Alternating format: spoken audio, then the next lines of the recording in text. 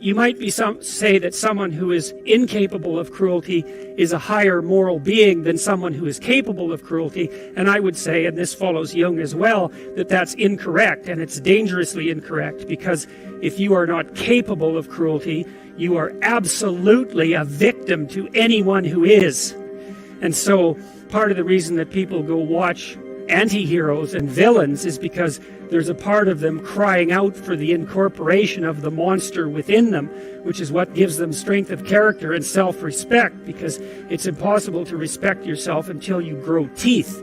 And if you grow teeth, then you realize that you're somewhat dangerous, or maybe somewhat seriously dangerous, and then you might be more willing to demand that you treat yourself with respect and other people do the same thing. And so that doesn't mean that being cruel is better than not being cruel. What it means is that being able to be cruel and then not being cruel is better than not being able to be cruel. Because in the first case, you're nothing but weak and naive. And in the second case, you're dangerous, but you have it under control. And, you know, a lot of martial arts concentrate on exactly that as part of their philosophy of training. It's like, we're not training you to fight. We're training you to be peaceful and awake and avoid fights. But if you happen to have to get in one, and I guess the philosophy also is that if you're competent at fighting, that actually decreases the probability that you're going to have to fight, because when someone pushes you, you'll be able to respond with confidence, and with any luck, and this is certainly the case with bullies, with any luck, a reasonable show of confidence, which is very much equivalent to a show of dominance, is going to be enough to make the bully back off. And so the strength that you develop in your monstrousness is actually the best guarantee of peace. Yo, yo, yo, this is Big Boss from Oakland, California. You know what it is. Like, subscribe, share the Big Boss Real Talk YouTube channel. Okanda.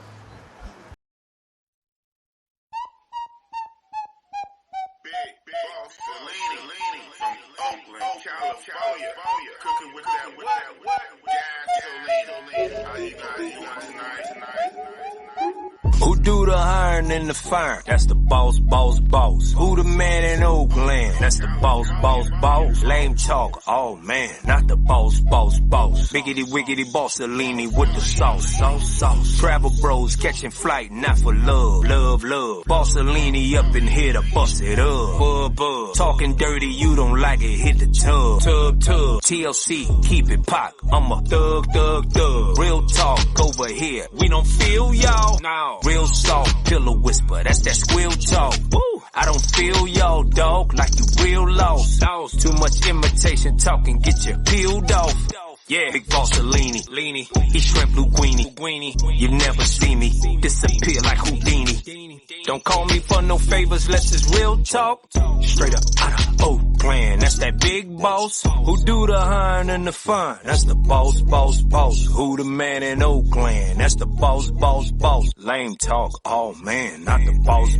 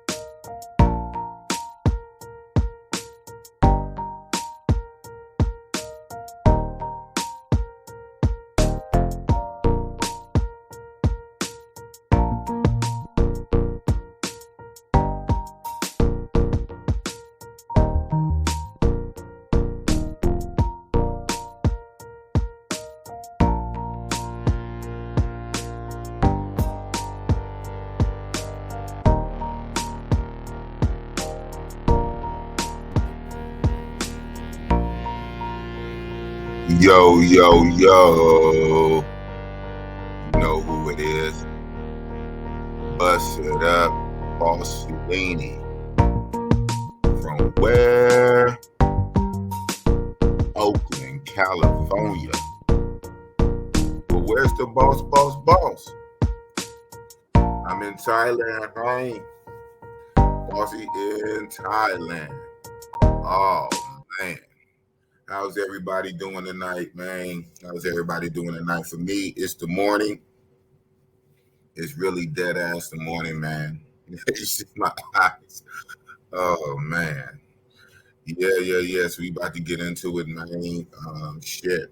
Like I said, I know, shit. This ain't my first rodeo. Shit. Third time around the world and so I already know how it go, man. Matter of fact, like I said, when I was just out here in June, July, my laptop that I'm on right now is set to Cali time.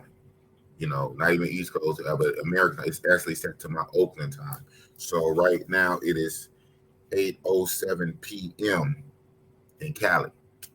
Meaning it's 11:07 East Coast. Shout out to the East Coast. But you know what time it is here? Do you know what time it is here? 10 in the morning. You know what I'm saying? So yeah, it is dead ass the morning, like the next day. It's Saturday night for y'all, but it's already Sunday morning. And so my Saturday night, oh, we about to get into it, man. It was crazy. Just so y'all know, I'm just show y'all some sunlight for the one time. For the sunlight. Hold on. For the one time.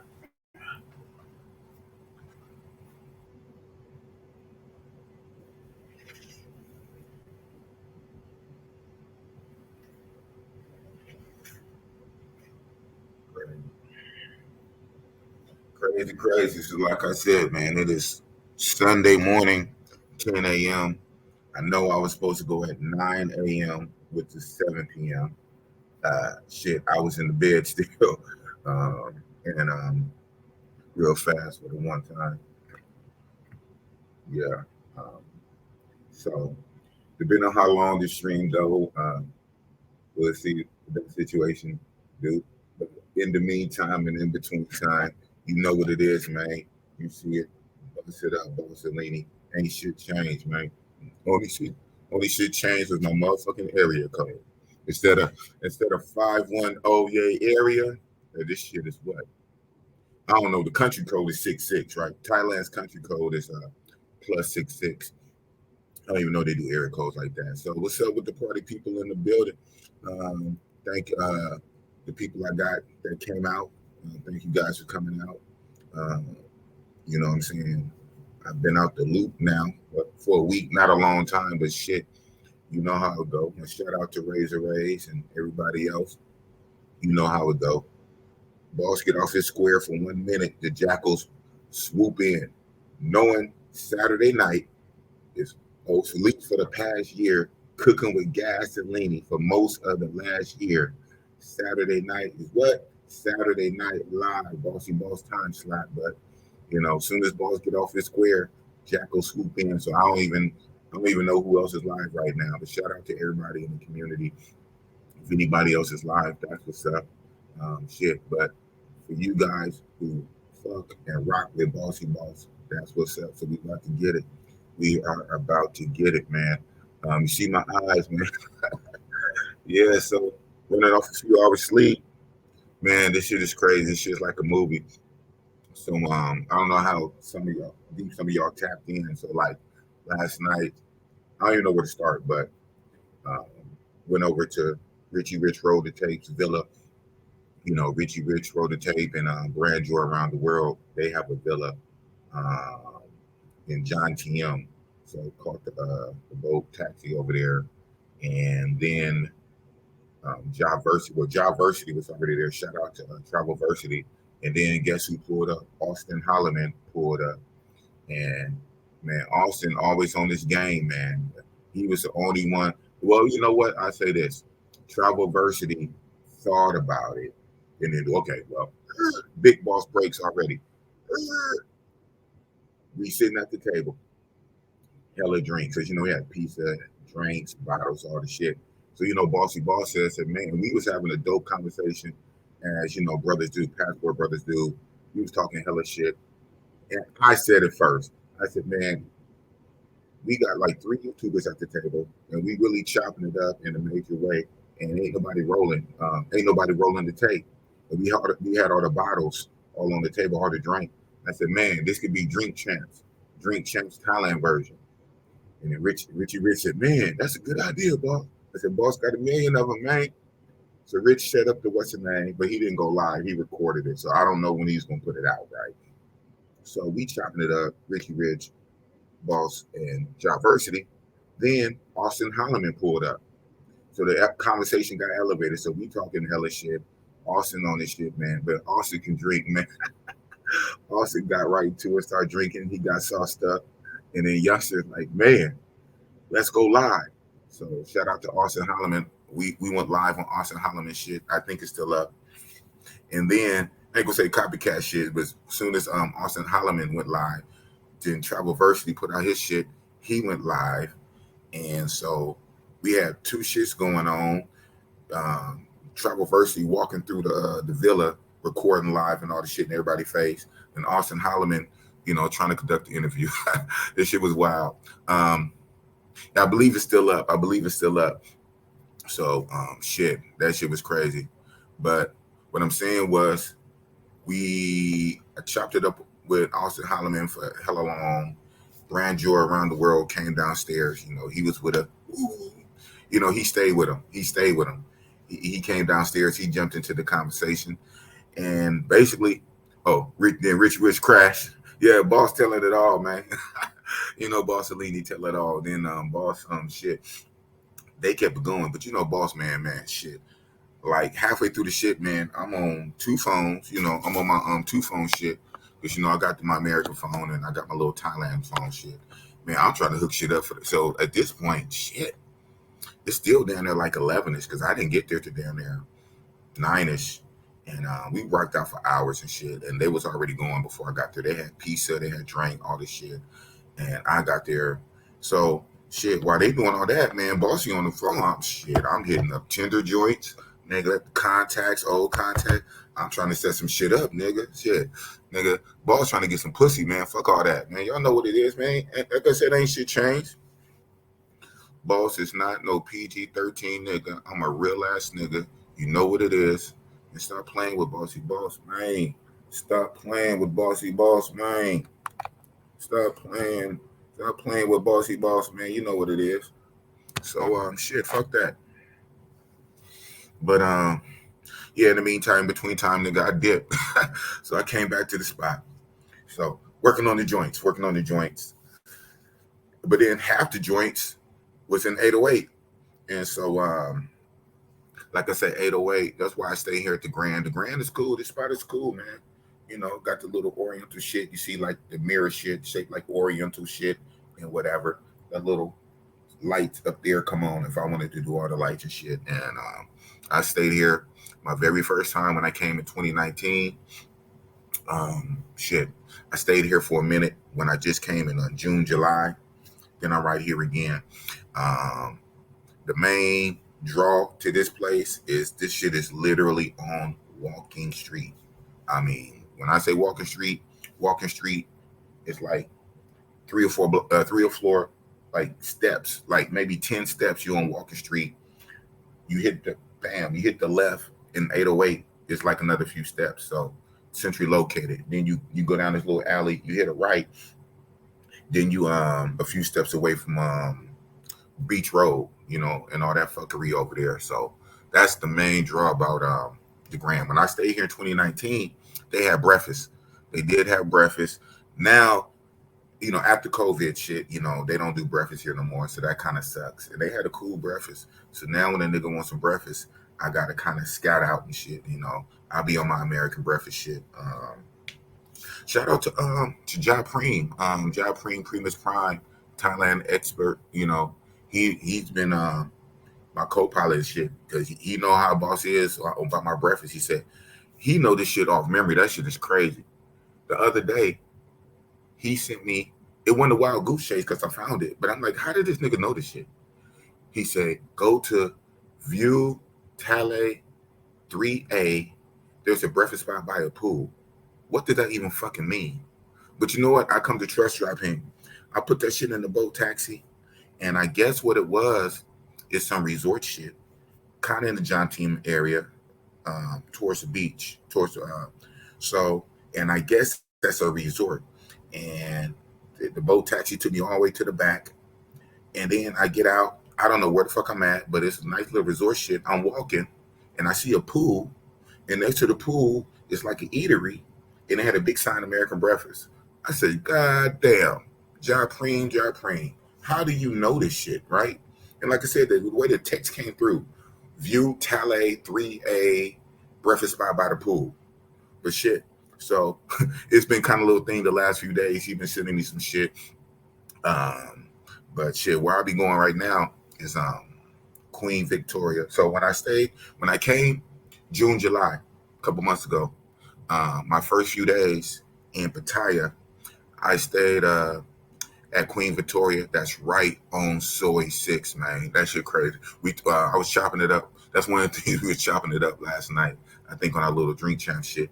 I said, on paper, that shit sound cool because that's a hotel / restaurant that literally is on Soy 6. Like, you come out of the hotel and it's girly bars, like right there. On paper, that sound cool. In real life, that shit was many. That shit was crazy. That was too much even for the boss. I said, oh, man, like for real. So, man, needless to say, I did 3 days there. And I said, man, let me take my ass back to the Grand. But anyway, I remember in the back of my mind, they have a dope-ass American breakfast. I mean, pancakes, scrambled eggs, bacon, country fried potatoes, all the shit, toast, waffles, all the shit. So, yeah, so needless to say, boss don't be on keto when I be on vacation. And so shout out to Brand Joy. Again, shout out to Austin Holloman. He put out a dope video just the other day while he's out here at the gyms to go to. That's another thing. This motherfucking place ain't got no gym. So the Grand is cool, but it don't serve breakfast no more.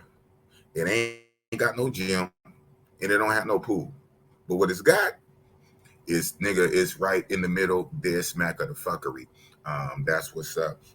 But yeah, like I said, Austin Holloman had a good little video going to the gyms and shit, and that's good for guys who be on a long trips. You want to keep your fitness up. You see Bossy-Boss, you know what I'm saying? But a nigga like me, man, when I'm on I do my ones and twos, nigga, fuck all that shit, man. My exercise is fucking, you know what I'm saying? Boom, Big Boss Cellini. Speaking of that, I see you got the people in the building. That's what's up. My eyes just jumped to Jazzy P. Jones. Salute, Big Boss, real talk. Hey, Jazzy. Yeah, that's my Matrix boo. You know what I'm saying? Jazzy P, you my Matrix boo. You know, it's all good. Don't even trip. Don't even trip what Bossy-Boss do when I'm overseas. Don't even trip. You know, it is what it is. You know, hey, you know what I'm saying? Player from the Himalayas. And this, I don't know if anybody asked me in the chat. You know, I don't be tripping on the chat all like that, unless it's super duper. If the chat ain't super, I don't trip on the chats and all that shit, nigga. I get on here, I talk my shit, I say what I say. If something catch my eye in the chat, I might bring it out. Like, I will say this though. Shout out to Nina Boy, man. He's a real one, man. Shout out to Nina Boy, man. Thank you for pulling up on the Bossy-Boss, man. We got to do something again, man. So shout out to Nina Boy. Nina Boy is a real one, 100. That's what's up. But like I say, man, I don't trip on the chats, man. You know what I'm saying? Boom. I don't trip on the chats unless they like that. But anyway, speaking of that, for the one time, nigga, 2020. But yeah, though, what the fuck was I saying? Yeah. Yeah, so that's all good with that working out shit. That's good. You got to keep the fitness. You got to keep your level up, especially out here doing what we do. You know what I'm saying? Jumping off and off these planes. Oh, there we go. Boop. There we go. Stop with whatever the fuck I was saying. Shout out a real one, BMT. We got to link for. Yeah, we really do. I'm only here for a few more days, man. You got to get it in. I'm only here for a few more days. Matter of fact, after I talk a little more bullshit, I'll send the link. to a few cats, see if they want to pull up and chop it up with Bossy in a major way. But yeah, shout out to Aaron Ferris, BMT. He's a real one. Thank you, bro. Thank you. That's crazy though. You in Thailand and your shit still say COP. Nigga, that's Colombia. I ain't mad. I'll take it. I'll take the Colombian pesos, you know, the $4-5, whatever that is. But that's crazy. How come that shit don't say Thai baht? It don't say Thai baht. That's COP. That's Colombian. That's Colombian peso. That's what's up. Shit. Yeah, though. But yeah, but that gym shit is cool. But like I say, Bossy, for right now, I'm on short trips, man. I just do 1s and 2s, man. I'm not on that level. I'm not like BMT, right?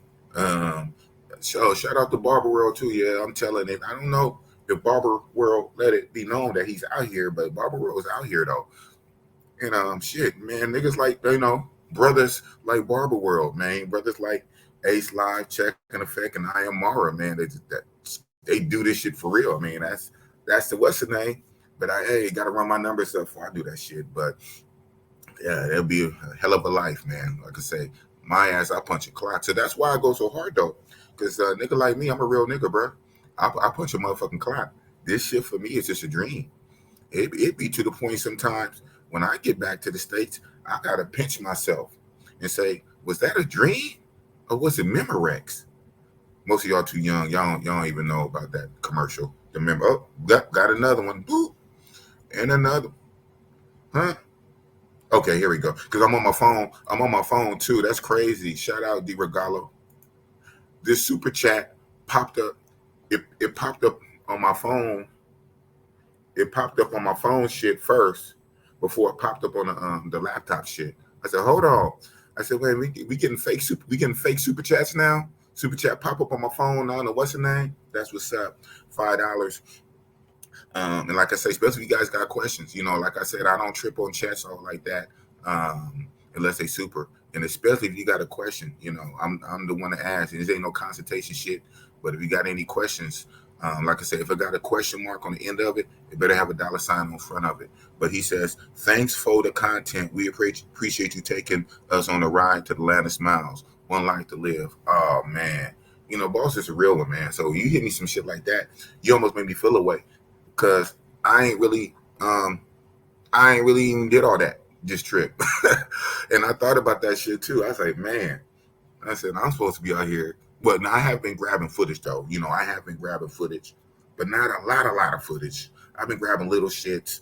And like I was saying to somebody, I said, man, in the few time, in between, you know, in between my activities, when I'm sitting down at the computer, I'll pop open that my editing software shit, and then, you know, I take the phone or the camera and plug it up and then drag the videos, whatnot, from the phone or the camera, drag the videos onto the laptop hard drive to kind of fuck with it.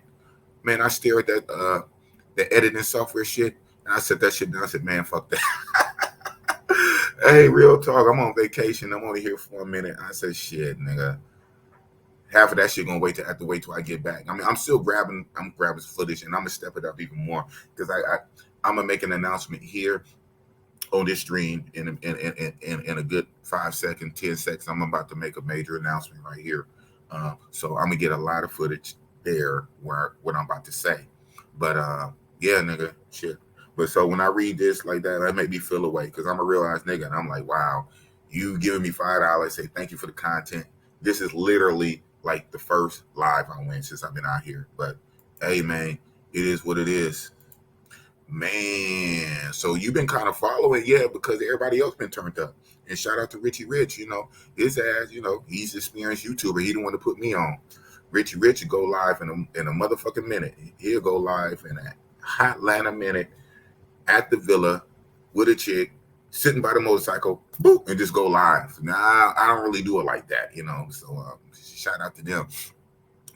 But I am grabbing footage. I'm grabbing a little bit of footage for my 1s and 2s, and I'm probably going to really fuck with the footage and put it into video format when I get fucking back, man. Fuck all that. I ain't doing all that too much right now.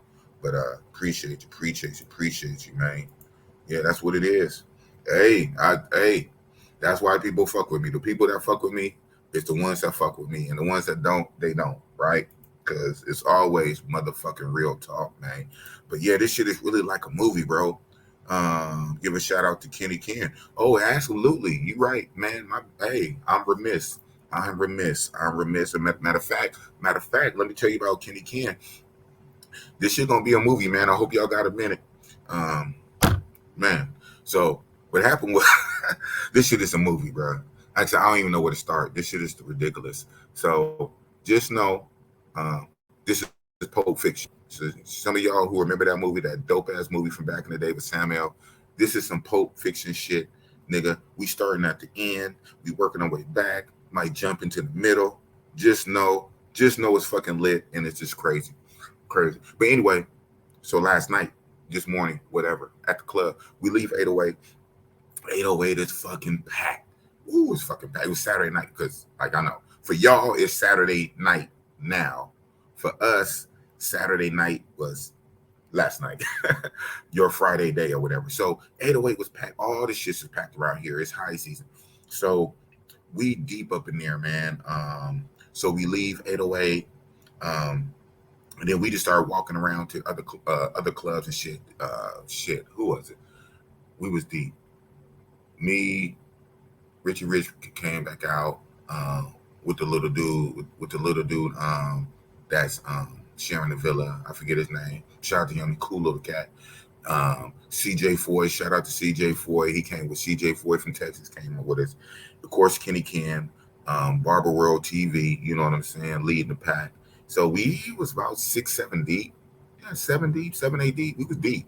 Oh, Jesse, shout out to Jesse. I don't know if y'all know Jesse. He's not a YouTuber, because you got a trip. It's like what we be saying, bro. This should be an iceberg shit. This should be iceberg. Most of the time, what y'all see is just YouTubers, right? You see the ones who jump off the porch, who out there, who crazy enough to put themselves on camera, right? But nigga, that's just an iceberg. You know how many bros that really fuck with us and travel, passport bros, who not on no fucking YouTube? And a lot of times they don't even want to be on camera because they situations, because they jobs. They got, you got brothers that got like some realized jobs and real good jobs, some powerful jobs. You got motherfuckers in relationship situations in the States, so no face, no case. So it be hella motherfuckers deep. Only thing y'all motherfuckers be seeing, you see the YouTubers.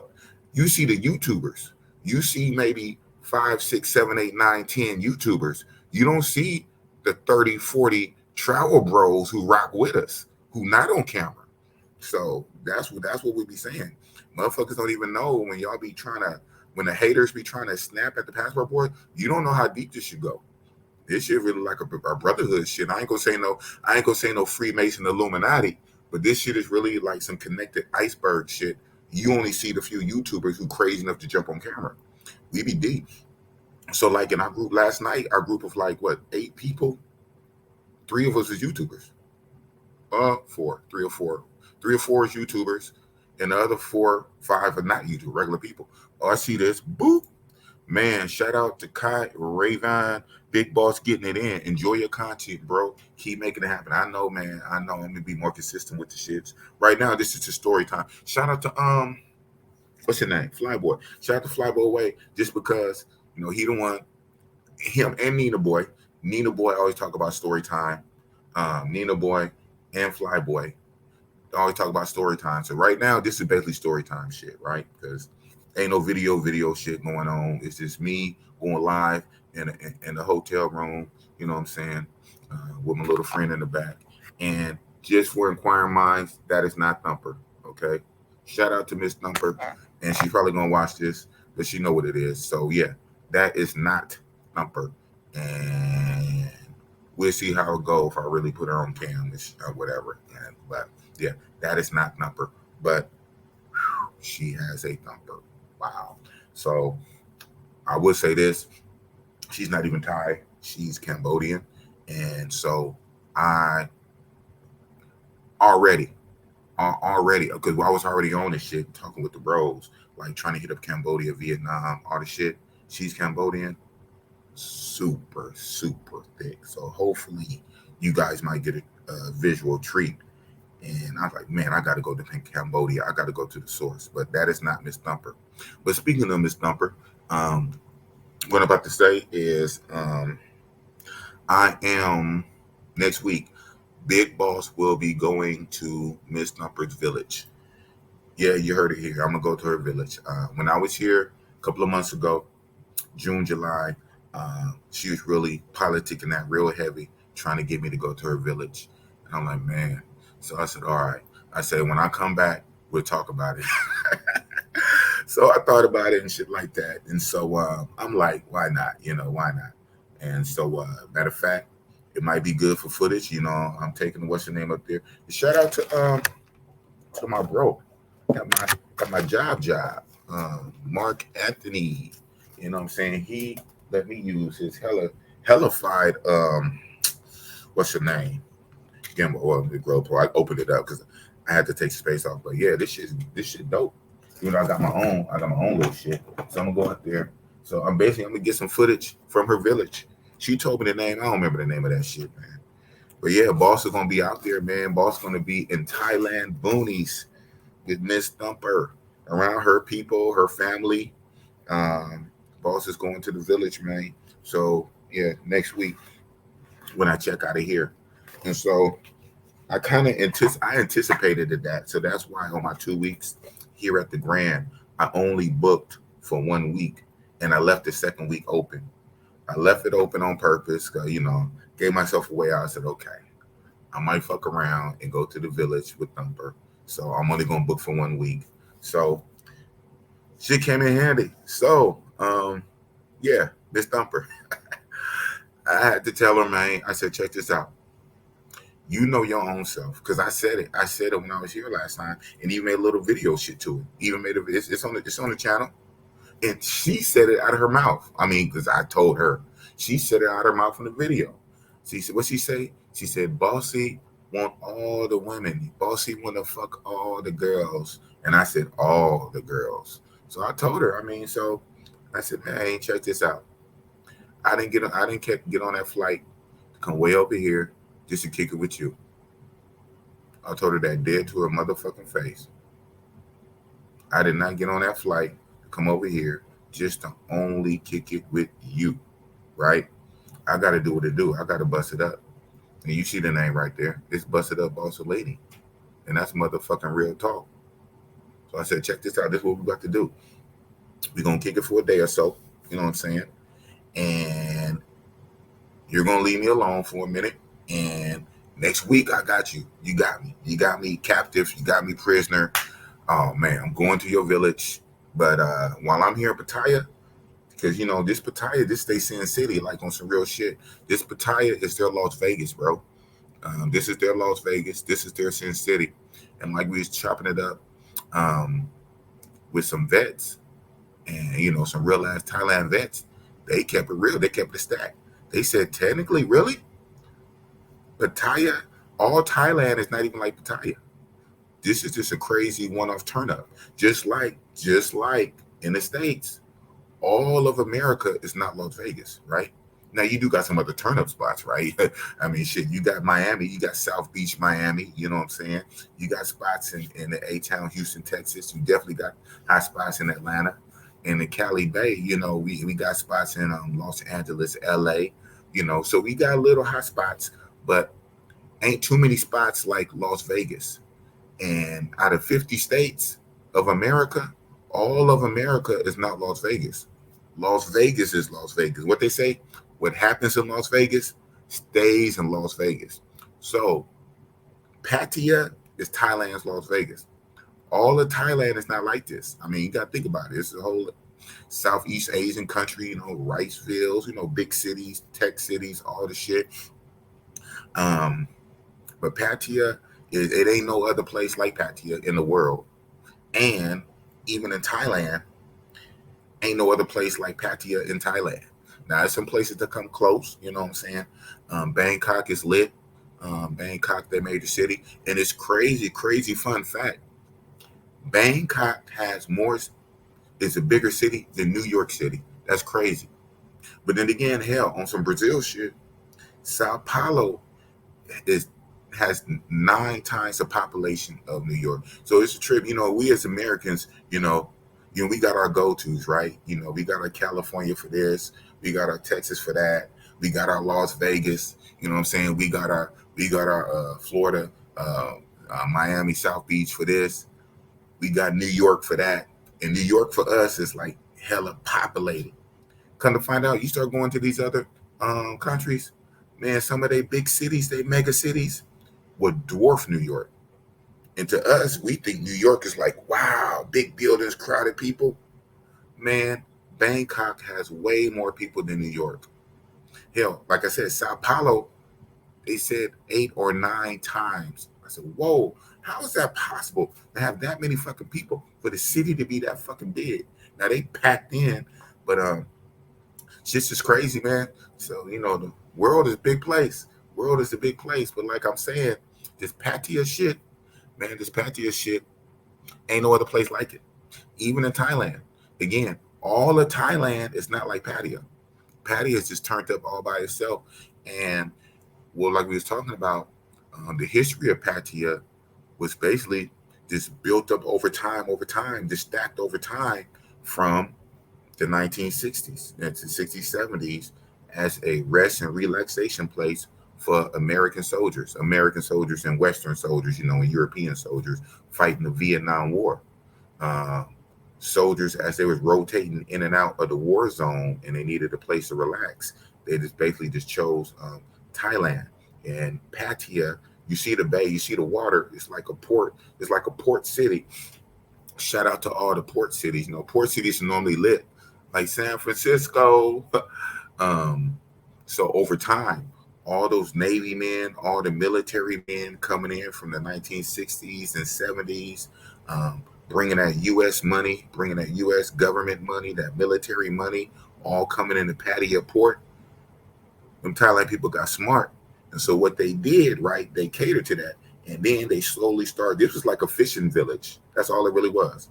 Pattaya was a fishing village. Look at it now. And that shit just boomed from a fishing village to fucking Las Vegas of Asia. And this shit build up over time. What somebody say, you build a better mousetrap than the people come out. I don't know, fuck it. But yeah, so like I say, that's why Pattaya, it has its own little thing that's not, Pattaya is not even like the rest of Thailand. It's not even like the rest of Thailand because the way, you know what I'm saying, what they say, you end how you start, your beginnings. The beginnings of Pattaya being a fishing village and then all the military men coming here to rest and relaxation, the Thailand people caught on and started building bars for the military men, girly bars for the military men, little walking street for the military men. Then outside of the military, then you just it just start snapping with just people that's not in military, just men, period, from Europe coming over here, men from Australia coming from over here, of course, Asian guys, you know what I'm saying? Shout out to the Koreans and the Chinese and now even the Indians over here and the Russians over here. And then, the white boy Americans. And then finally, the brothers. Now we're in the age of the brothers. Chocolate Man in Thailand. Shout out to Chocolate Man in Thailand. And shout out to Richie Mack. Zoom tried making it big, putting it on the major way. This shit been going down. We kind of late to the party. Well, some of us are late to the party. This shit been going down. So that's like the origin of Pattaya. Started off as a fishing village, a relaxation for military men. And over time, the shit just grew. And they just start catering, you know what I'm saying? And maybe and then it goes with the culture too, right? The women over here in Asia, period, are submissive for the most part, are catering for the most part. Even the men in the culture over here is very, catering. So they know, shout out to General Taylor May. He say this shit for real. He said, Thailand know what side of the bread that they toast is buttered on, something like that. Basically, they know how to get their money. I'm not even mad at them. And they getting it. They getting it in a major way. And I see people falling in. Like I said, my eyes is kind of scanning the chat. I see you. Honorable mention. Shout out to Tripping with Jay. Like I say, I'm gonna give you this one. I'm gonna give you this one, but you guys know what I say. But I'm gonna give you this one. But it's fitting because I really can't tell you too much. I hear it's good. I hear, I don't fuck around. Right, as crazy as Boss is, that's kind of like the one or two things I don't do. I do everything else, like because I don't even really drink a whole lot lightweight. But of course, when in Rome, right? When in Rome, when I'm on vacation, when I go to these clubs and shit like that, when I go to the clubs and the bars, I will have one or two drinks, normally a mixed drink. My poison of choice is just normally just a rum and coke. If I'm in the States, it's a Long Island iced tea or a rum and coke, and that's about it. Maybe a Smirnoff, red or green, but I don't even drink like that. And I don't smoke at all, so really no cigarettes. And I never smoked marijuana, believe it or not. People don't even believe that. I have never yet in my life, never smoked marijuana. The way I say that, right? Marijuana. I don't even say weed. I'm a straight square bear when it comes to that. And from Oakland and from the town. Just never was on Mary Jane marijuana all my little years. So I don't fuck around. But dude, it's out here plentiful. It's ridiculous. They have weed in vending machines. You just walk up, it's in vending machines. On top of being in vending machines, like every other shop is starting to pop up. Like it's hella 7-Elevens out here. It's like 1,000,001 7-Elevens. Man, some of these cannabis weed spots, and then they're trying to rival 7-Elevens. Right. Every time you turn around, every few feet, it's a cannabis spot. It's a weed spot. And if it's not a weed spot, like a real indoor weed spot you go into, then it's a table set up, like especially on Walker Street. It's little tables and booths set up with hella weed in jars and motherfuckers, pushing their shit and like, yeah, smell this. I got this. I got what you need, man. So it's a straight bomb bud weed culture out here. And shout out to Travelversity. He said he actually read a article that said Thailand is trying to actively compete against Amsterdam. They want to be the Asian Amsterdam. So they trying to get on the map and to be the weed spot. What I'm hearing though is kind of pricey. The weed is kind of expensive and pricey. That's what Travelversity was saying. And on some other shit, I'll go ahead and say it. I actually got footage of it. I don't know, I'll put it out there, but I'll verbally say it because as when General Taylor May was chopping it up and rolling it, and me and Richie, Boss tell everything, man. I tell all the tea and coffee. We was filming everything, and General Taylor said something like, hey, "You gonna have to cut this part out or edit this part out." I said, "Oh man!" So. Yeah, I'm gonna get into this movie, man, because this shit's been a movie the past couple of days. Like I said, I don't even know where to start. The crew, most of us, like I say, me, Richie Rich, Kenny Ken, a few of the other bros, and General Taylor May, we was at this spot called Kinks, man. Kinks Go. Kinks is crazy.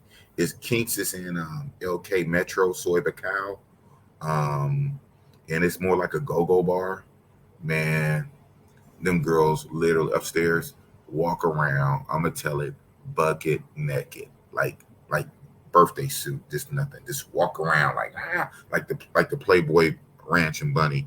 And I ain't want to put him out there like that. The same person's name I just said earlier, that's the most I'm gonna say, man, got head in the corner, man. That shit was crazy. For real, a real life, man. Got head in the corner, like real quick, whipped it out. Ooh, she bopped on it. I was like, wow. They walking around. White boys was literally eating box. Boss tells all the bullshit. White boys was eating box on the dance floor, like real ass eating pussy on the dance floor. This one old ass man was like fingering this one chick, like he was inspecting her pussy. This is the weirdest shit. That place called Kinks. It's fucking crazy. Matter of fact, wow. Anyway, why even bring that up? So we all bounced from Kinks and we kept it lit. So we was going to 808. So we all mobbed on the bot bus, like hell of us. We then took that bot bus over. It was already people on there. We thought we was going to do 2 bot buses, but nigga, we just all mobbed on there. And shit, at one point, like me and Rich and whatever, we was like in the middle of it. Everybody sitting down and motherfuckers hanging off the side. We weighted that whole shit down. And so when we jumped off the bus, shout out to Brand George. Brand George just paid for everybody. We was making our way to 808, and General Taylor May said, "Man, I gotta stop. I gotta get my bud." So we went to this cool little spot, right on Walker Street. This is one of the more made up places. Like they got like all levels. They got like little ram shack type places. They got nice places. They got little booths. They got vending machine. But this is like a nice little diner bar. It looked like some old it looked like some 1950 like diner and whatever, and it was real nice. Had pictures all over. And in the back room, in a glass room, they had the bud room, and so we all mobbed up in there. General Taylor Made, he got his issue.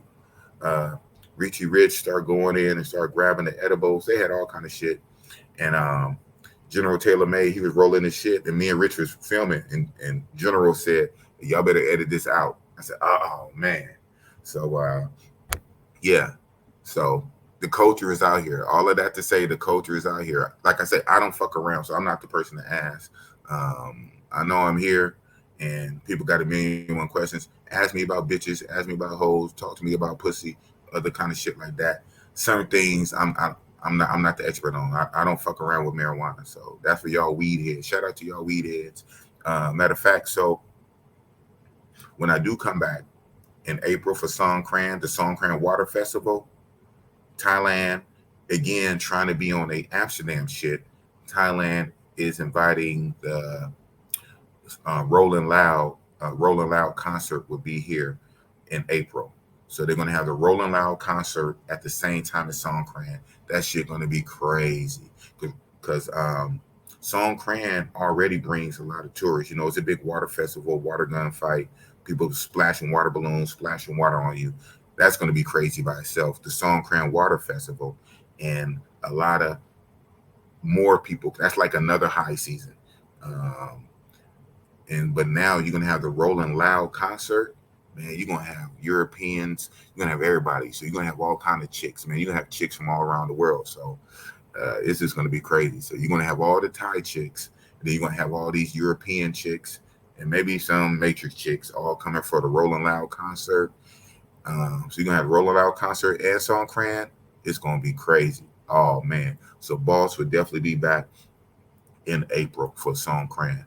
And after that Songkran, man, I don't know. I don't know. I might have to leave Thailand alone for a minute until I go full-time YouTube. Boop. There you go. Shout out. Town business, man. Town business. Shout out to Vinny Hustle from Oakland, California. He's a real one. Thank you for the $5. Here it is. You gave me $5 and you didn't even ask me a question. And motherfuckers is asking me whole ass questions with no money. And you just gave me $5 straight on the strength. Shout out to Vinny Hustle from Oakland, California. But he lives in the DR, Puerto Plata. Shit. So man, that's what's up. A dude from Oakland, California, kind of a younger dude, younger than me, and now permanently lives in the DR. You know what I'm saying? Not on no vacation shit, and no Spanish, very well. And in one of my travel groups, and so real fast fun fact: when I be coming across shit that's in Spanish, sometimes I share it in a group. So if either it's going to be Vinny Hustle or his Spanish teacher, the main Let's Learn Spanish. Shout out to the main Let's Learn Spanish. He is a YouTuber. Y'all subscribe to the main Let's Learn Spanish. I helped him get his 1,000 subscribers. Shout out to me. But yeah, y'all still subscribe to the main Let's Learn Spanish. The main Let's Learn Spanish taught Vinny Hustle Spanish. And so between them two, I can't go wrong. So shout out to Vinny Hustle from Oakland, California, man. That's what's up. Thank you, Vinny. Vin, nigga. Yeah, Vinny, man. This shit is lit. We got to get you out here, man, to Thailand. This Thailand shit is real. Like I was saying on some other shit, man. This shit is too easy, bro. This shit, okay, Vinny Hustle, living in DR. This shit, this house Asua used to be. This shit still, I probably shouldn't say this now. It's gonna start being fucked up, but I don't know. The flight too long. We gonna see how long it takes for the. We gonna see how long it takes for the Pookies and Ray Rays to fuck this shit up. We gonna see. But yeah, right on. Vinny Hustle. Yeah, so when we was mobbing last night in different clubs, and I say I'm still on my Pulp Fiction shit. Y'all gotta rock with Bossy-Boss, man, because this shit is so crazy. It's no ending and it's no beginning. This shit is what it is. This is really, if we paid a motherfucker to go around with a camera, especially on Richie Rich wild ass, man, roll the tape, man, he on another level. To follow us all around, even me doing the slow motion ones and twos, and put that shit together, this would be a real ass movie. It'd be all kind of chaotic and all over the place, but this shit would really be like a hangover movie. It really would be like a hangover movie, following all us bros around and getting into our antics. This shit is wild, bro. This shit is wild, and that's how it is in a quasi group trip, right? So this ended up being a quasi group trip because so many bros came down at the same time. You know what I'm saying? You know, Richie Rich wrote a tape, and Brand Jordan got out here 4 or 5 days before me. Like when I came on Tuesday, October 25th, they had came down that Thursday. And then again, a few more brothers who are not YouTubers. Remember, we still talking about travel bros. We still deep. We deep. They just not YouTubers. Y'all don't know them. So it don't matter for me to say their name because y'all don't know who I'm talking about. And a few more brothers. And then from then up till everybody's pretty much here now. But a couple days ago, guys kept coming in. You know, we of course on the WhatsApp shit, we made a separate WhatsApp group. You know, now it's like 51,000 WhatsApp groups. We made a separate WhatsApp group only for this trip. So only guys on the trip is in that group. And guys, I'm coming in tomorrow. And then another guy, I'm at the airport now. And then sending pictures. They're going through customs, this and that. So people been tapping in all week. So at this point, we deep out here. And so and then you know how it be like on these kind of trips, man. People kind of pair up. It'd be like one big main group and then smaller groups. Then you always got the lone wolf like me that kind of break off and do my own thing. But then, you know, where everybody at? Where you at? I'm gonna pull up. Oh, we over here. Then you got to catch up with the motherfuckers. Shit been wild, man. So like all I'm saying, blah, blah, blah. If motherfucker really followed us around with a camera shit, man, this should really be like a movie. So what I'm gonna try to do for the little bit of time I'm gonna be on here is break down some of the movie, because it's a whole lot of moving parts, man. It's a lot of moving parts to this bullshit, and man, we all over the place, man. But we all over the place in a good way. Yeah, my eye jumped to this. Like I say, I'm always pretty much kind of scanning the comments, and depending on who it is and or what they say, I highlight it. And your show is right, Clifton going places. I saw that. If they complain about Brazil being too far, say that. Say less. Say less, bro. Say less. And they do. And they do. That's why most niggas, the most they do after DR is Colombia. It's like Colombia is their limit. You know, DR is a hop, skip, and a jump. It could be, again, because most of the travelers, right, bros, for now, pretty much still tends to be East Coast. It's not a lot of Cali dudes, man. In mass, it's not a lot of Cali. Shout out to T-Love Entertainment, and Vinny Hustle, you know, and both of them from Oakland. T-Love from Oakland, Vinny from Oakland, and C. Jordan from Los Angeles, Kenny King, KPR1 from LA, QB Passport Flexion. Shout out QB Passport Flexion from Southern California. But still, majority of us are East Coast. You know what I'm saying? Our East Coast. So y'all got that Eastern Seaboard shit on lock. And that's why, you know, y'all asses be jumping on that 3-hour flight to go down to what? To go down to DR. You know what I'm saying? Especially your Florida guys. Wow. Florida, that shit is 90 minutes, bro. Y'all know. I'm not telling you nothing. Y'all know. Y'all Florida dudes in Florida to DR, nigga, that's like 90 minutes. And even New York to DR, it's like 3 hours. Atlanta, I guess if you fly from Atlanta, you don't from Atlanta fly over to Miami, go down, or flights out of Texas. When you start getting Midwest up there, Ohio, shout out to Ohio, Beach Bum, shout out to Beach Bum, Ohio, and Mike S from Ohio, my guy. But when you start talking California, we fucked in the game. We have to fly across the country most of the time if we go into DR or Colombia. From California, we fly to Florida, then down. And when I go to Brazil, my Brazil routes is normally California to Texas, normally Houston, California to Texas, and then down. So, us Cali dudes, but then again, women, weed, and weather. Shout out to Kendrick Lamar. California, man, we got our own little bubble. We got our own world. So a lot of California dudes don't travel all like that. But blah, blah, blah. These dudes who are spoiled, they're spoiled brats. Yeah, I said it.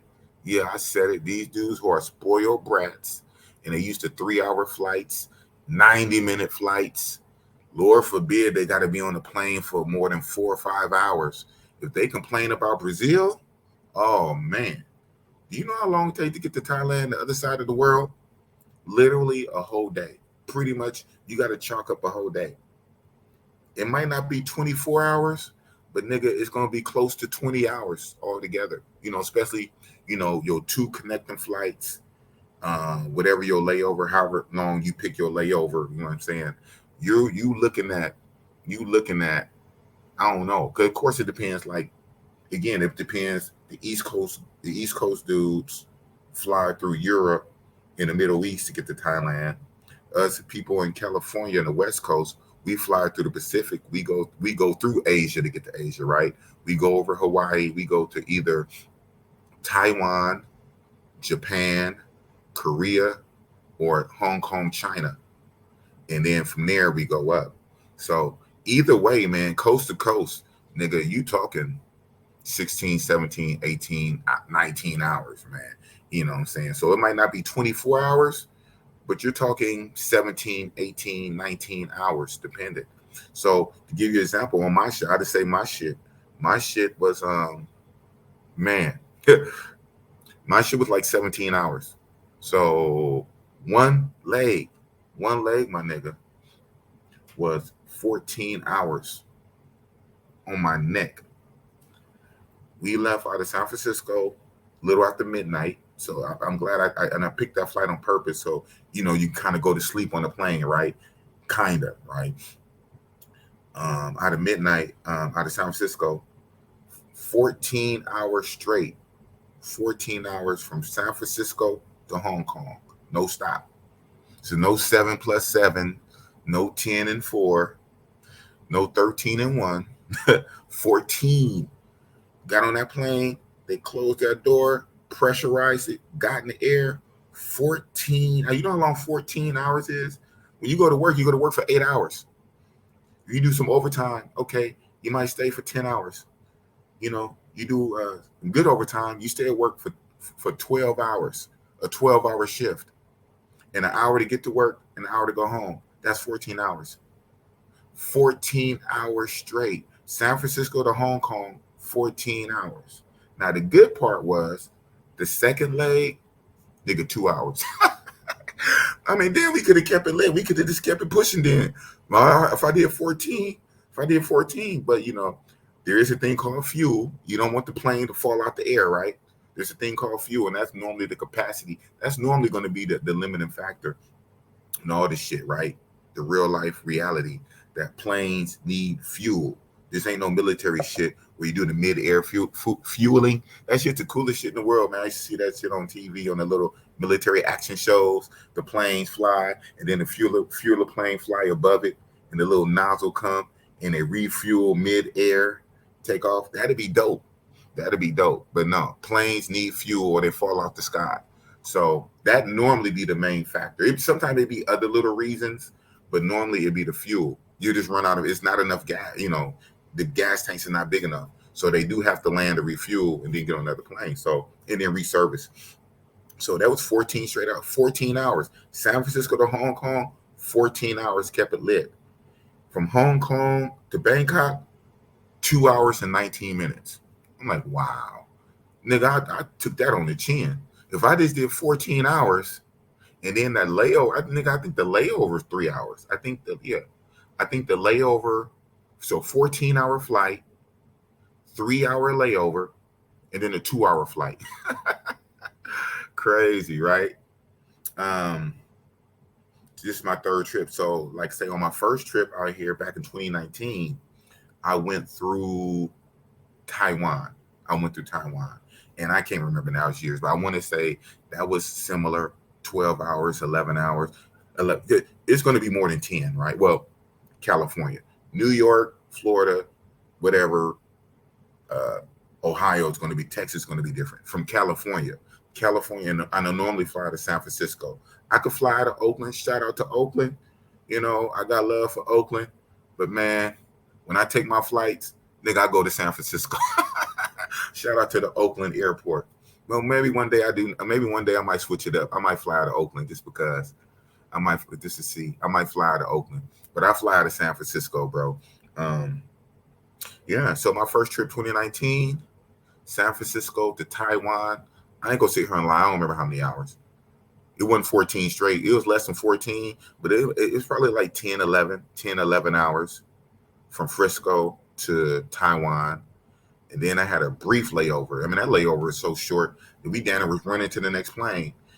And then that flight was down there like 4 or 5 hours from Taiwan to Bangkok.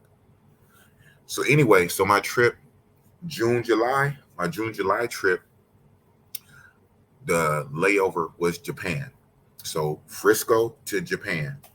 Again, I want to say that was maybe 12 hours, something, to Japan.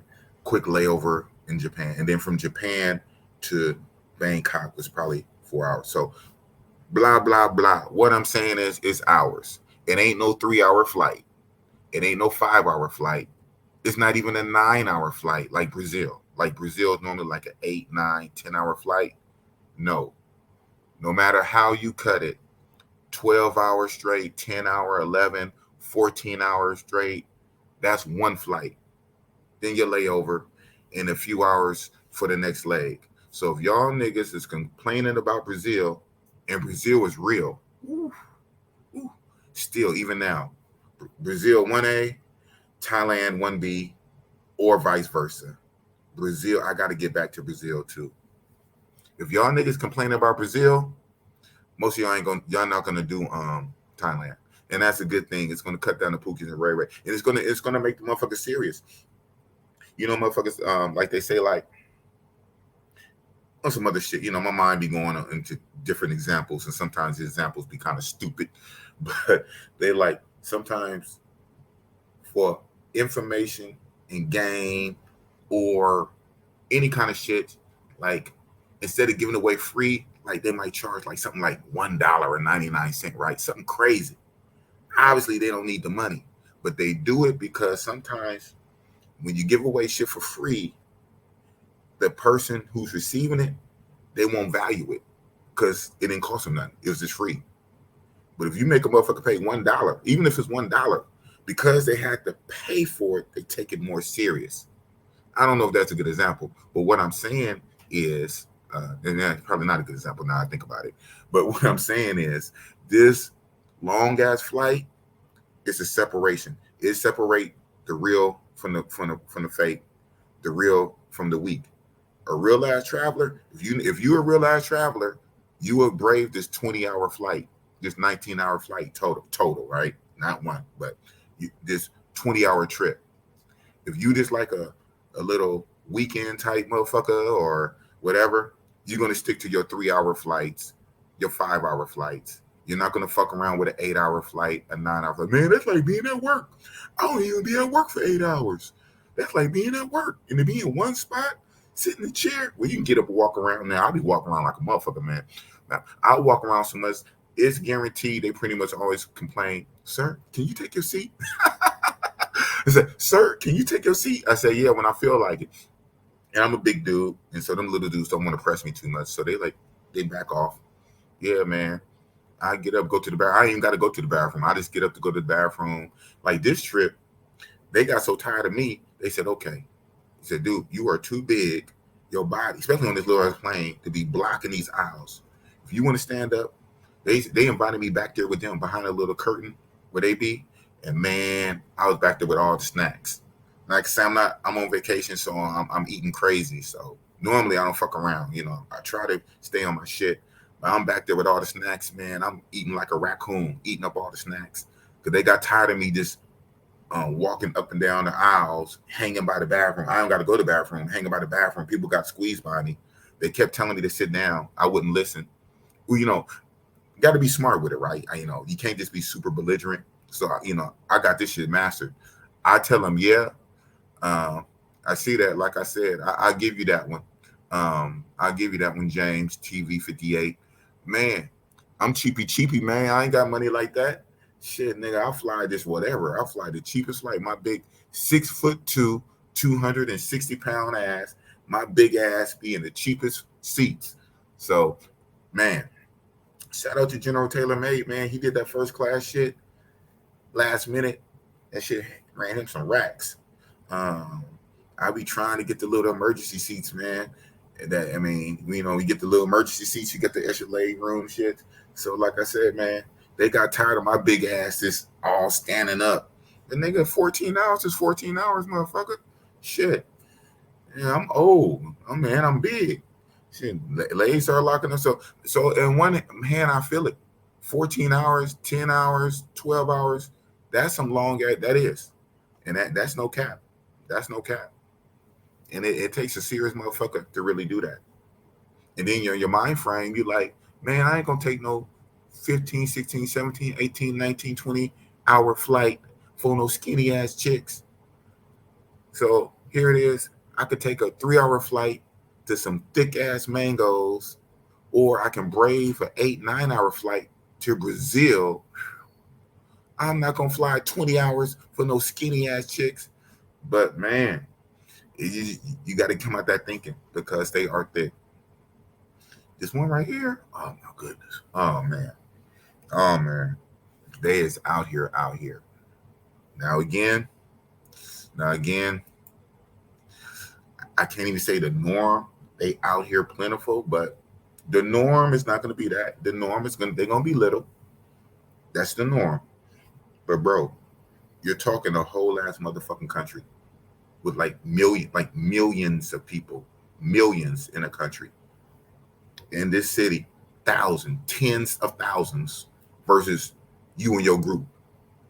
10, 12, 15, okay, 20 guys. 20 guys in your group, 10, 20,000 women. Out of 20,000 women, you know how many are thick? A lot.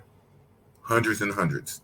There are hundreds of thick chicks that are just about as thick as Miss Thumper. Miss Thumper is still killing it, man. Shout out to Miss Thumper. I saw her at the club last night, man. She was dancing all on me. And I give her props. The first couple of days, it was kind of, she still be blowing me up, man. She blow me up, but at least she don't come by. Because she know the hotel room. She was up here. And man.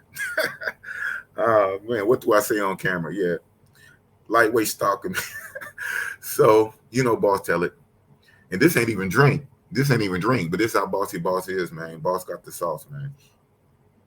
There's a hair salon, beauty salon place, like literally right across from this doorway of this hotel. She likes to post up there. She goes in there. She gets dolled up every couple of days. You know what I'm saying? And that's how she caught me earlier in the week. That's how she caught me.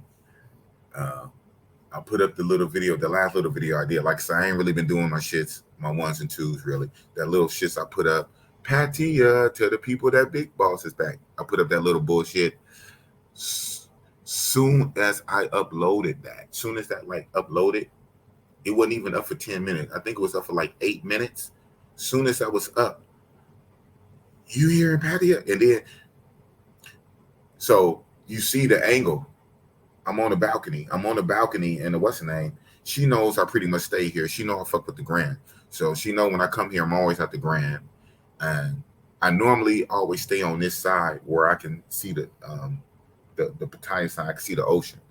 Nigga, that video was not up 10 minutes. She started blowing me up. I said, oh, man. And so, fun fact, you know, boss tell it, man.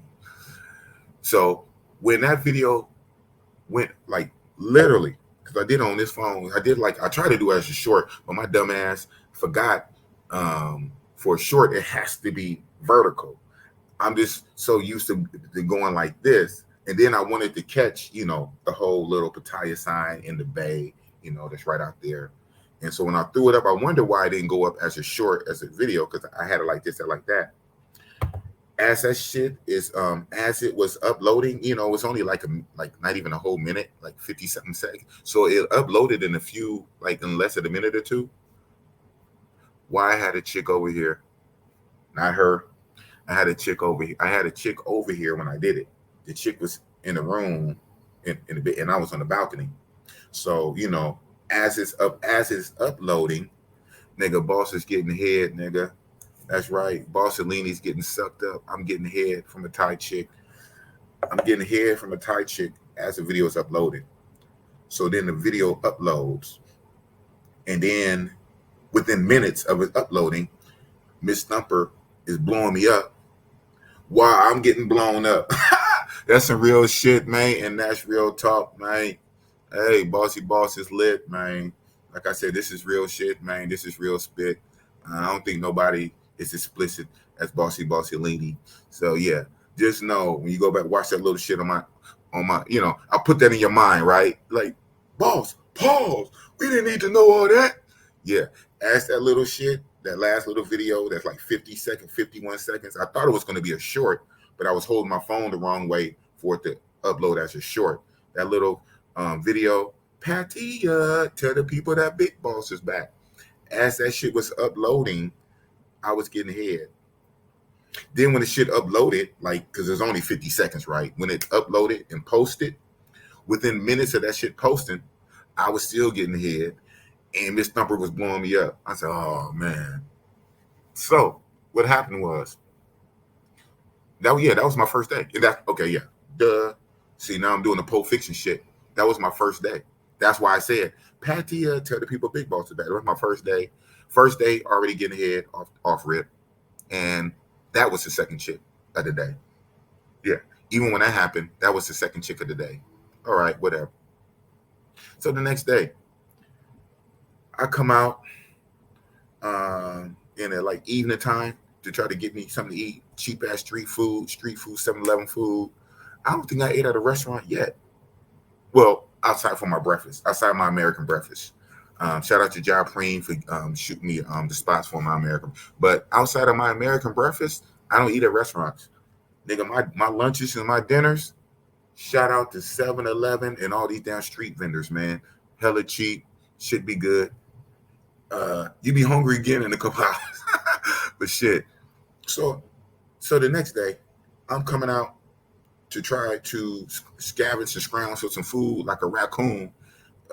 This is one little truck that got some bomb-ass fried chicken, and they sell each piece like for 10 baht. And if it's like a thigh, that's like 40 baht, like ridiculous crazy. I don't even know how much money that is. Like, I don't even think that's $1. I don't even think, well, 30, yeah, I think 30 baht, 30 baht is $1. 30 baht is $1. 30 baht is $1, and they sell chicken pieces for 10 baht. So it's not even $1. It's fucking ridiculous. Okay, so what? I don't know. I come out the hotel room. I bust a left to go down one of all these little alleys and soys. All I hear, an Asian female voice, Big Boss. Who calls me Big Boss overseas? Well, that do happen a lot. But what female? You know, normally I get that from dudes, and that happened last night. Oh, it's a Big Boss. Hey, Big Boss, man, I follow you. That feel good when that shit happened, man. I'm not even a big YouTuber or like that, man. But yeah, what female Asian voice, and it sound, Big Boss. I said, oh shit.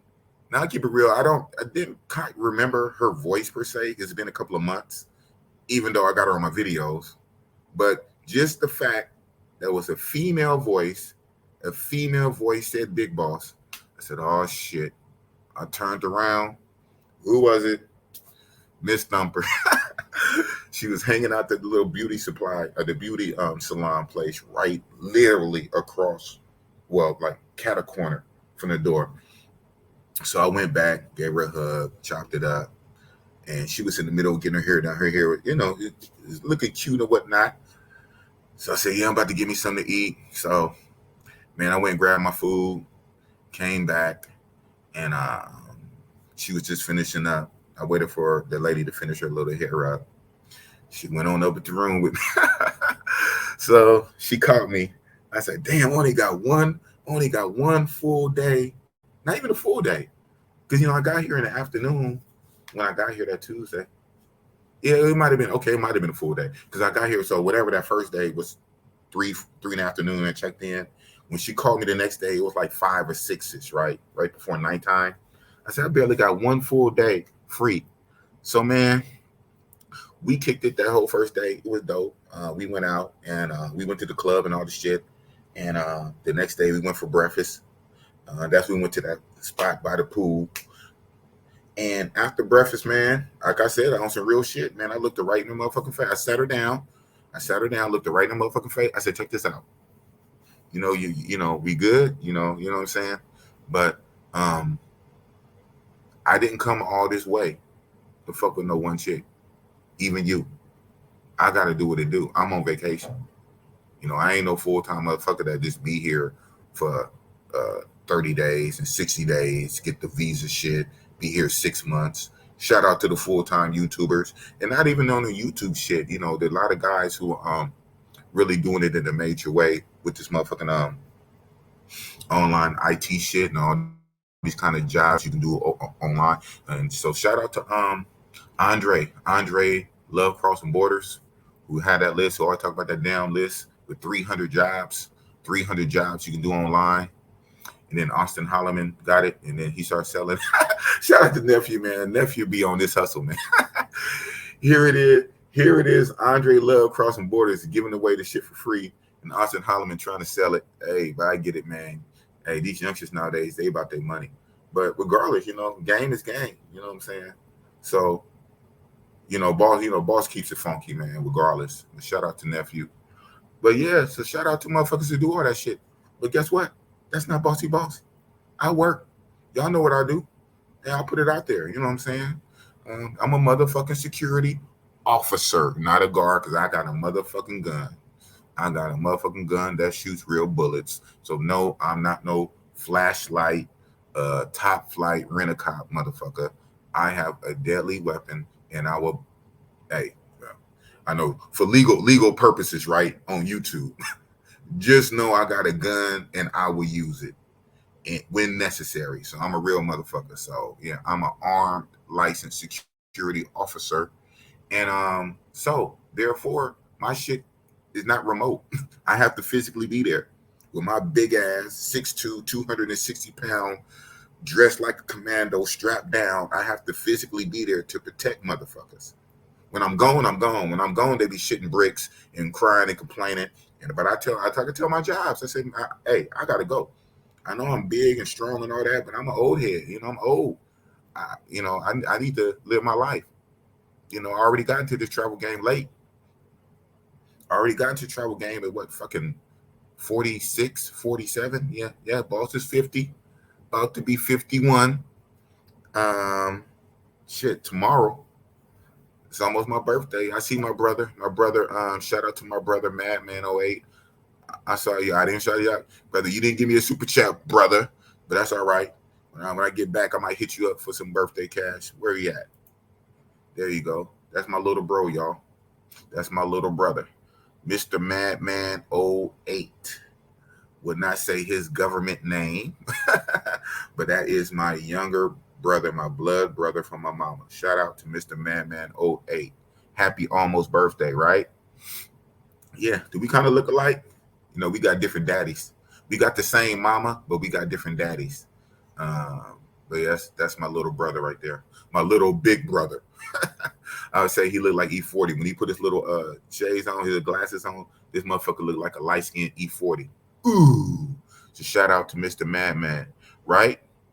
Yeah, so also, it is almost my birthday, all right? Oh, man. Anyway, but yeah, man, I be telling my jobs, bro. I said, I gotta go. I gotta go.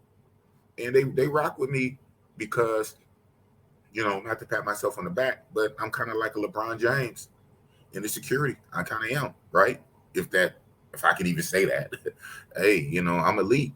So you got a star player in your team, you know, they don't let everybody do it, but hey, they let Bossy-Boss do it.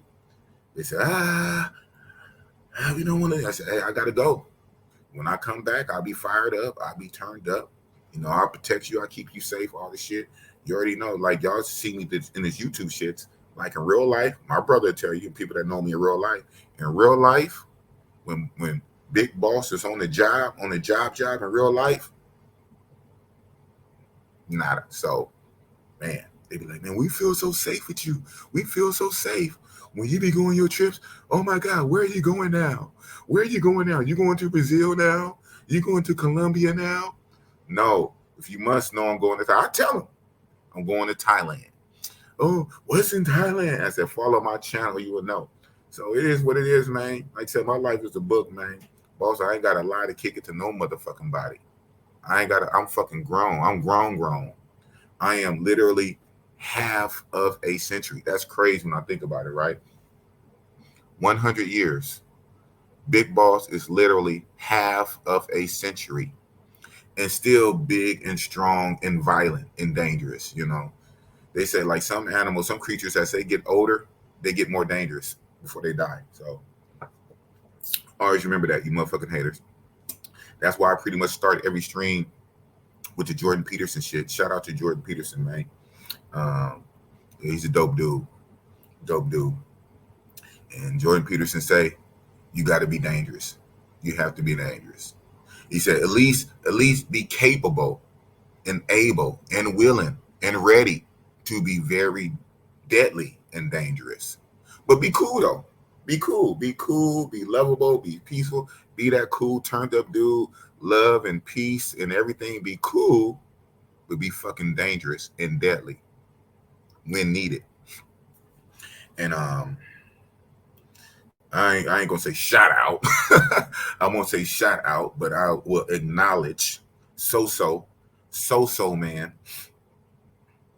You see, he don't make videos against me. He still make them against Travel Bros, and I feel a way about that. But he don't make videos against me. You know why? Because Dr. Jordan Peterson said, show your teeth, show your fangs, be deadly, be dangerous, right? Bullies will back off.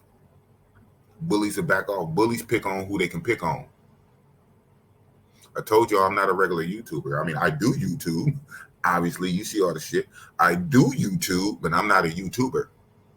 You know, I'm a real nigga from Oakland, California. I'm a real nigga that do YouTube, right? So man, don't make videos again about me right now. We'll see how long that lasts. It's crazy. So when we made that little peace treaty or truce, I literally had a video. You can't make this up. I guess it's a universe. I had a video ready to drop. It was already, well, I still had to do some editing to it. Well, I wanted to do some editing. The video was done. I made a scathing video against him. One of the hardest yet. And I wanted to put some more edits to it. And so that's what I was going to finish doing it that night and maybe the early next day and put it out the next day. And wouldn't you know, that same night, I went on Razor Ray's stream. Shout out to Razor Ray's. So man was up there. Everybody thought it was going to be a fight. I was ready. And he apologized. That's what I'm supposed to do. He straight up apologized. I don't know if it was a real apology, a fake apology, but it was on camera, and I believe it's still up. It's on Razor Ray channel. So Man apologized to Big Boss in front of everybody.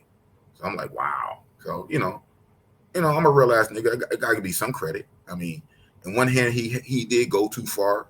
He went too far on a lot of different levels, but he apologized and said he'll stop making videos against me. So what am I supposed to fucking do? So it's all right, we'll see what it goes. And I was like, damn. But part of my mind, I said, damn, I literally got a video against you. I literally was gonna go finish the edits, but instead of that, I went to Razor Ray stream. Crazy. You can't make this up. So maybe it was meant to happen.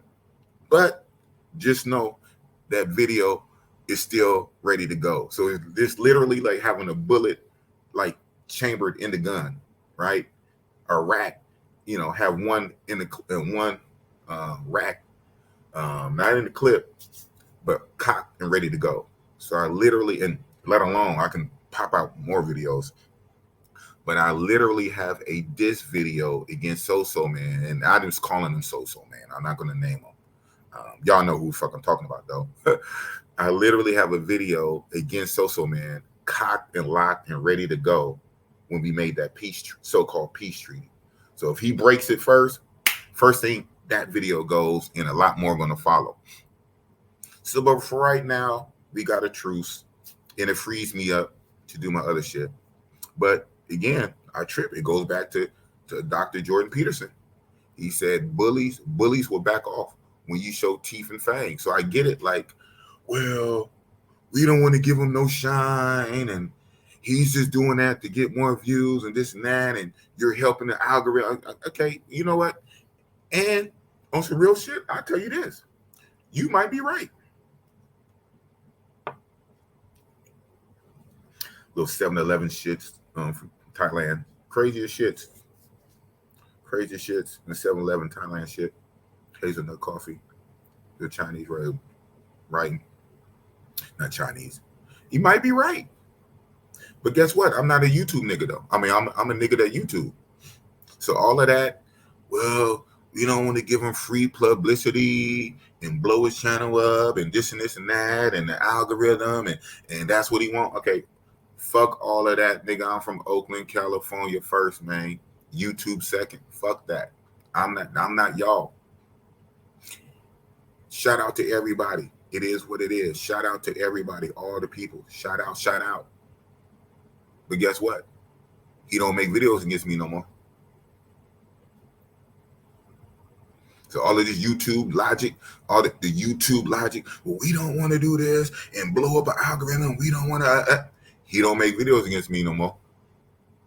Big Boss Real Talk from Oakland, motherfucking Oakland. Jordan Peterson says, show your teeth, be dangerous. So that's why I start that shit like that. So it is what it is, man. But this shit is crazy. Right? Man. But yeah, man, this shit is a movie out here, bro. This shit is a real ass motherfucking movie. This shit is crazy from start to finish. But like I said, man, that first day I touched down in the afternoon, like I said, on my previous 2 trips, I did. Well, I can't even say that. No, can't even say that. Ooh, about to get boss line because on my last trip, June, July, I started off. I started it off with Phuket because I said from my first trip when I came 2019, my whole first trip was only 7 days, and that is too short for Thailand. First of all, it's too long of a fucking flight. You don't fly this fucking far for no 1 week. Boss crazy ass did. I flew 20 hours for 7 days. Well, shit, round trip. So basically I flew 40 hours. About 18, 19. So basically 35, 36 hours round trip, 30 something hours for 7 days. God damn. But it damn was worth it. So that was 2019 for 7 days. And I said, when I come back, I'm going to do 14 days. Like that's much better, right? You don't fly this fucking far for 14 days. But it is what it is. But on my first trip, when I did 7 days, I did it like a sandwich. I did 2 days Bangkok, 5 days Pattaya, and I did it like a sandwich. So the first day Bangkok, the last day Bangkok. Why Bangkok? For most of you guys know, Bangkok is where the international airport. So you fly in and out of Bangkok, regardless of where else you go in the country. And there are some other airports, right? But 99.9%, you're flying in to Bangkok, in and out of Bangkok. So my first night was Bangkok, my last night was Bangkok, and I did 5 days in Pattaya, 7 days out. And man, that left a strong impression on me. I'm like, back in 2019, I'm like, wow. Before Zoom to Thailand, shout out to Richie Mac. So when I got back, I was on Richie Rich Roll the Tape channel before I had a channel, talking about Thailand in 2019. Nobody wanted to listen to Bossy-Boss in 2019. I'm trying to tell you, he said, man, whatever, bro. Man, all the girls are skinny. They're not all skinny. Man, that's too far a flight. Well, it is too far of a flight. That part is true. Nobody listened to Bossy-Boss in 2019. And but I did 7 days. And so I heard about the Songkran Water Festival that happens in April. So the plan, we was going to be lit. Shout out to BKG, Brooklyn BKG. We was going going to Thailand for April 2020. And for the first time, I was going to hit up Philippines, because I always try to up the levels. Every trip I try to up my level. So the first trip, 7 days, Thailand. So the second trip was going to be like 5 days Philippines and 10 days Thailand for Songkran, April 2020. But we know what happened in 2020, right? The world shut down, except for Mexico. Shout out to Mexico. Mexico kept it lit. Too bad Thailand could have been like Mexico. So that, man, we was ready to go. He had paid for his shit. You know me, I'm a last minute nigga, and that's where it helped me. He had booked this shit and everything. Shout out to BKG. He booked the flight. I don't know if he booked the hotel, but he had booked the flight and all this shit. I guess he got his credit. He booked his flight. I'm a last minute nigga. I'm glad I didn't. That shit was shut down. So I always wanted to do Songkran since 2020. I was never able to do it. So that's why I'm on one to really do Songkran next year, 2023. I finally get to do a Songkran. They did have a Songkran this year, 2022. Obviously, I didn't make that because this year in 2022, April, they still had some restrictions and shit. The restrictions just got lifted earlier this year. Matter of fact, when I came June, July, that's why I came. When I came June, July, they was just easing up on their bullshit. And matter of fact, they still had the Thailand pass. I'll call it the dead end. I call it the tail end of Thailand pass. I'll call it the dead ass tail end. I had to do the whole Thailand pass. That shit is like the dodo bird, the dinosaur. It's just gone. So there's no real reason to even talk about it, right? Hopefully that shit never come back. But the Thailand pass, it wasn't a big pain in the ass. You just have to make sure you buy your insurance, which is not a bad thing, right? COVID travel insurance, some other shit. You have to show either your vaccination. If you wasn't vaccinated, towards the first you had to be vaccinated, but towards the end they relaxed it to just a negative PCR test. But you have to upload that shit. But that came a problem because that shit is a time base. On the test, it had to be like 24 hours, 72 hours. You have to upload it. Now, thank God they would approve it in 2 hours, but you have to upload your shit to get the pass, but it has to be within 3 days, and then you got to still take your flight. So that means you got to take the test and get the result right before your flight and upload it and then get the insurance. I did it. I can say I did it and got my little sticker. I've got my green little sticker for the Thailand pass. So that's why. So yes, they had a Songkran in April, but it was locked behind all these fucking COVID rules. So basically for me, that's a no-go.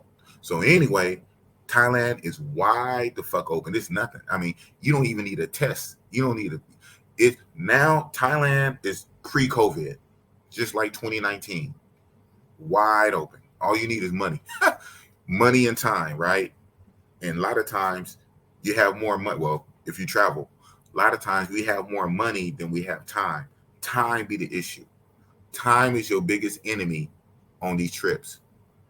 You know, time is your biggest enemy. You know, before you know it, clocks start running out. You got a few days left. You got 2 days left. You leave, your flight leaves tomorrow. You still got a bunch of money. There's still a lot of places you wanted to go. There's still a lot of chicks you wanted to get with. You couldn't even hit all your connects, and you getting so many numbers and connects and trying to, oh man, and some is good. So you doing repeats. But you know, in the back of your mind, you want to get this other one, but the other one did her thing, and you know what that's about. Oh, this shit crazy. Time is your biggest enemy, fucking haters, and that's another reason why a lot of us on the short shits, we do the P for P, man, and we ain't got time to be whining and dining these hoes. You gonna wine and dine a hoe, and you here for 7 to 10 days. How you gonna wine? How you gonna do that? And some niggas might do that if you plan to be with 1 or 2 chicks, maybe 3. And you trying to juggle 3, like, you know, non-pros for like a week, and you're dating them and you're going out and then you're doing all that. And a lot of these chicks, you know, they be jealous. They see, bruh, working girls, especially here, craziest shit in the world. It doesn't make sense. You can't make it make sense. Here, even working girls, but a lot of them are semi. Almost everybody works, so that's why it's a different culture. Working girls be jealous. It don't make no fucking sense. You are working. I paid you. I didn't pay you a lot, you know. Paid you going rate, but you are working. I know I'm cool. I know I got the boss sauce. I know the girls love bossy. I get it. But you're working. How do you get jealous? You was with the other girl last night. You went with other girl last night. I saw you at club last night. What does that fucking matter? We kicking it. We chilling. This is the craziest shit in the world, man. This is one of the first places, and I've been, you know, I've been around the world, and I ain't been everywhere. You know me. I only did the big 4, right? DR, Colombia, Brazil, and Thailand, right? The big 4. No other place where the working girls get jealous. Golly, I can see the non-pros. You know what I'm saying? You know, the little chicks that go to university, the chicks, you know, with the, you know, regular jobs, even if it's like a low-level job, like a waitress or working in a shopping mall or a little shopper store. The chick with a job, the chick going to school, chick, you know, with a rich family. You know, you got some people that got money out here. So you know, you messing with a regular chick. I could see a regular chick being jealous, but a working girl who takes your money, turn around and get an attitude, crazy. My eye just caught this little blue. Think blue is $5. Who is this? Oh, $2. That's what's up. Rich Freed. Okay. I can only hit the same one 3 times every. Say that. That's about right. That's about right. That's about right. Man, you a real one for that. You know, you probably should have put an extra $1 on it. Should have made it $3 to say that. You know what I'm saying? Just because, you know what I'm saying? But man, say that. That's the magic number. That's the magic number. 3. It's something about 3, man. You know, something about 3. Damn, I'm kind of lagging. I see it's kind of like, well, I'm on the internet. I'm on the hotel Wi-Fi. So I'm glad I can stream at this quality, but I see it kind of blurs. But yeah, that's the magic number. That's a magic number for real. So this one, twice. Yeah. Right. Yeah, man. But yeah, that's crazy shit. Only here, this only place. I did not experience that in Sosúa, DR Sosúa. I did not experience that in Bogota, Colombia, or Medellin, Colombia.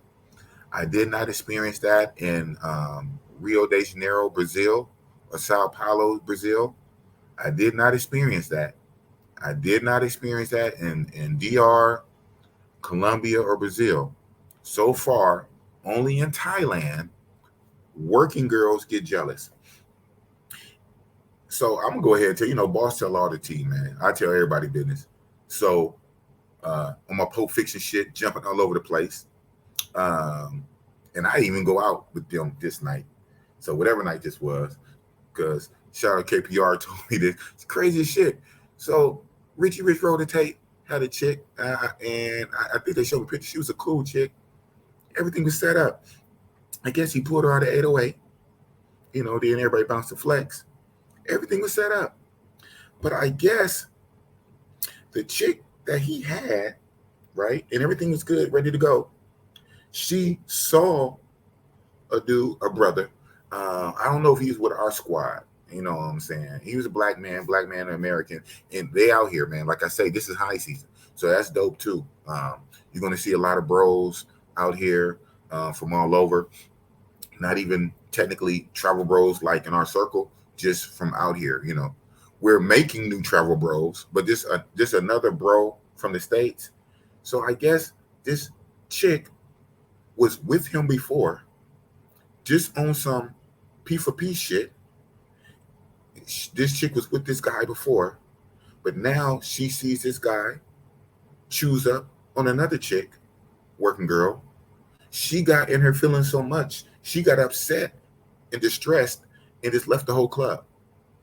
And Richard like, what the hell going on? And then somebody else explained it to him. And you're like, what? How do you get that fucking jealous? First of all, that's not even your dude. That's not even your boyfriend.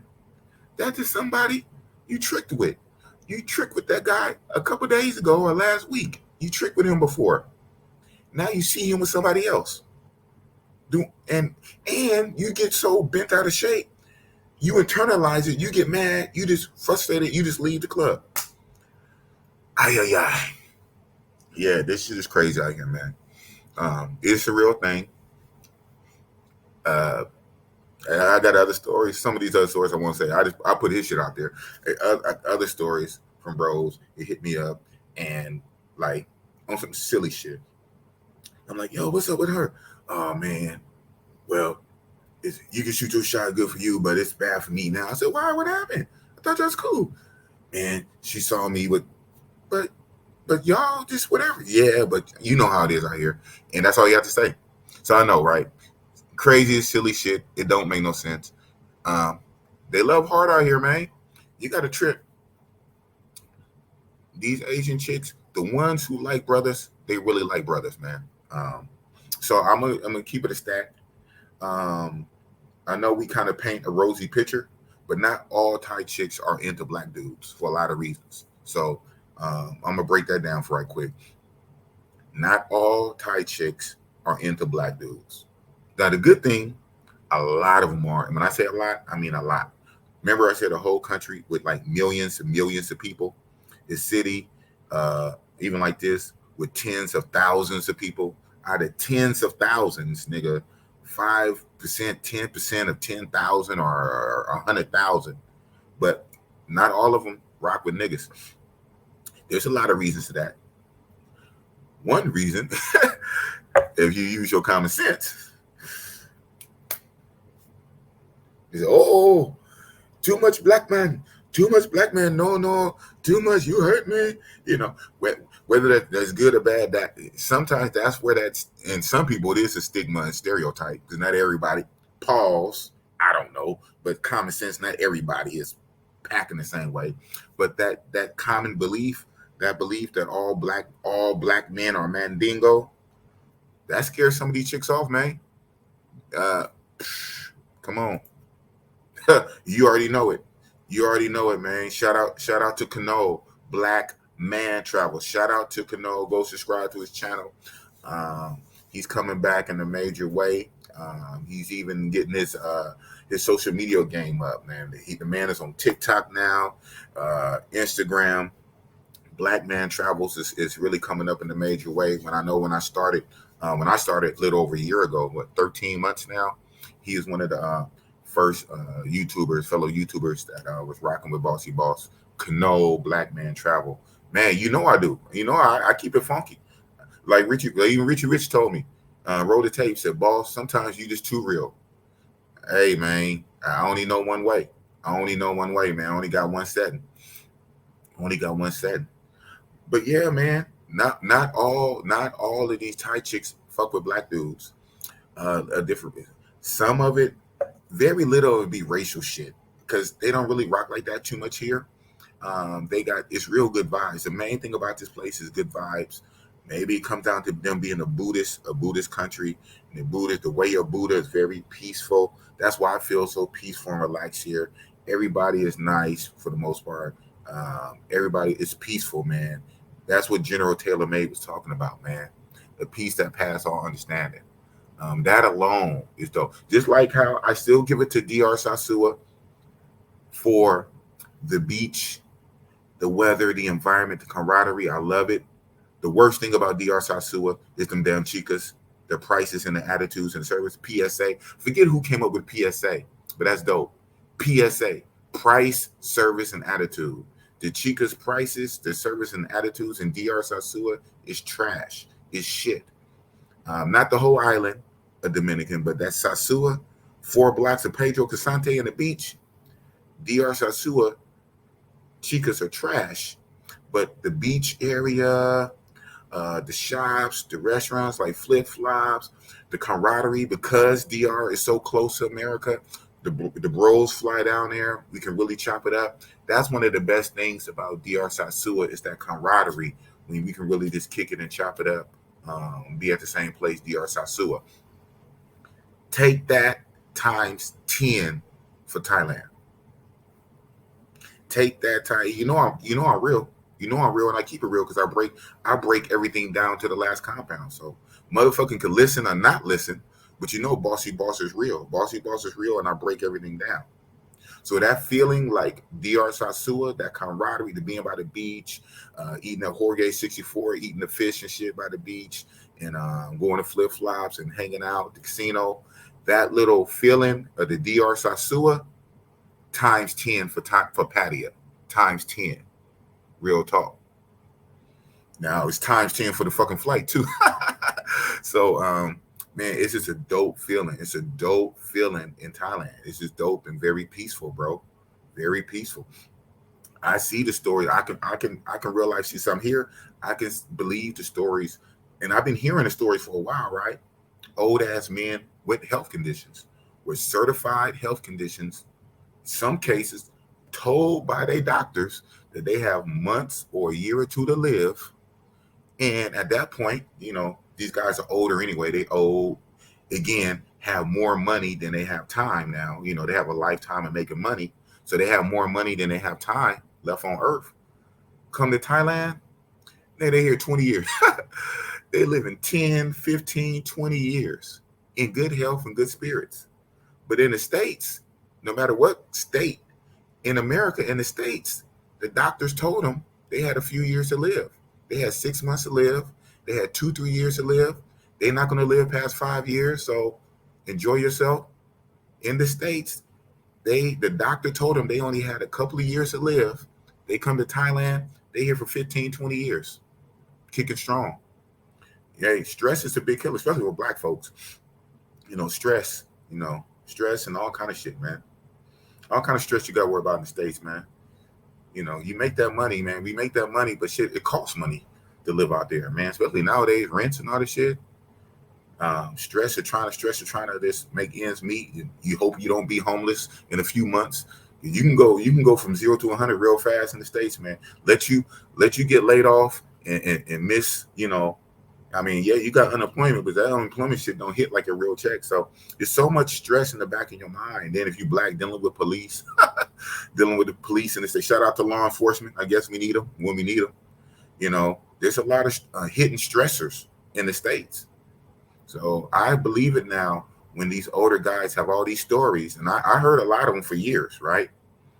When they say they're only going to live a short time in the States. They come over here to Thailand, they live a long time because it's so peaceful and shit.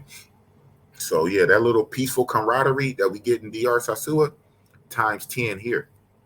With a turn up. So it's like the best of both worlds. So this shit is crazy, man. This shit is really crazy. I wish I could be here longer.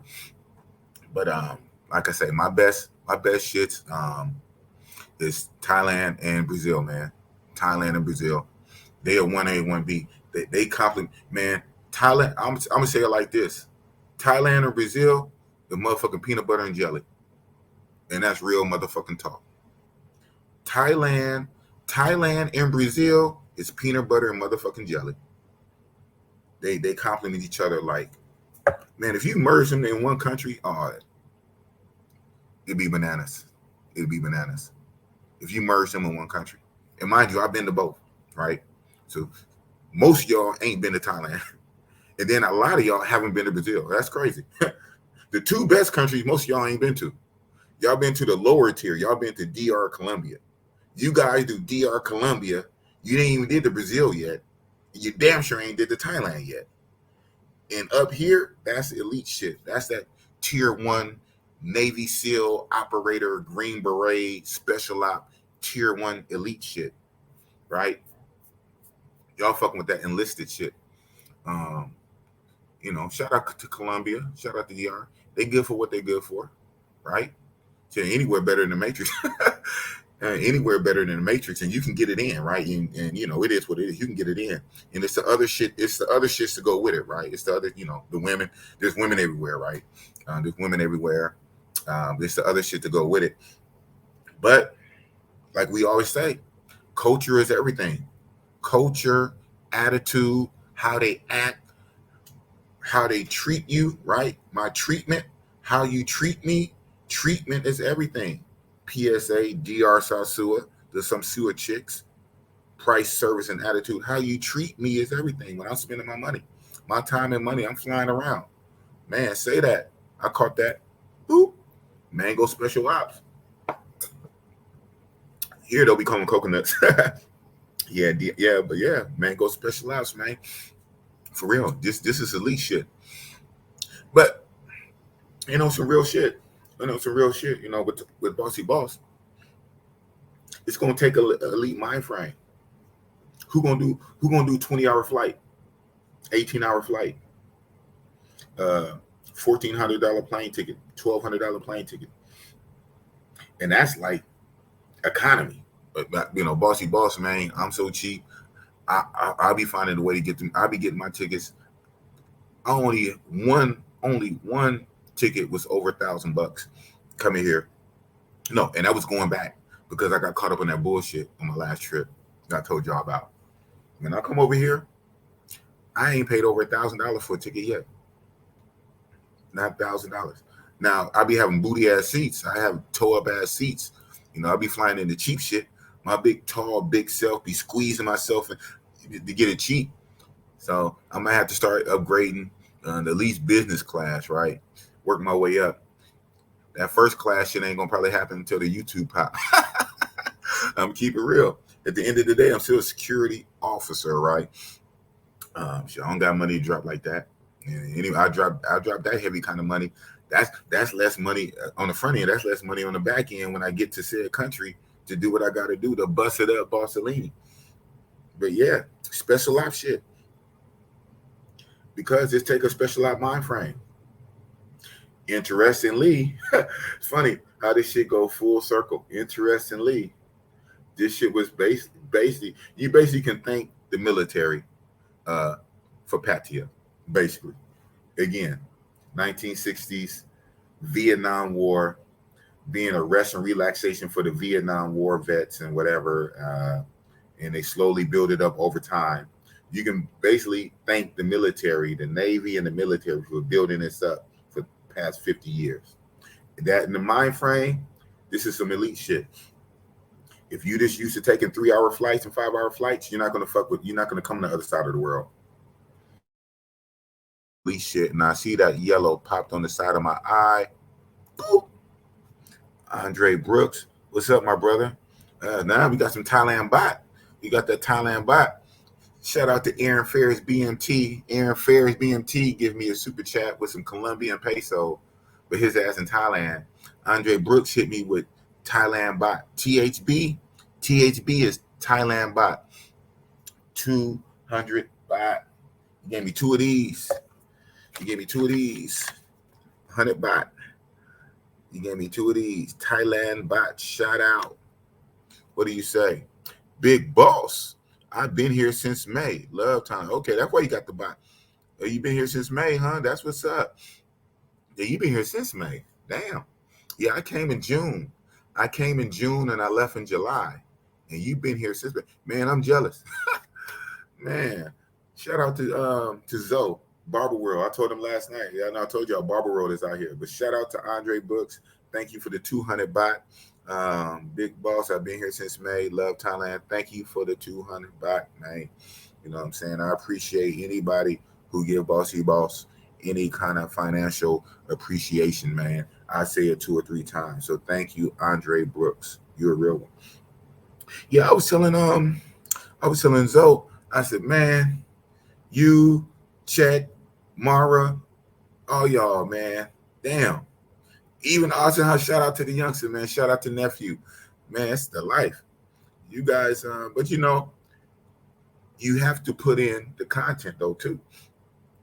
So I'll be real. Like, I've been here and I ain't put no shit out. So you got to do the work. It ain't no free ride. It ain't no free ride, you know. It's a give and a take on some real shit. It's a give and a take, right? You are giving content for people to consume. And when you give content, you know, hopefully people, even if people don't like give you donation, don't have to, they give you watch time, watch hours. They watch it, they share it. And, you know, it takes thousands and thousands, unfortunately, but you get thousands of views if you make good content. And those thousands of views will translate into monies. And then those monies allow you to take more trips. And then with the more trips, you can show your trips and more people watch it. And as more people watch it, you get more views, you get more money, then you can take more trips and you create a good cycle. And that's what Ace Live did over these last 5 years. He started in 2017, you know. Shout out to Ace. He started pretty much in 2017.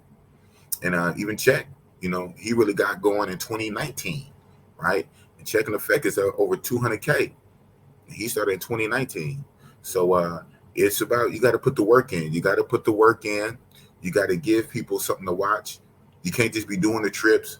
You having fun. You enjoying yourself, whatever you're doing. And then, oh, I forgot to record. I forgot to record. And I don't feel like editing shit. Nah, it don't work like that. So, you know what I'm saying? You basically trade one boss for a lot of bosses. But, you know, what they say, when you do a job, you do something that you love, it never really becomes work, you know, because you love to travel. You love filming it. You know, you're showing where you at.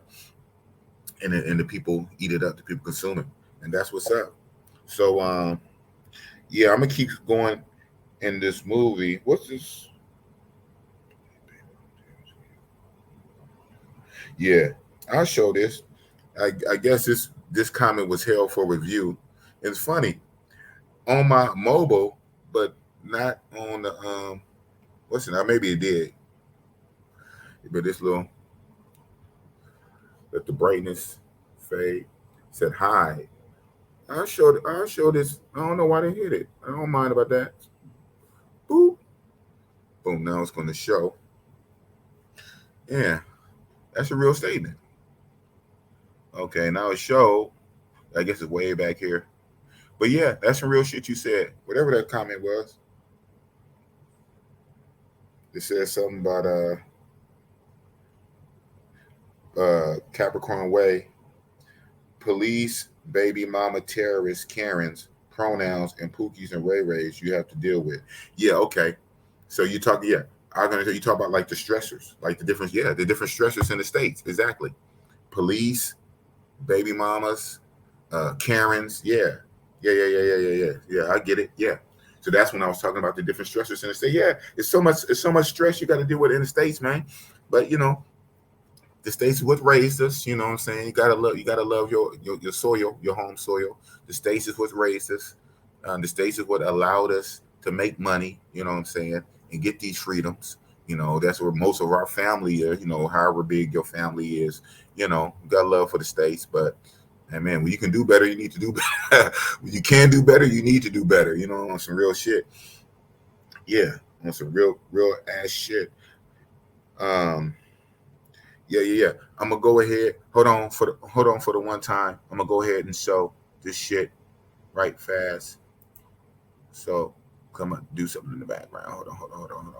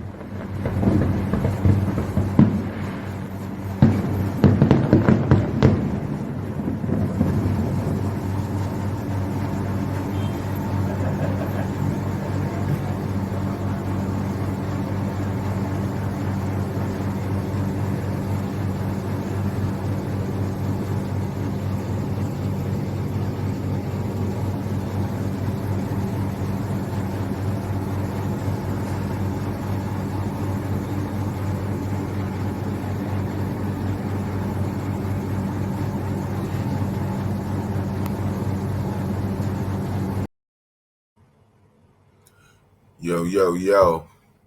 Yeah, man, that's view is like literally right outside that window. So every time I come, I normally stay on this side. They call this the seaside. I'm on the top floor. This building has 9 floors, and I almost see. This is like I said, I'm 2 rooms down from being at the corner, corner, and that corner shot has the best view because you see basically all of the bay and you can look up towards Beach Road. But I'm right here, so I'm not at the corner, but I'm 2 rooms down, so I get a good little view. My view kind of cuts off right there where you saw the water, you saw the boats, you see the big mountain that had the battalion sign. But yeah, man, I never able to get that corner shot because every time I come, that corner shot is always booked up. But yeah, I pretty much rock with the Grand because as you seen from the Western name, as I look down a little alley, and I probably showed one time with your trip, you see the sign that said 808. 808 is the main hip hop club that's right here on Walker Street. I'm literally like a few steps away from 808, and then further down is iBar, and then Flex. Yeah, this shit is lit. This shit is lit, man. This shit is lit. So, yeah, I didn't sent the link. I didn't sent the link out to a few cats that's out here. Man, you know it, man. Shout out, shout out. So he the one that put me. Hey, he the one that put me on. Jamal P. Okay, so this is your YouTube name. So I know him as Mac Mall, another one from Oakland. So this is Mac Mall from Oakland. Vinny Hustle, who gave me the little $5 earlier. Yeah, I'm gonna tell it. They cousins. Boss tell everything, man. So Vinny Hustle and Mac Mall, they cousins, like real ass blood cousins. So shout out Jamal P. Yep, you don't want to put me on. And look at your profile picture, man. You got a shirt and tie on. Man, okay, I see you. Yeah, at the Grand Hotel, man. This shit is grand. You see it. This shit is dope, man. I like to get down. When I first came in 2019, I stayed here. Like I said, when I came in 2019, they had breakfast at least. And the breakfast was cool. I remember, Flex. You've been here. You know how Flex is. Flex is like the after hour. Oh, part of the story. Part of the motherfucking story. The movie. Flex. Anyway, what Flex is the all night, supposed to be all night. Flex goes to like 7 in the morning, 8 in the morning. I don't even know when Flex fucking closed. But I want to say Flex is supposed to close at like 7, 8 in the morning. And then there's a club under Flex called Duck. Duck is closed now. Duck will go from like 7 to 8 in the morning to like 12 noon or something. Crazy shit, man. But so it'd be to the point we would leave Flex at like 6, 7 in the morning. We leave Flex in the morning, come back just in time for breakfast here at the Grand, come upstairs, and you know what it is. But the Grand don't have breakfast no more. Ever since COVID, the Grand don't have breakfast. And that's crazy because they ain't got much else. They don't got a gym. They don't got a pool. But one thing Grand is right around the corner from every motherfucking thing. So yeah. Them beds be sliding all over. No, they don't, man. Mine's on. I get the king. I get that big ass king. I get I can't say California king. Yeah, them little twin shits, man. Fuck that. And them kings don't be sliding. And man, my heavy ass. And the biggest you is, nah, you tripping, man. You tripping. All right, brother. I answered this since you are my brother, my younger brother. So what time is it? So we are, you're Oakland, California, like me, little bro. 14 hours ahead of you. So it's Saturday night for you guys. So right now, it should be 10 o'clock p.m. for you, like 10:06 p.m. For me, it's like 12 noon. Yep, it's 12:08. And even my shits right here kind of say it. My shit right here kind of say it. Yeah, see, 12:08 p.m. local, and home It's 10:08 p.m. Crazy. But speaking of YouTubers and shit like that, and Thailand YouTubers, there's a little known YouTuber. I want to bring him on the show for the first time. I want to help get his numbers up. You know how Big Boss is. Big Boss is big bro, big homie.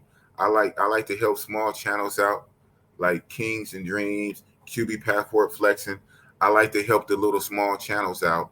So, you know what I'm saying? I want you guys to give this man some subs. He need to get his subs up. Little small channel called Zoom Tribe. What's happening? What's happening? What's happening? You tell me, What's man. going on, Mr. Busted Up? Hey.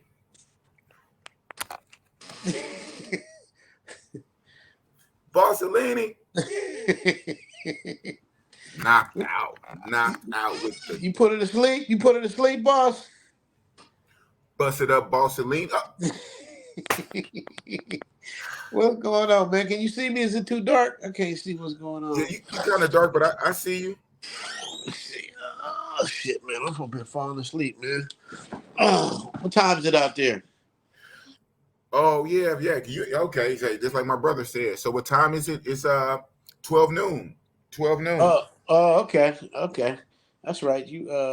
It's Sunday afternoon now, huh? Sunday afternoon. Yeah. So you in an undisclosed location?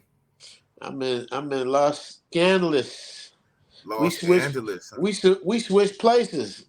I'm in Right. Cali and you in Thailand now. We pass each other at the airport.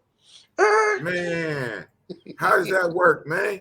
Man, you picked the flight right when I was leaving. I guess you picked. Are you gonna be there when I get back? How long you there? Yeah. I'm here to the 8th. I'm here to the 8th. Okay. You come back a few days before that, right? Yeah. So we be able to run into each other, man. How's it going out there, man? I know you said you was campaigning for Brazil. You say you like Brazil better than Thailand, right? 1A, 1B, man. 1A, 1B. That's hard. Hey, man. They neck and neck. And I'm here in Thailand right now. I'm here in Thailand, but they 1A, 1B. Yeah. Because they complement each other so well. Right. I tell you, man, it's just the safety. It's the safety. Like I say, Thailand and Brazil is like peanut butter and jelly. Right. And that's real it's talk. It's the safety issue. It's the safety and the stress issue. Well, yeah. Well, okay. Well, then if you start you make the side by side comparison shit, with the boxes start ticking the shit off. Yeah. So safety, I always have to say safety in Thailand. Yeah. Is superior. Yeah. I think it's more safe in Thailand than Brazil. Because Brazil Absolutely. is real. Yeah. Brazil, the favelas and shit. And even though you be in a tourist area, the favela boys come down to the tourist areas, even though they have the tourist police to kind of keep you safe. And most of these countries do. Most of these poorer countries make sure they have police to keep the tourist area safe. But yeah, safety is A1 in Thailand, as you know.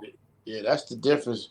Don't get me wrong. I mean, Brazil, like you right. I mean, Brazil, I ain't been to Colombia yet, but Brazil and Thailand is like, it is 1A and 1B, but right. Thailand overall, pound for pound, Thailand got them. You know what I mean? Thailand got them. Yeah. And you stand in one of my favorite spots, man. I love the Grand Hotel, man. And I never stayed in the little baller shit you was in. I was just in a regular room. I liked it because it was so, you just walk right on the walking street, hit that corner like Boss said, go upstairs, and you in the business. Right there. Yeah. You know the Big Boss sound effects. Yeah. Man, it's right there. You can't beat it. Yeah, man, no doubt. Yes, there's some spots that are cheaper. But when I think about it, when I get ready to book, when I'm still in the state, stateside, right? When I'm stateside and normally at work, keeper stack at my night job, and I'm looking online and I'm booking, my finger just go right to Grand. Boop.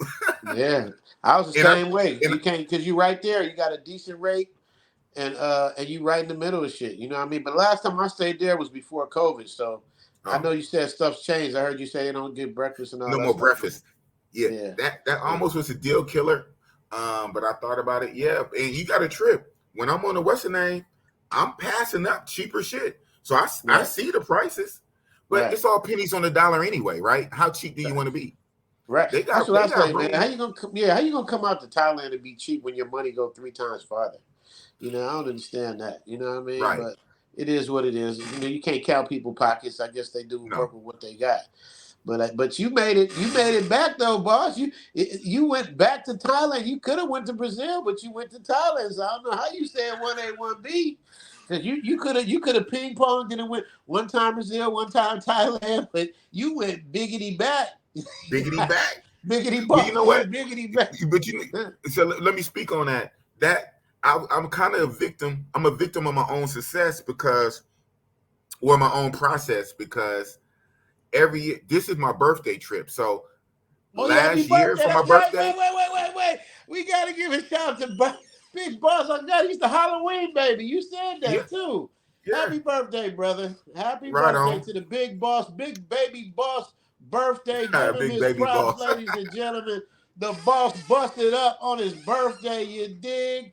Let that man have his flowers, man. The Big Boss was born on this day. A lot of shit talking, a lot of busting it up. It's the man's birthday. Give him his, man. Big Boss Salini with the boss sauce. You dig? You dig. Thank you for that, man. Thank you for that. Absolutely. So last year, guess where Boss celebrated his birthday? Brazil or Thailand? One of them two. I know it wasn't Oakland. No. Brazil. Okay. So I like, damn. So I ran into that. So I wanted to celebrate my birthday in a different country, because I just did it in Brazil last year. See, so my first 3 international birthdays were all in the same country, DR Sasua, 2018, 2019, and 2020. I was 46. I turned 47, 48, 49 in DR. When I turned 50, when I turned the big 50 in 2021, I turned 50 in Brazil. So I wanted to turn 51 in a different country. Okay. But I said, wait a minute. I just left Thailand a couple months ago. So now I'm returning to Thailand, or I can go to Brazil, but this is a birthday trip. Right. So Thailand won out. And now I can't win from losing, because I want to do Songkran. So I got to come back again for April. You got to. You have no choice. I'm literally locked in. You lock double lock. Hey man, put a solo cam on Big Boss real quick. I got something to say. Put a solo cam on Big Boss. Can you do that for me? You got it. No, this is Richie Mack. Put it on Big Boss. Oh, put it on me? Yes. Okay. This man looks great for his age. This dude does not look a day over 35, man. Look at this dude, man. Black don't crack. Look at Boss. He could be any age he want to be. You know what I'm saying? He got the chunkums up too. Boss got the chunkums up. Okay, hey, look, I just want to let people to see this dude right here. Look, this dude got a youthful ass face. Look at him, man. I'm looking at you on my big screen now. Yeah, I got Shout out to Big Boss on his birthday. Crow feet. Man. When I smile, I finally got them crow lines. I used to see the old folks with these little crow lines in the eyes and all that. I finally got them. Yeah. I got my little gray. I got my little salt and pepper. But I'm 50. I'm the nifty 50, soon to be 51. You earned it, bro. Bossy-Boss Solini. You earned it, man. You know what I'm saying? When you pass 50, like Charlamagne said, you pass 40, you're on the other side of the clock. So it's like you gotta enjoy these. You gotta enjoy these, man. You know what I mean? I'm gonna keep it stacked. I don't think I'm gonna live to be 100. I don't think I'm gonna live to be 100, and I'm already 50. So I got however many years left, and I ain't got time to play at all. And I don't apologize to nobody. But I don't do nothing bad to nobody to have to apologize.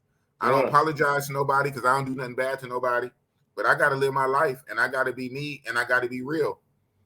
Yeah, you gotta be you. You gotta enjoy your shit.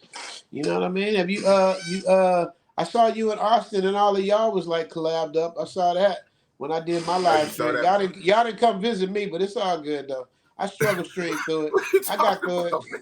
We all linked up, man. We did it first. Here we go. Now he's back. So we have one Richie, and we have the other Richie who put Bossy-Boss on, and we get a double treat.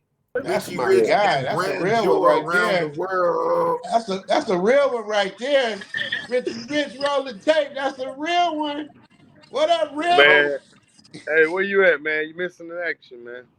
I'm in fucking LA. I'm in South Central Los Angeles. Hey, man, take a red eye. Come on out, man. I only Oh, got you 2 know I'm more coming. days. You leaving in 2 days? Yeah, he leaving before me.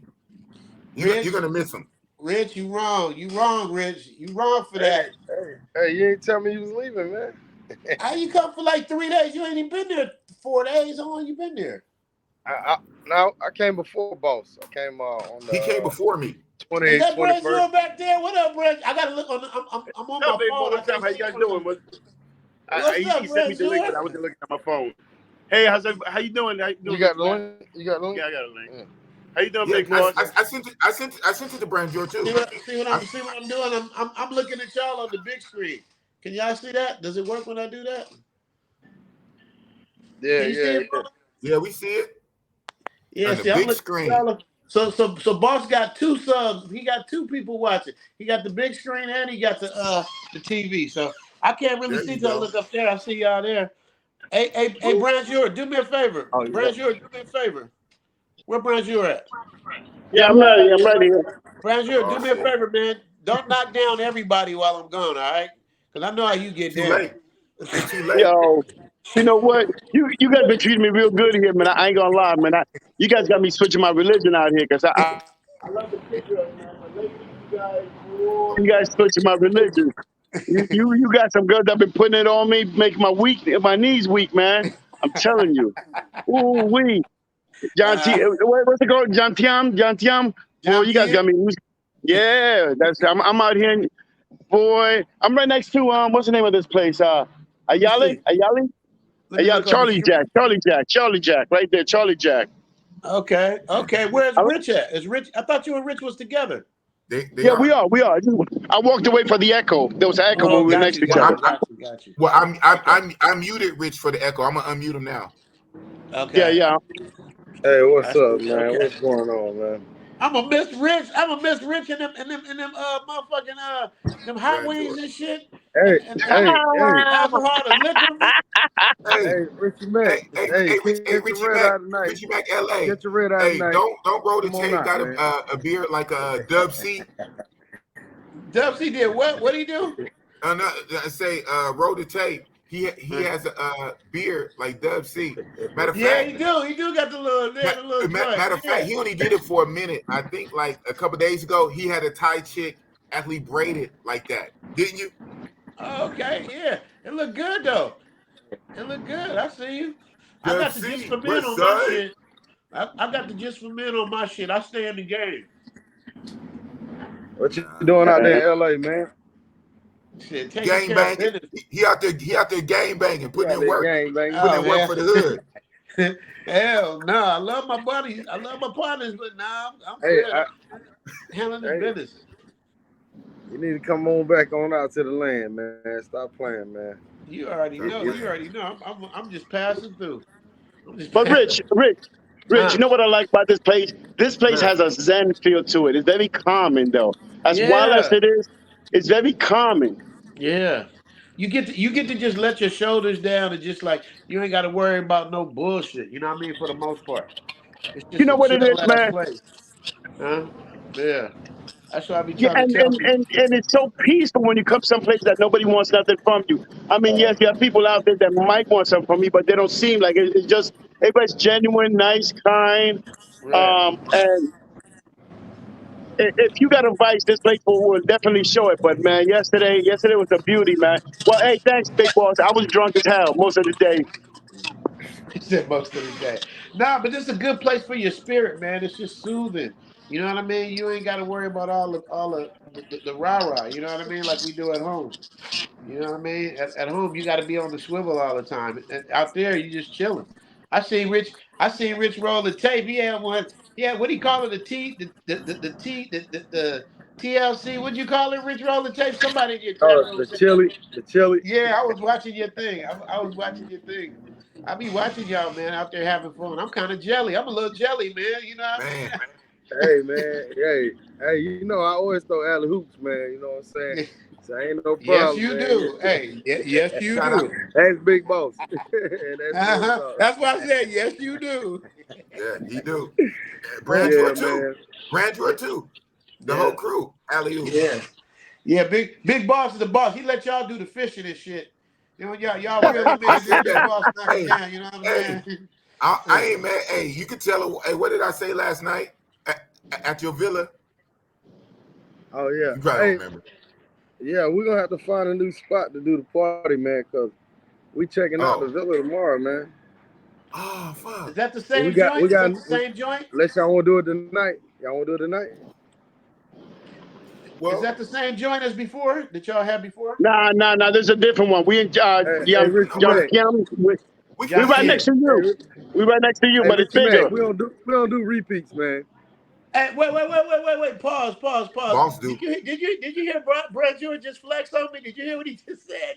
Nah. You Hey, hear run it Brad back, just Brandor. said? What you He said say? we were not He next to always you for your flexing though. shit, but He I said always he yes. always lightweight flexing though. That's what he do. Brad George, why you gonna flex What on what me, he say? man? What he say? No, I If didn't. No. you good, I'll treat you You got the better. underwater. You got an underwater pool. You got an underwater pool. I'm jealous. You got an underwater pool. You know I love my pool, but you got an underwater pool. You could be in the basement and check out everything going in front and on top of you. Ooh, you balling big time. All I'm saying is, I'm looking up to you. But I do like your lifestyle. You got a nice, smooth lifestyle. It's nice and relaxing. It's cool. And I'm telling you, if you come out here, if you come for comfort, it's like, man, look, you could drive any car you want to, but there's a beautiful thing when you have a luxury car that has everything you want in it, that you don't have to do anything to it. GPS, the whole thing. And this is what it is, man. You come out here, yes, you can stay in a hotel. But it's a beautiful thing when you have a nice little house that you have that has the pool, the bar, the tiki, everything to it. And all you have to do is bring some friends and you automatically made it into a party. So um, that's what we had. That's the flow. It's just a nice little flow and relax. And I'm in a different part of town. I'm digging it. This is a nice place, man. Every time I come in here, I'm surprised, man, and I'm flattered to even be here. Right. Yeah. Well, people like you deserve it, man. You work hard all the time, man. You be putting in hours at the hospitals and shit. You deserve it, man. You know what I mean? It's like certain brothers deserve Thailand and other brothers don't deserve Thailand. Y'all deserve Thailand, man, and y'all You deserve know to Thanks, that's be the man. weird. treated. That's the weird thing. I was talking to Taylor, man, and we were out there. We were at a certain club. I ain't gonna put it out there because I think we put it out enough. Right next to I your already did. club. I already Yeah. did. Yeah. Okay. We were at King Club and Too we were late. going all out, and we were buying drinks and the whole night we were shutting it down.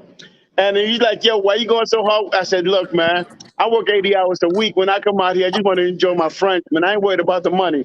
If I worried Right. about the money, I stay at home. If I want to Right. worry about money, I stay at home. I'm out here to have fun.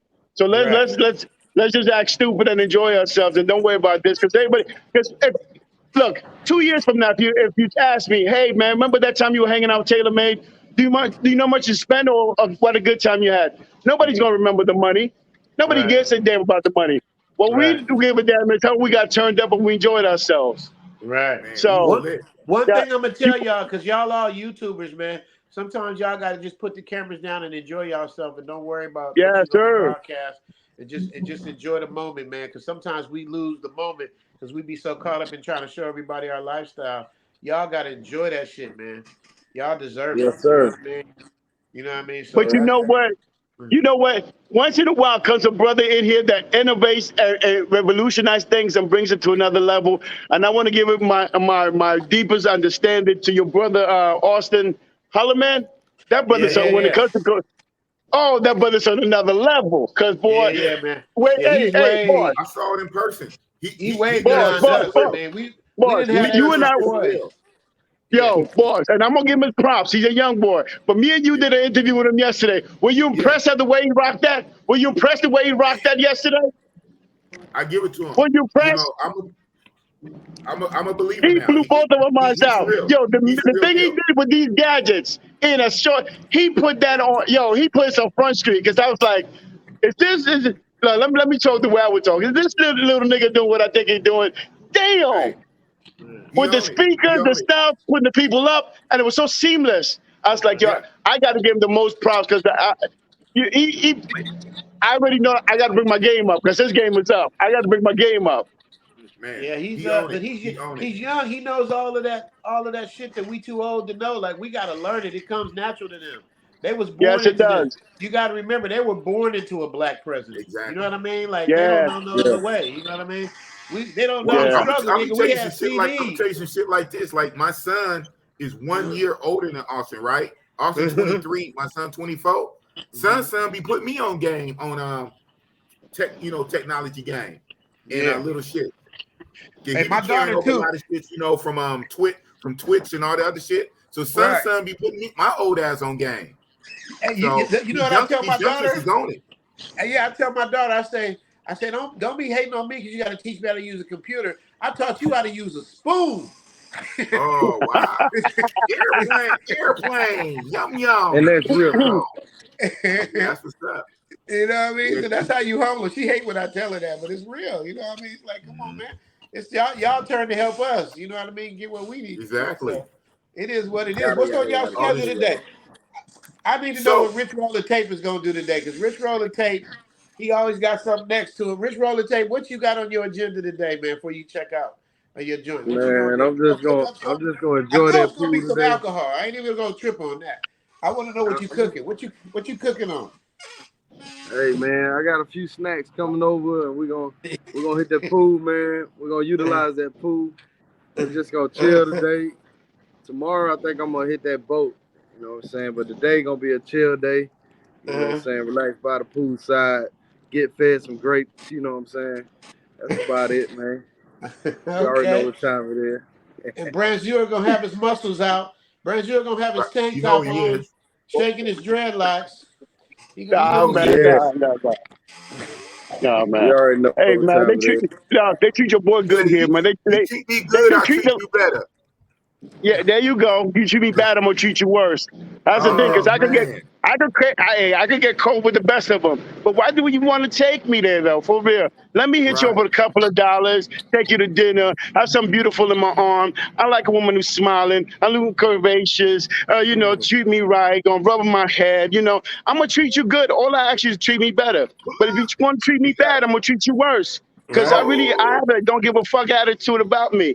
But why you want to see that? I'm here on Yeah, but you don't want vacation. that kind of vibe. And wait a minute, There Chocolate you Man in go. Thailand.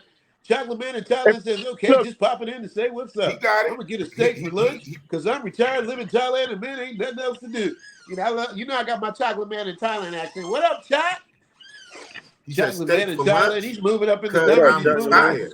Chocolate Man Ain't in the nothing you else to running the do. He numbers gonna up rub now. it. Y'all He better gonna keep. rub it in. He gonna keep rub it in. Yeah. He ain't got nothing else to Oh do. man.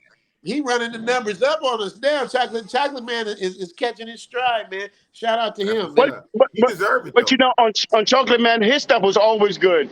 I mean, I think Yeah, you guys just catching on to him, but his stuff was always good. I've facts. been watching him for a while, and if I was to be lying on the man saying, "Oh no, his stuff's getting," no, his was always good. It's just that we didn't catch on to him. We had to catch on to him because he was always there. I mean, I've been Right. watching him for a while. I'm a big fan, and I was like, man, this guy has one of the best contacts out here coming out of Thailand.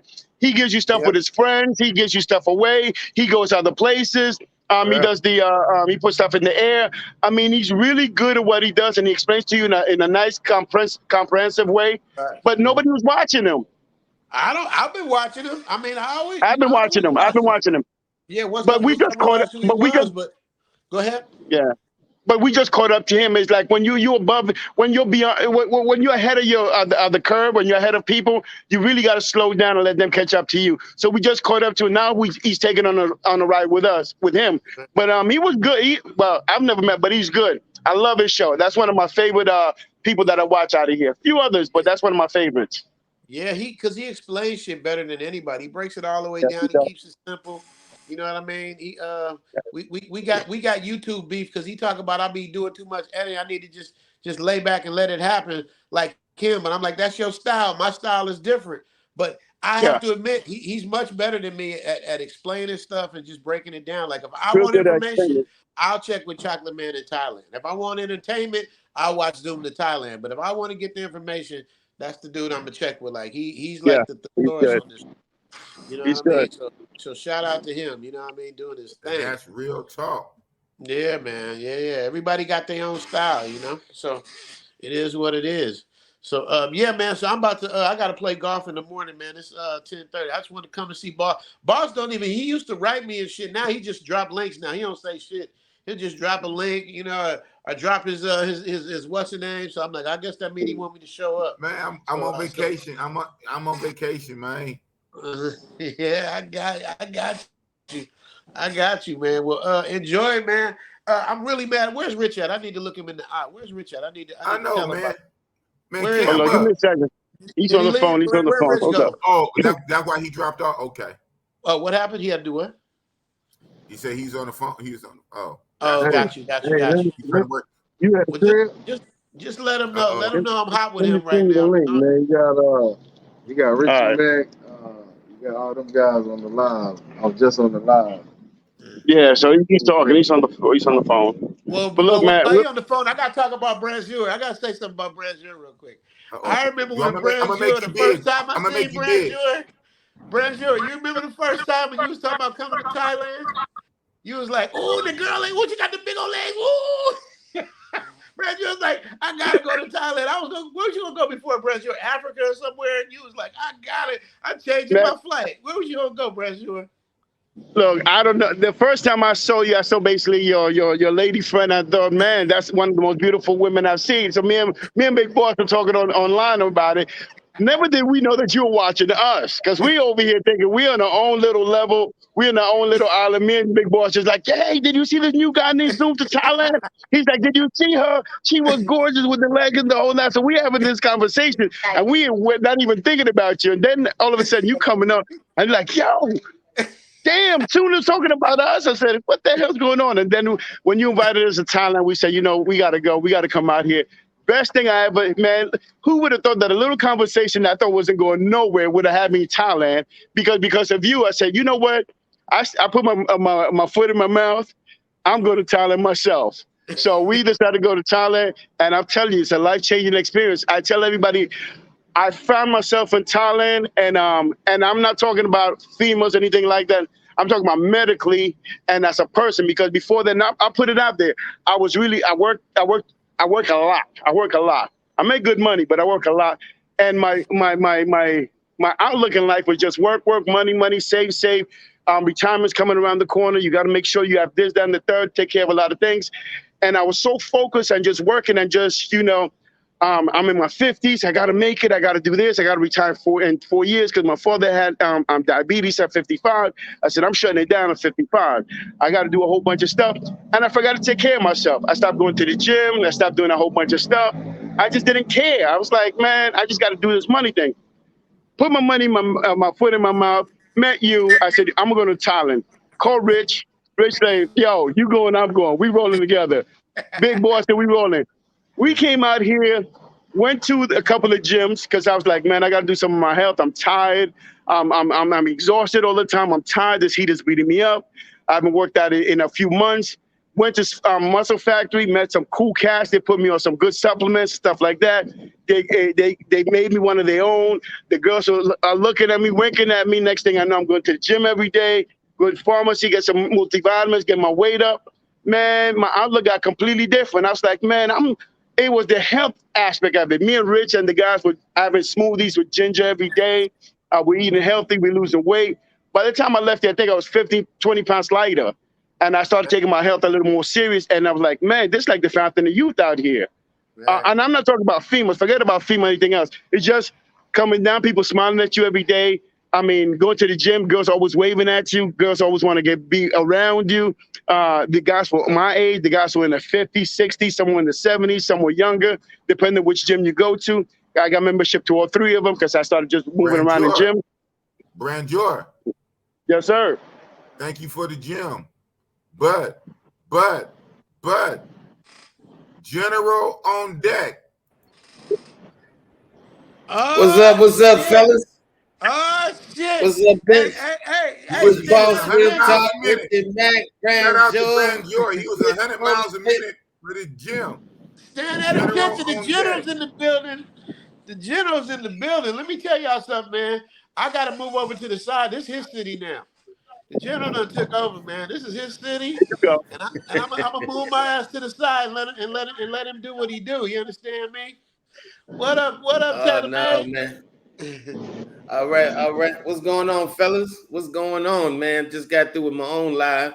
The Big Boss invited me in early, man. I couldn't get in early because I had to go to work too, Big Boss. But That's we all done. We good. about to jump in the shower, man, and start a date. I was through yesterday, man. I was through. Brand Joy put a hurting on me the night before. Man, Put a hurting on me, man. But then, oh man, I got to share this with you. Brand Joy, we talked yesterday, and had this bad honey. He said, General, he said, listen, I got it coming over for you. Man, listen, I was hungover. I said, I'm gonna throw my ass together. Got up, tried to get my shit together, started getting dizzy and shit. Damn near passed out. I had to call the brother back, man. Listen, I apologize, man, but listen, I would have been no good. I'd have came over there and threw up on that woman. So that ain't a good way to start a conversation. But look, I'm ready. So hey, when next time y'all do a little something, I'm ready. I just gotta watch, man, because man, we got it in. I don't know, man, how many bottles we had fucking night. We got it in. Hey, General, I'm telling you, man. That night literally could have been Richie Mac's bootleg version of Hangover in Thailand with the bros. That's how y'all was doing it. That movie Hangover. Yeah, it was like Hangover. It was like a movie. It was like that movie Hangover. Yeah, it was. That night was crazy. But Richie Mac don't go out like that. No, not so much Richie Mac, but I'm saying the movie he trying to make. You know, I wrote a movie about a black version of the Hangover. Yeah, he's trying to make a Thailand version of Hangover. We did that. We literally did that. Oh yeah, we definitely did that. Would you agree with that, Protege? Right. That night was crazy. No question. We can't even say everything on. Well, you know, I said most of it already, but I left some out. I know General. Look at Fonz. I know Fonz General. They said the revolution won't be televised. Yeah, man, don't give too much. Man. Hey, Fonz, I was telling them that you know, it's all YouTubers, man, but sometimes y'all just got to put the camera down and just enjoy the moment and just enjoy yourselves, man. You know what I mean? And take that shit in. You know what I mean? Because that's the most authentic part when y'all breaking bread like that. You know what I mean? To me. You know what I'm saying? Definitely. Join ourselves as men, join ourselves as strong brothers getting together, man. Doing our thing. Absolutely, brother. Absolutely. That's you know, because believe me, man, I love getting shit on footage, especially when it's positive. Sometimes, man, you just want to be with some good brothers, man, hang out, quality conversations, laugh, enjoy each other.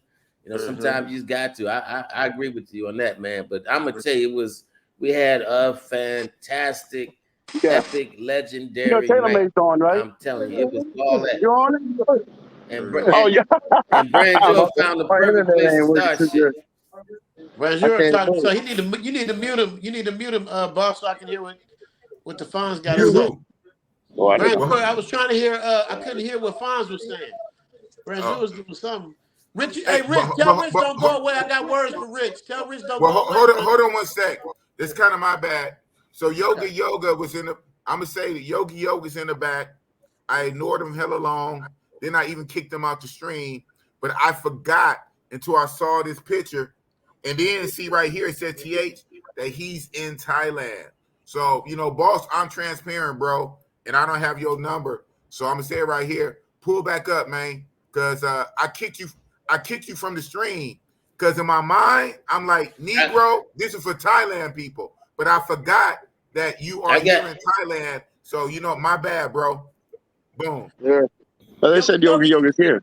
I didn't know, man. I was like, oh, he don't mess with me like that. It said, hey, you have been blocked. But bro, I'm on some real shit. If I say it's for Thailand, it's for Thailand. I dropped the link for BMT. So as soon as I dropped the link for BMT, you pulled up. So in my mind, I'm like, no, this for Thailand. But I forgot that you are here in Thailand. Well, So that's my bad. Well, I'm about to. I need to be laying down because I'm about to fly out. So I saw. You know, I'm so excited. You know how it is when you about to go. Like you need to go and go to sleep. And you know how that is. Yeah. And Shout out to Yoga. What's up, brother? what's going on? Richie? Go ahead. Yoga's the most famous YouTuber without a YouTube channel. He was me. That was me a couple years ago. I was in the bed, man.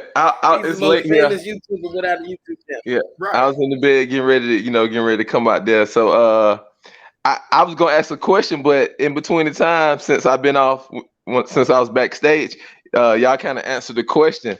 It's really the health aspect, the Zen aspect. So you know, it's a Zen trip. You know. Yeah, right. It is, man, because right. you get a whole different piece.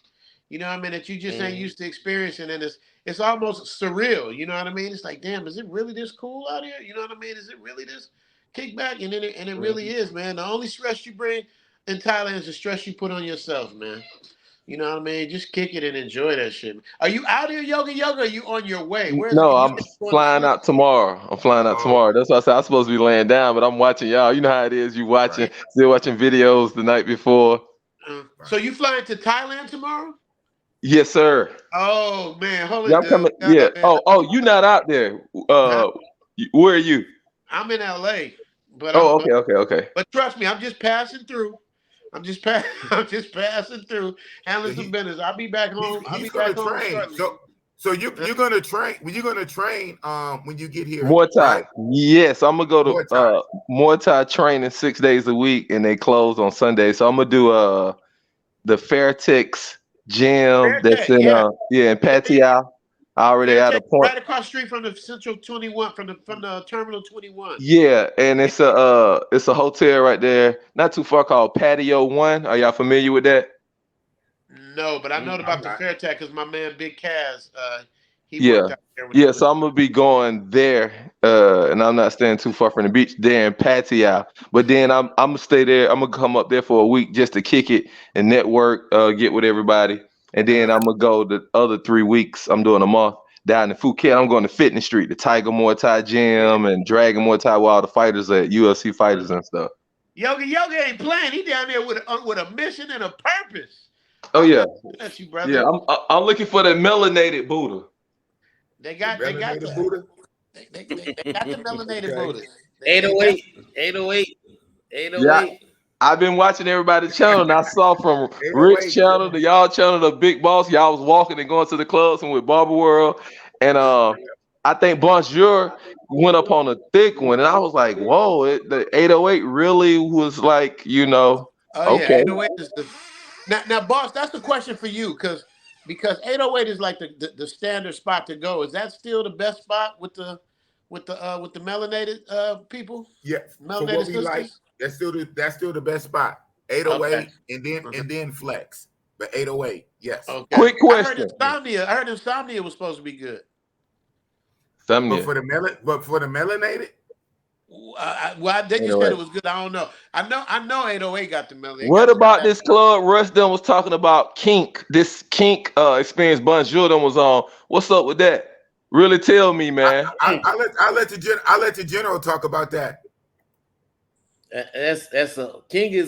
King is a whole nother level of debauchery. Okay, like midgets debauchery, boat rakes debauchery. What type? Give us what type of level? Midgets on trampolines, like what's going on? No midgets, but just all right.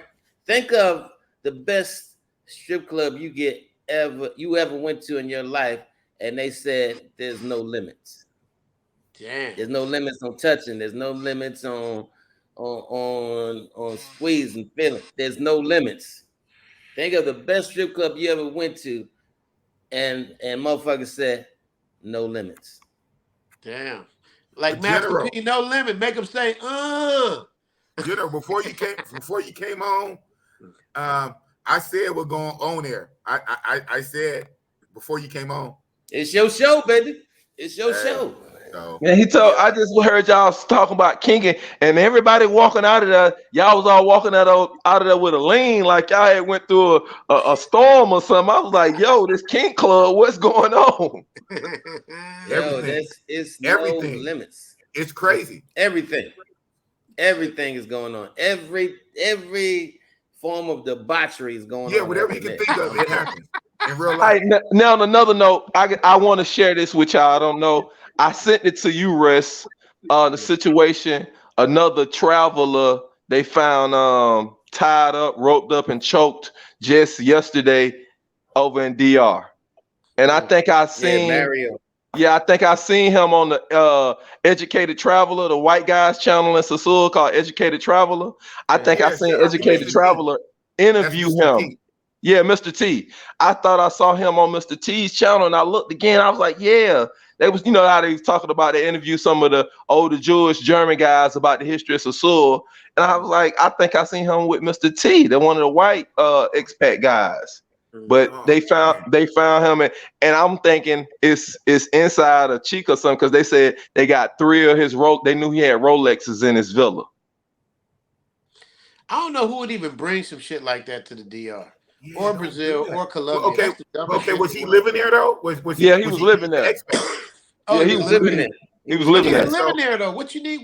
All you doing is putting a target on your back. I don't get it though. I guess you just want to just stun on everybody. People in LA do that all the time. They put all that jewelry on and get it taken right away from them. So that's why I like the safe factor of Thailand. I'm seeing how y'all kicking it, y'all on the little buses at night. Y'all loud safety. I'm looking at the little alleys and side streets, all of that. Yeah. The comfortability with the women, everybody's like not hiding their cameras and their camera equipment and phones and stuff. I'm just looking at, I'm paying attention to all of that. That you have to be, your head have to be on a swivel, like if you're on Sasua, from those little small aspects. Right. Yeah. Right. Yeah, that's the difference. That's what I'm saying will make the difference. They got some fine women in Sasua. They got fine women in Colombia and Brazil, but that safety and that stress is that's what takes it over the top for me. Fonz no better than me because he lived in DR for a long ass time. I was gonna move to DR, but Fonz told me I was in the wrong place. I was in Puerto Plata and loving it. I mean Punta Cana. I was in Punta Cana and loving it. No, you was down there with the tours. You was down there with the European tours and the Canadian. You saw a lot of whales down there on vacation and kids. I just like the whole. I like the all-inclusive joint. I was knocking down the tourists. There was a club inside the hotel. I stayed in like 4 or 5 different spots because I went to DR so many times, and I met a girl that worked for the airlines in the DR. So I would go back and see her, but I didn't know nothing about Sasua and all of that. I went in like 2016, so I wasn't really up on it. Fonz, was you there in 2016? No. I was going back and forth, but I wasn't living there at that time. Okay. I think I moved down there 18, 19, 20. Yeah, I moved down there in 17. Okay. See, we were just missing each other. So yeah, man. So I just got to hit Colombia, so I know 17. For myself. Once I hit Colombia, then I'll know. Okay, I know it's official. I ain't touched Colombia yet, so that's the only place I ain't been. So I got to do it. So that's what's so when you headed back to Thailand. Sooner than you think, Fonz. You know I don't give up my exact coordinates and dates and shit, but sooner than you think, Fonz. I promise you that. It's gonna be there. We're gonna chop it up, but it's gonna be soon. I'm gonna try to catch Boss before he leaves. You know what I mean? Because he's the birthday boy, Fonz. You know what I mean? You know I was mad at the birthday boy for a minute, but it's his birthday, so I gotta show him love and let him know. You know what I mean? It's all good. It's all love.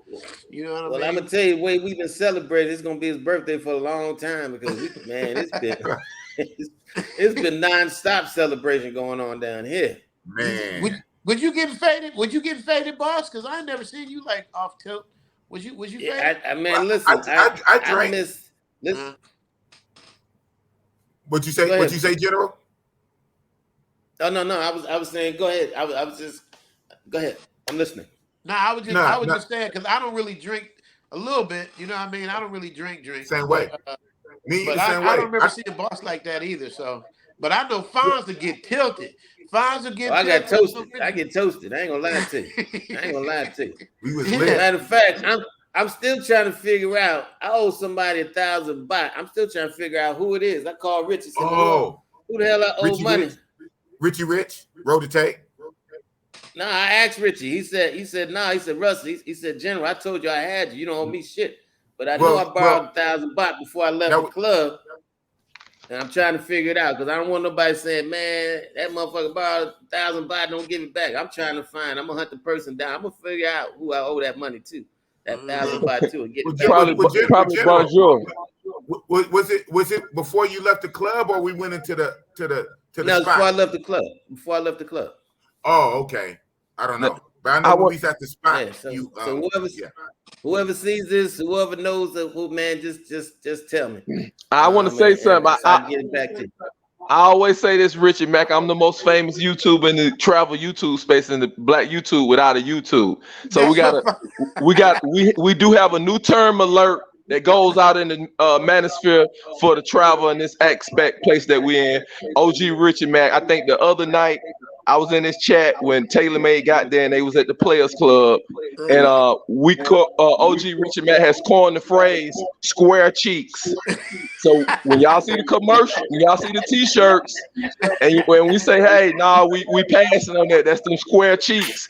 When you see that square in Richard Mack's chats, y'all know Yoga started that. He started that sub movement in Richard Mack's chat. That square, that OG, like the Mango turn comes from the Cuban Antonio, the Cuban cigar smoker. Square cheeks come from OG Richard Mack. Yeah, they be having them square cheeks, man. You know what I mean? Some of them do. Not all of them. Uncle Russ did a show about it yesterday and the other day, and he was talking about man, I'm trying to, it's so abundant in DR, and I'm so used to all that abundance. And I said, really, Russ should be saying, man, I'm seeing all these square cheeks. He need to use Richard Mack's phrase. So I'm glad I got the opportunity to put it out there in the manosphere. So now we see what Uncle Russ was saying. He was saying a lot of square cheeks. All right. Well, I can use that. Well, we were trying to figure out what to call Thai women anyway. We was on the bus and we was like, well, what about coconuts? I'm like, I don't know. We talking about call it. Yeah, fine. You can't say that. Coconut is for the Decepticons. We call them coconuts. Me and Elle came up with that. Coconuts. Oh, see, I didn't know that. Yeah, so the Decepticons is the coconuts. So that I was calling them coconut. I was nobody calling say you coconuts. Said something wrong. Get it? Coconuts. I was calling them chocolate tie, like the strand, like the cannabis strand chocolate tie. Absolutely, I know the cannabis strand chocolate tie. Absolutely. Oh, what about the dispensaries? I saw y'all walking on the live, and I think on the telephone pole, it was like a dispensary emergency box. It looked like a Red Cross box, but then when y'all got close to it, it was like pre-rolls. Like they just got pre-rolls on the telephone poles on the alleys. So let us know. Let me know. I ain't seen that one. They got pre-rolls on the telephone poles. Did you see that, General? I seen the machine. You saw what you wanted to see. It must have been a flyer saying like it was a flyer on one of y'all live. Y'all was walking down the street coming from the club. Must have been a flyer, and I thought that was like a little dispensary box on the telephone pole. Well, they got vending machines, but they ain't got a dispensary box yet. But they got in vending machines. How much is like a regular? How much is the price? Is just like Cali? Price is 40, one a half, a whole. I wouldn't get in all that on the internet, but just trust me, Yoga. Everything is just readily available for you. It's very plentiful. That's the way I would put it. I don't know what the prices are, but I would put it out like that. They trying to flip the law back because it done got too out of hand, from what I understand. So somebody was walking and they had brownies. It was like a little table. I want to say it might have been Austin Holloman's page, and they was walking and they had like a little table with side chairs just set up on the corner with brownies and all of it. I was like, okay. That could definitely well be. That could definitely well be, man. They definitely got it for you. They definitely do. So yeah, man. So I'm about to lay it down, man. I've got to play golf in a couple hours in the morning. But Fonz, I will see you soon. Big Boss, happy birthday. Yoga. Try not to knock nobody out. Happy birthday. In the dojo. Peace. You know what I mean? I know I got a bodyguard now when I walk around Thailand. Yoga gonna be there flexing on Yoga. So. That's what I'm talking I'm about. gonna get with y'all, on the land and network with you, OG, Richie Mac. But I'm gonna get a consultation from you because I'm gonna want to pop big shit to everybody. Be like, no, I'm not just talking about OG Richie Mac. I got a consultation, so I'm gonna have a edge up on everybody. You feel me? You definitely need That's to how do you it, bro. do I'm it. telling you, man, That's how because you supposed Austin to do didn't it. do it. Austin didn't listen. He tried to do it himself, and he played himself like Yeah, I. yeah. I'm Yeah. like, See, I'm gonna come in Bangkok, get picked up right. Be on point. yeah. So, but if you leaving tomorrow, that means you ain't gonna get there until the next day. So you probably ain't gonna Right. get there till. Okay, y'all Yeah, flexing on me. Please don't flex on me. Don't y'all No, flexing. That's no, flexing no. on me. I'm yeah, saying because of the we'll time. see you No, I know Tuesday you because yeah, serious. What I'm saying is you flexing because you already you're OG Thailander. Don't flex on me. I'm a newbie. I know y'all are dead head. Y'all in Man, the future. Y'all in the future. I'm coming from from a day Yeah. behind. from the Yeah. Matrix, yeah, you coming yeah, from the Matrix, man. But it's gonna be the best decision, one of the best decisions you ever made in your life, bro. Ask the Fonz. definitely. I ain't seen the Fonz so happy. Fonz look like a free bird, man. I see him I smiling and am. shit. I am. Hey, Fonz, speaking of that, General, Fonz, hey Fonz, General, I brought you guess too, where I went Fonz. the other day? Hey Honey Fonz, won. oh, Honey he went won back. this Yeah. time. Right across from Players Club. I didn't go Exactly. in. The I went Hey, to soap I Honey told Soapy you, soapy I won. told massage. massage. Fonz. I done Yes. caught Fonz that slip like so many times, boss. Fonz started with, hey, man, I'm going to be there for 3 months. Then he said, man, I'm going to be there for 6 months. Fonz, I just heard you say something about a year. Yeah, I heard I signed a year contract on my lease. how you like the spot at the bay? At the where, I won't say where it is, but how you I like the love it. spot? I love it. I'm gonna Okay, start. I good. love it. It's roomy. It's big enough. It's nice. Yeah. Safe. I'm gonna start hitting that gym tomorrow. That's when Centrally I ain't gonna get it located. in tonight. Centrally located, Yeah, 3 pools. And three. what you do, and what you go to, have you been to the rooftop pool? No, I ain't been to the rooftop pool. I didn't know they had it. Oh, Oh, on the he's 24th. slipping. Oh Get out my of here. God. You need to go That's why. live tomorrow from the rooftop or today Yeah, or I was just tonight. gonna tell you that. That's what you need to do, man. That rooftop pool. Yeah, A let lot us of see my that. That's episodes, where I gotta go. a lot of my episodes I shot on the rooftop pool. They got a sunset out of this world. But now it's back. When I was there, wasn't a lot of people because everything was shut down. But when I was there, man, I had it pretty much to myself. But you gonna have to share it with people. But it's beautiful, man. It's a beautiful. You got one at the Is it bottom A and you got one building at or the B top. building? Huh? It's Is in it the A building? because I stayed in both buildings. It's in the A building. It's in the A building at the roof. The B building has a pool at the bottom. I think it's a total of 3 pools. B pool has a pool at the bottom, but the one you want is the rooftop pool at the top. You could go there. What time is it All right. now? You can go. You could go there now. Fonz, go up there and take a look. You'll see you got a view of the whole city. Yeah, but I got to make sure that key fob works because I know like you can't even get to different floors unless you got that fob. So I want to make sure it works in the B because I'm in B building. I want to make sure it works in the A building. But I was in the B building too. It will work everywhere.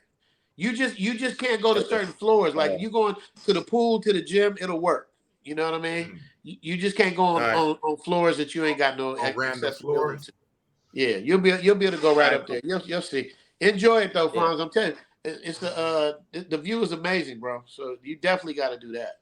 I will be up there. I will be up there. Yeah, Yeah, if I'd known that, I went up there this morning and record from up there. But look, man, yeah, I'm about to That's jump in the crazy. shower He too, said but I what? wanted to He show didn't even Big know. Boss There's some a love. pool up there. Wow. yeah. Yeah, I didn't know. Yeah. But I You want to know show Big now. Boss some love before I jumped in the shower. Yeah. Happy birthday, happy birthday, happy birthday. I see you later. We'll catch up, get some more drinks in.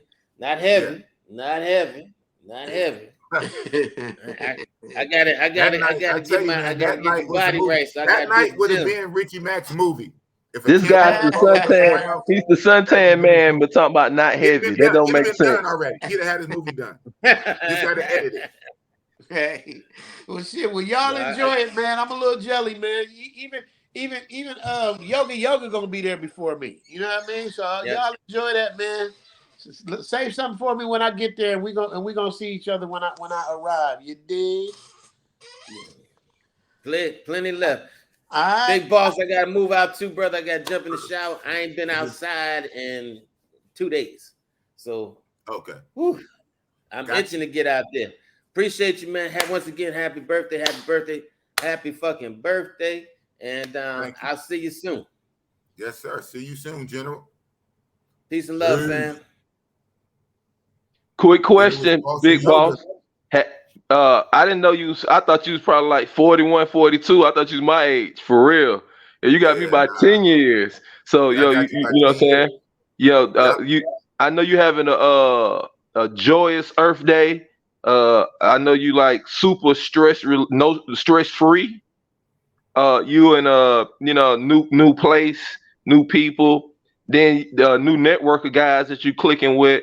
Also, then you showing us new footage, or whatnot. So, man, this is the way to do it, man. You in the golden prime of your life, and you in full stride. So Yeah. I salute. guess you say golden prime. I'm glad you put the golden on it. Yeah, I'm the golden prime. I'm not the Exactly. prime prime. Hold on. Exactly. Golden prime. That's why I say Golden prime. I like golden that. prime. So that's another yoga term that's out there in the Hey, that is manosphere.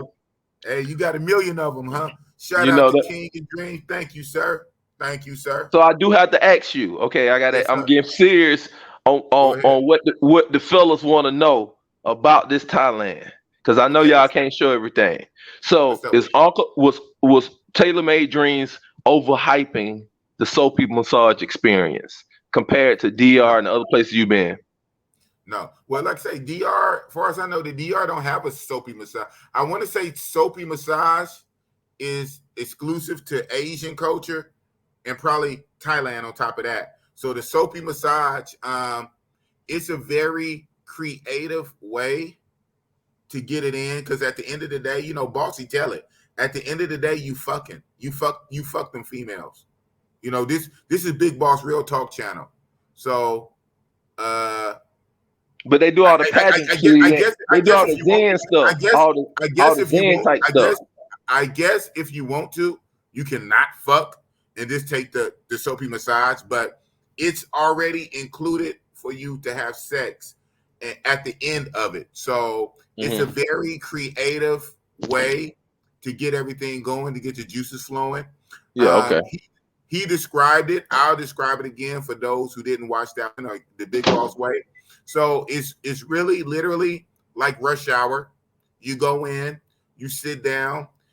They normally come and offer you, to buy a beer or a drink while you make your selection. And I declined, right? Because I'm being cheap. But you sit down, and across from you on rows, on bleachers, not bleachers, but like on rows, you have rows of females sitting, and the females have numbers, and the numbers are all color coded, and it's normally going to be about 4 colors. So you cut like your number and your color. Yellow, blue, yeah, and it costs more each color, and they do. What you mean by it costs more each color? Like they do some cold ratings. They do some cold ratings, man. They real with to their perception, right? So normally, the hotter, the prettier the chick, the more she's going to cost, right? Okay. So you have your MILFs, you have your younger chicks, you have your thicker chicks, you have your slimmer chicks. You got the ones that are real pretty in the face but a slim body. You got the ones who face is normal and regular but a nice curvaceous body. You got the overly thick ones, you got the plump ones, you got the MILFs, you got the youngsters. So you have the whole range. And the best they can, they have them color coded, and the colors are going to be more. So I think the cheapest is going to be like 2,200 baht, and 2,200 baht is what in USD? Shit. I want to say it's about 60-ish bucks. I probably have to Google it right fast. Okay, and then it goes to 2,700, 3,400, 3,900 baht, and I think up to down there 5,000 baht. And at that point, I know you're probably at 150 at that by the time you get to 5,000 baht and 4,800 baht. And so, like I say, the prices go up depending on how good she looked. I was being cheap, so I chose one that was 2,700 baht. I kept it like right about 3,000 baht. Why do you call it? I'm interested. Why do you call it being cheap? There's no way you could travel from Oakland to Thailand and do anything cheap in Thailand. Right. Well, cheap. We're keeping the prices low. I mean, I could have went for the one that was 5,000 baht and 4,000 baht. I just went to 27 because I think the lowest was 22. So I did the next level up instead what of I 22. get from that is you got control with it. You just ain't just. I guess some people done labeled it in the manosphere tender dick. You got some control with it. So you say cheap, nah, you got control with it. You just not in there just balling out, just doing. You got some sensibility to it. Yeah. So I guess the 2,200 baht. Yeah, that's about right. 2,200 baht should be about $60. So he said 58. Yeah. So I did 27. I did the 2,700 baht, and I believe that was $70 something dollars. So almost $80, right? And that's at 2,700. So when you get to 3,400, 3,900, 5,000 baht, I think at 5,000, I think you're at 150 US. So it can range from like, I guess, $50 to 150 ish. I guess it's like the ranges. But outside of the money aspect, because it's going to cost what it's going to cost. So it's going to be 50 or 60, 80, 90, 100. So outside of that, depending on how she looks, at that point, then it is what it is. So at that point, you pay after you make your selection. They tell the girl, and the girl, she'll come around, she'll meet you. It's like the movies. Just like Rush Hour. You make your selection, she'll come around and meet you at the desk. You pay for whatever price it was, you pay cash or credit card. I put mine on my credit card. You know what I'm saying? Hold on, what is it gonna say on your statement? Oh, I don't even. I actually look. I went and looked. I forgot. I looked on the statement to see how much. Matter of fact, that's what it is. I looked on my statement to see how much it was in USD. That's how I knew how much, because they run it as baht, but on my statement on my mobile app, it came across as USD. It says something. You put it on your credit card, it's a little 3% upcharge, but whatever, 3% off 2,700 baht. Then you get on the elevator, you go upstairs, and you go in the rooms, and in the rooms, it's a nice plush like hotel like type room with a nice big bed, normally a king bed and a couch and a TV, but also an oversized ass tub. It's a trip. It's not quite a jacuzzi. But it's more an oversized ass tub. And outside of the oversized tub, it's a raised area with a platform. Yeah, it's a raised area, tile with a big old drain for the water, right? So she runs the bath water, soapy, hot bath water. You get in the tub butt naked. She gets in the tub butt naked. She scrubs. Hold on, big boss. What's up? You don't have to say the adjective, butt naked. When you say get in the tub, we all know you're not getting in the tub with your clothes.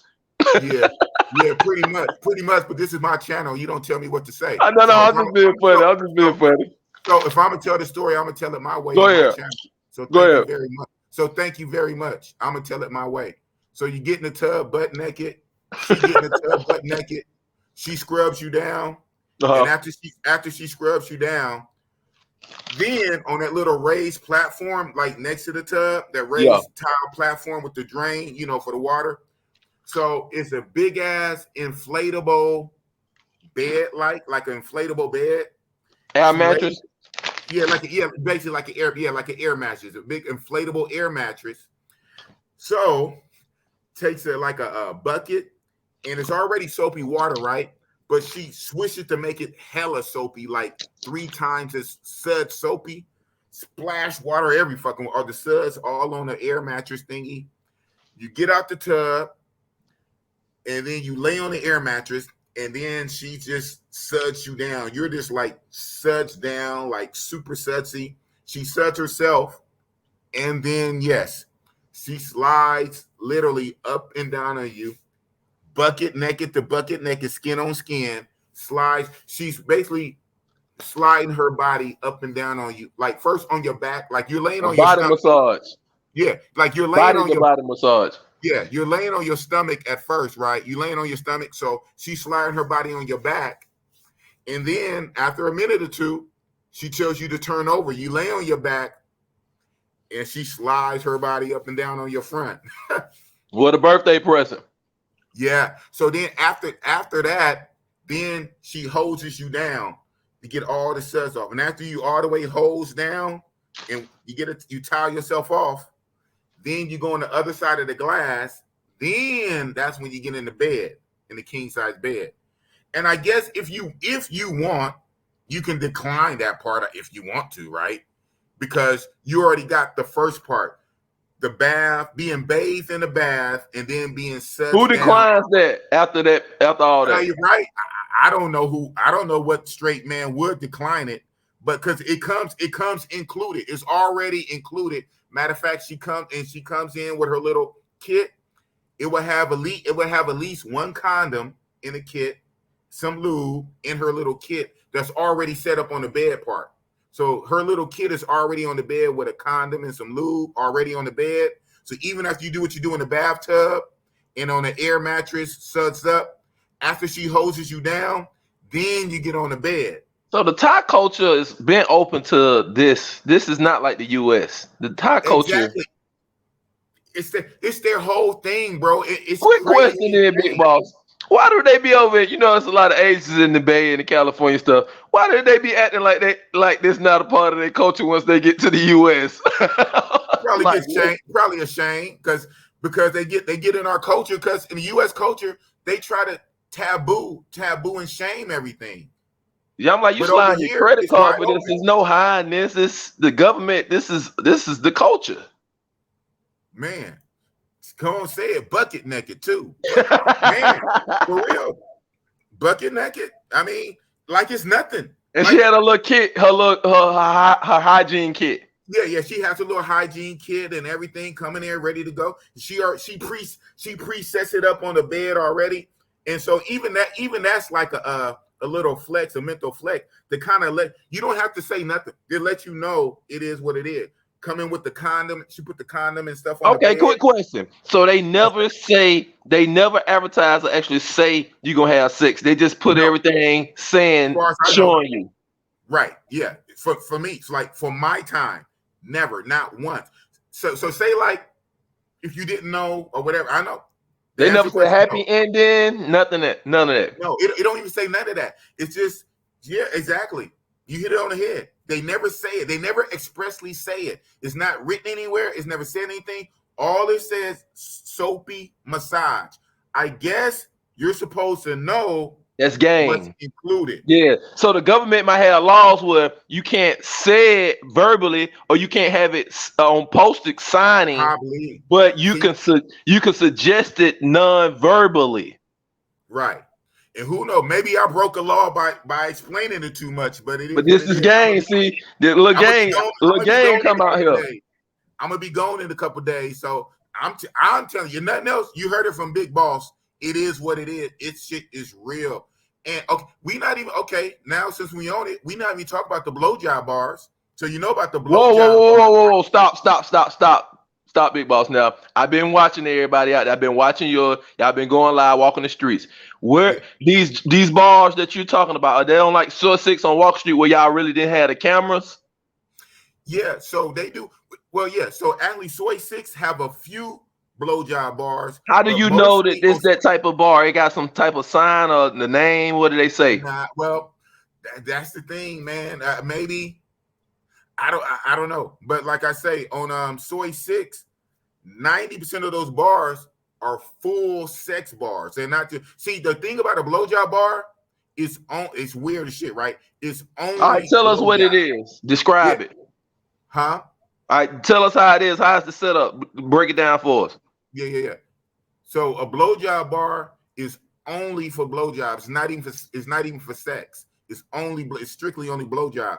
Most of those girly bars on Soy 6 are full service. It's everything. So they fucking and sucking in most of those girly bars in Soy 6. But Soy 6 does have like one or two blowjob bars. Mostly the blowjob bars are scattered about Pattaya.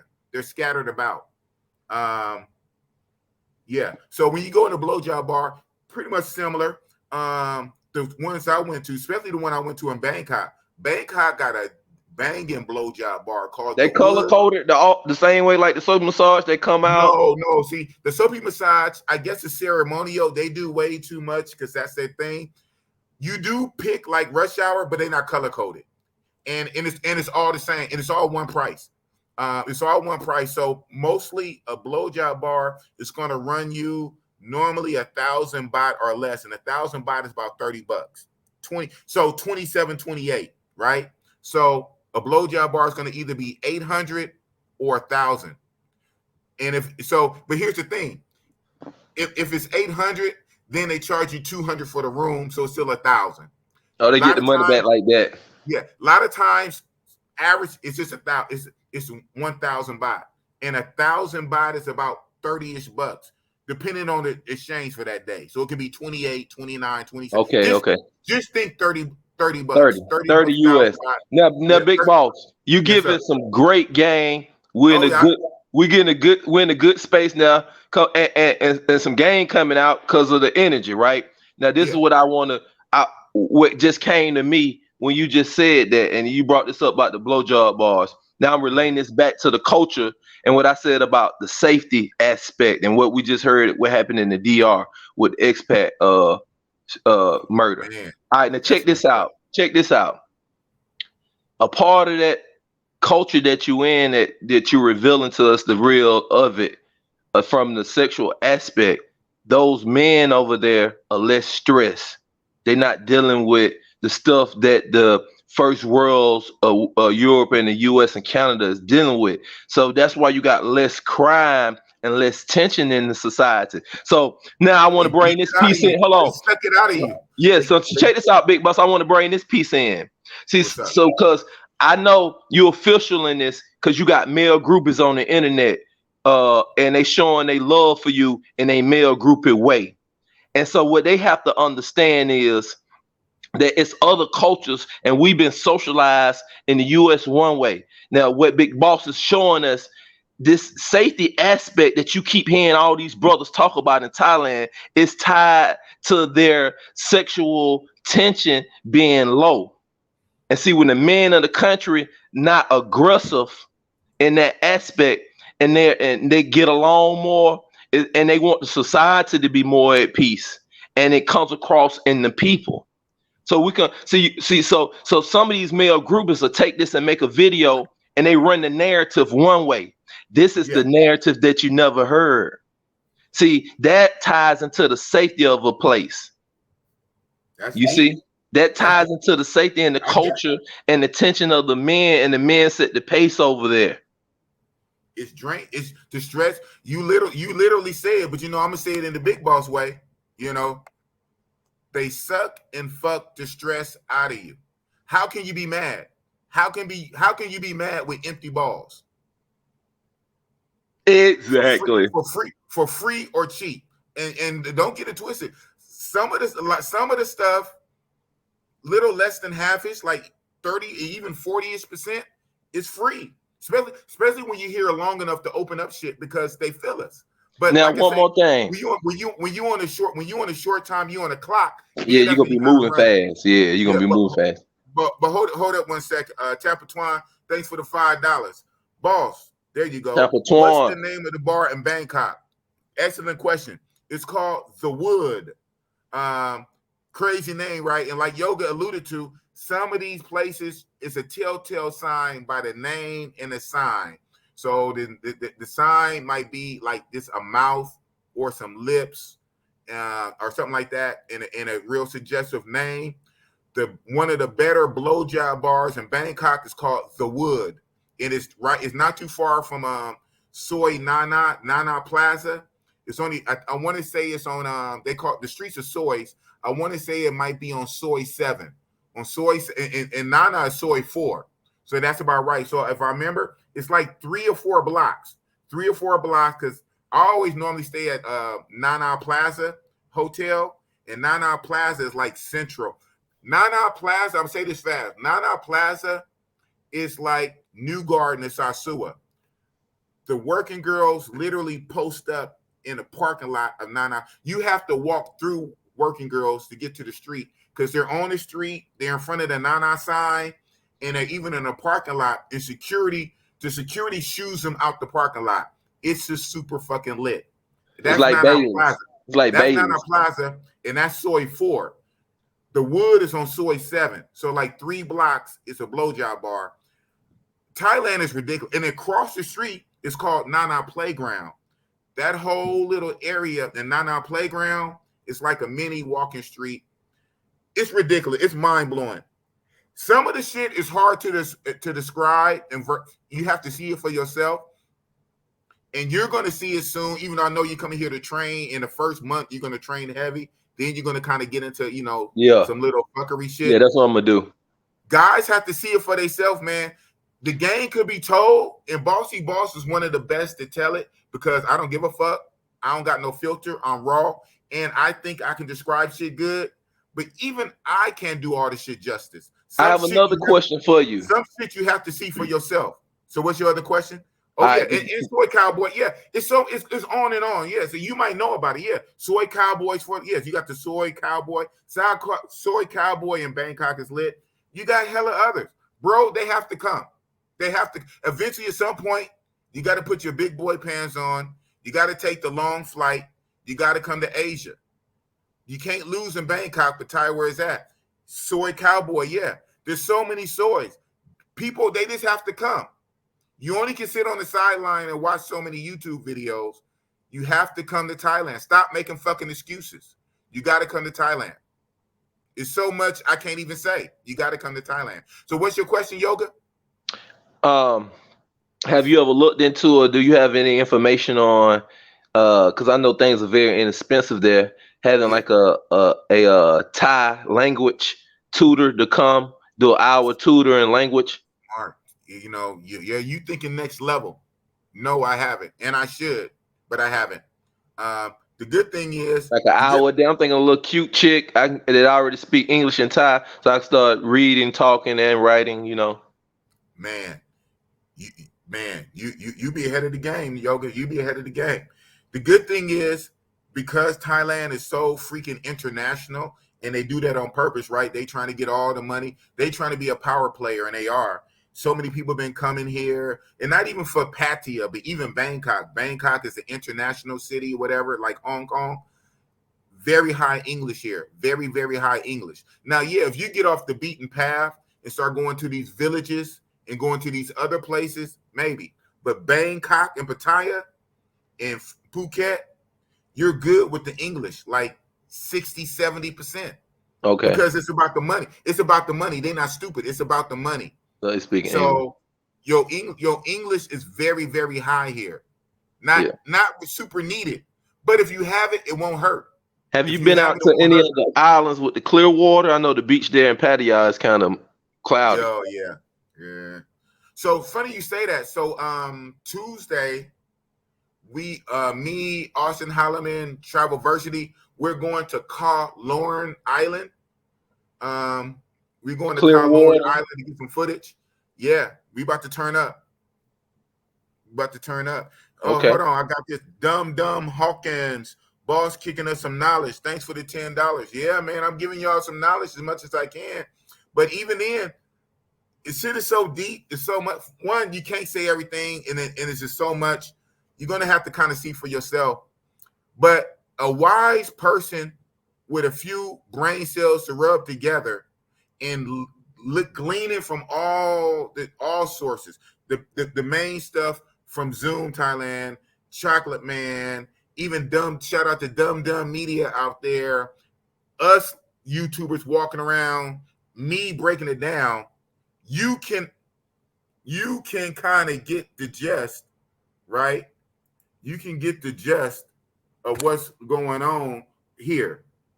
It is what it is. It don't take a fucking rocket scientist. Common sense, if you put it all together. Dude, this shit is too easy. This is like playing Grand Theft Auto on God mode, where you can't die. You got unlimited bullets, unlimited health, and you can't die.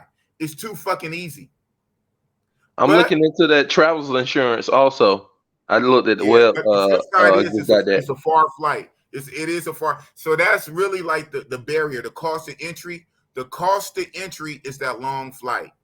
So, like anything comes with, something that's worth it, right? Worth the risk. It's a long ass flight.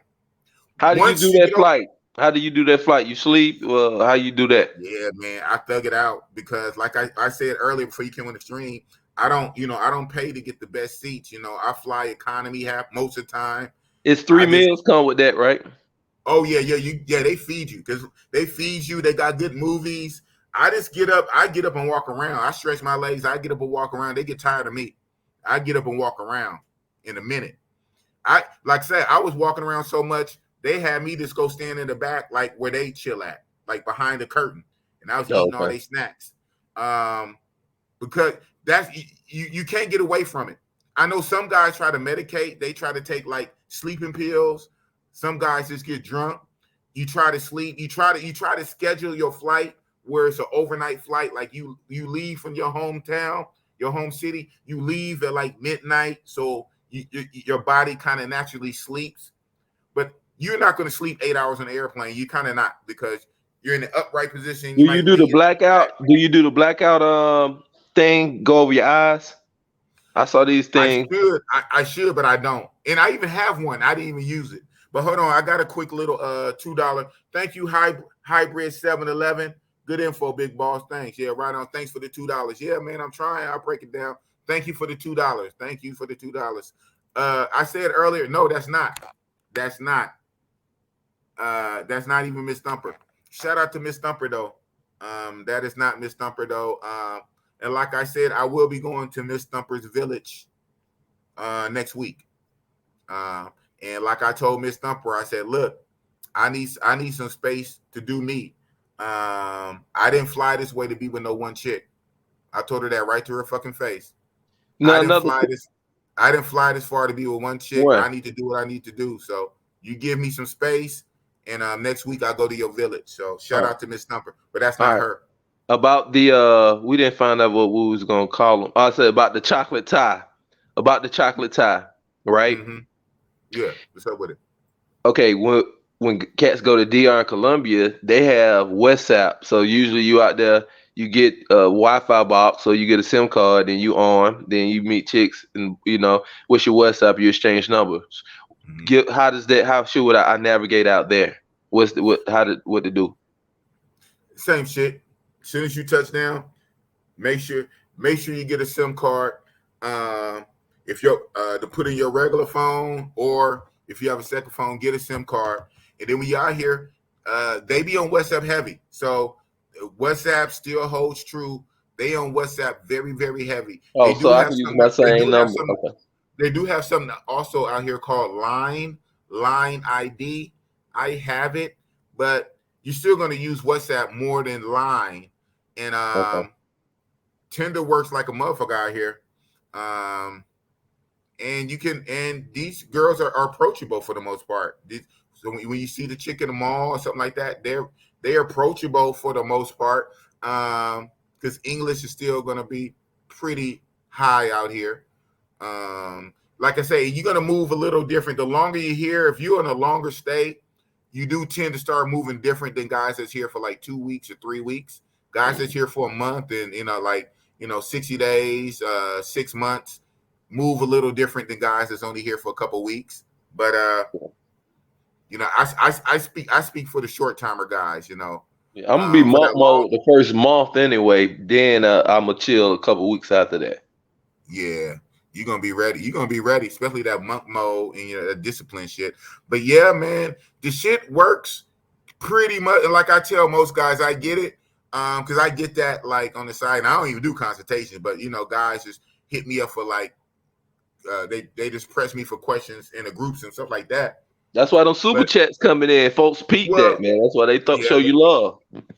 whatever. But no, but even still, I still tell guys, I get it because it's a new country and it's a new culture on top of that. So even when you go to DR, Colombia, different countries, but it's still Latin, it's still Spanish, right? This is a whole nother culture. So I get it. And it's the other side of the world. But I said, don't lose your travel sense. All this, matter of fact, all the travel sense that you got, especially from DR, you're above the game when you come here because DR is like playing on hard mode. This is like playing on easy mode. If you can do DR, if you can do Colombia, this shit is taking candy from a baby, literally. This is easy mode, taking candy from a baby. So you don't have to ask me 1,000,001 questions. If you already did DR and Colombia, you can hit the ground running here. Now, yeah, of course, there's some shit you're not going to know because there's differences, but you don't got to pepper me with 1,000,001 questions. Well, what about this? Well, what about that? Well, what about this? Or what about that? I get it. And guys just tend to want to ask 1,000,000 questions. I get it. But all the travel sense you got from the other countries, the shit applies right here. Hit the ground running. Just like you do WhatsApp. You run up on a chick in DR Sasua, what's your WhatsApp? You be in Colombia, what's your WhatsApp? Same shit. It's the same shit, but easier. It's the same shit, but easier. And then it's some shit you won't know, like certain places, but you don't got to ask me 1,000,001 questions. Just fucking come. Just fucking come and hit the ground. Or get a consultation from Richie, you know. So the shit, it is what it is, bro. It's not hard. It's not rocket science. So you gave a lot of fuel to a lot of your I call them male groupies.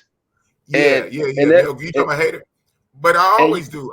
But it comes with the territory. You celebrate your birthday in a whole nother continent. You celebrating birthdays and continents. The type of things, the type of badges you putting on your belt that's in your jacket, your life jacket for life experience. You knocking bucket list things off 2 or 3 times every year that people do once in a lifetime. You doing this on repeat. Oh, I know this. I'm tired of this. You're tired of what other people's bucket list things are.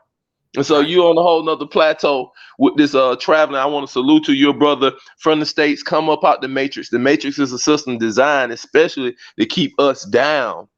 You celebrating your birthday in another culture, and you're winning. You're winning. And like you about to say, Yoga, and like we say, we're not a monolith. Like the most biggest umbrella is we got a passport, and most of us are black. Outside of having a passport and liking women, there's 50 different ways from Sunday you can cut it. Everybody, you can make a trip your own way. You can do P for P. You can come and find one chick and boo up. If I wanted to be booed up with Miss Thumper, you can Richie Mack. Yeah, Richie Mack, El Noodle. You can find one solid down ass chick to hold you down.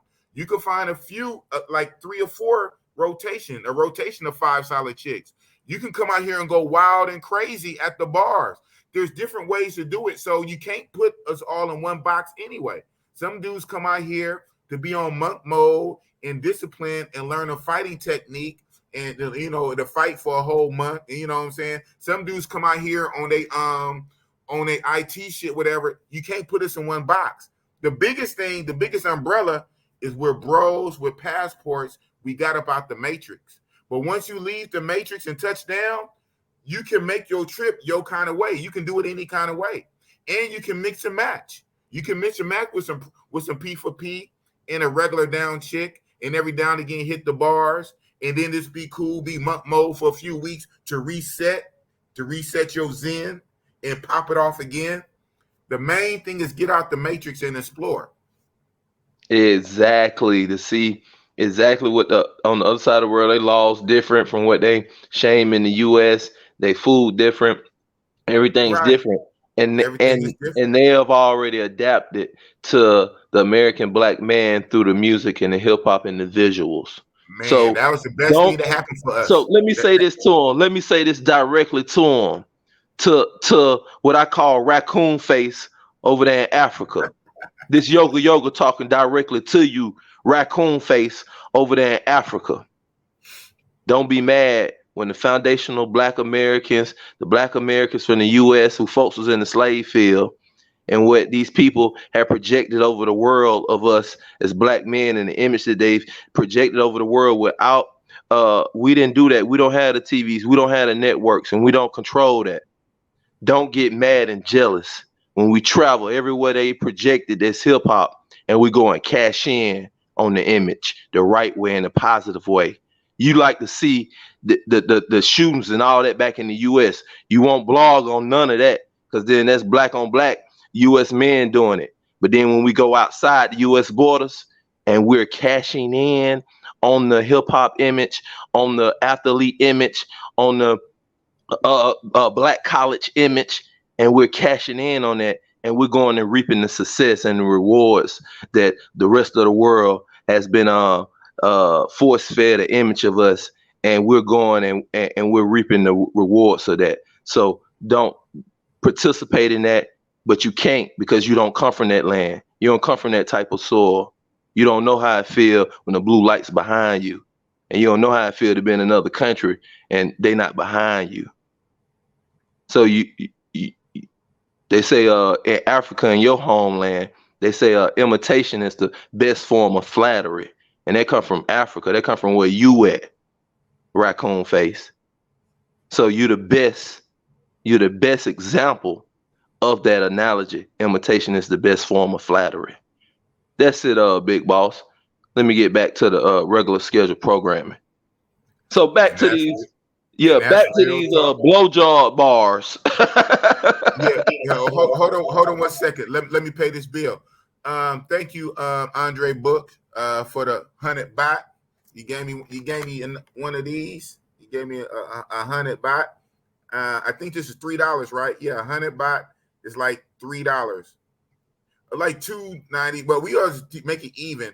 Everything goes by threes. So that's why like 1,000 baht is like $30, and 100 baht is like $3. So yeah, everything go by three. So thank you for the $3. I tell brothers to come to Thailand on my YouTube. Okay, so this is your YouTube channel. That's what's up, man. So if this is your same name for your channel, everybody subscribe to Andre Brooks. He tell brothers to come to Thailand on his YouTube channel. That's what's up. So what? Yes, about the blowjob bars. Yeah, man, the blowjob bars are real. But the only down. Let me tell you this. It's a downside. Hold on. It cannot be a downside to a blowjob bar at all. What are you talking about? Well, the only downside is it's only a blowjob. It's only a blowjob. Okay, but, well, I stand corrected. You're right. That is a downside. You're right. I stand corrected. Hey, yeah, you do. Yeah, but hey, it's raw. It's raw. If you want it, right? On they own. Just like the other shit, like shit that's baked in. It's already baked in the culture before we even come. This is how they already get down. It's baked in, unwritten rule. It's no condom blowjob bar. So it's whoa. I have to stop you. We have to take a yoga moment now. What's up? This is a no condom blowjob bar. Yeah, they all are standard. That's how it's standard is. So this is raw dog head. Yeah, raw dog head. What the fuck? What? Standard. That's what? Standard.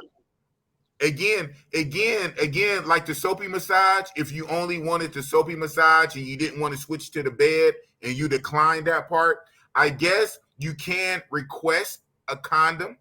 But if you don't say if you didn't say anything, it's naturally already set up for raw. BBJ. So we talking about CIM catch. We talking about raw back to back. She's seeing 1,000 customers a day. The tourists coming in, the Indians, the Germans, the English, the Canadians, everybody coming in.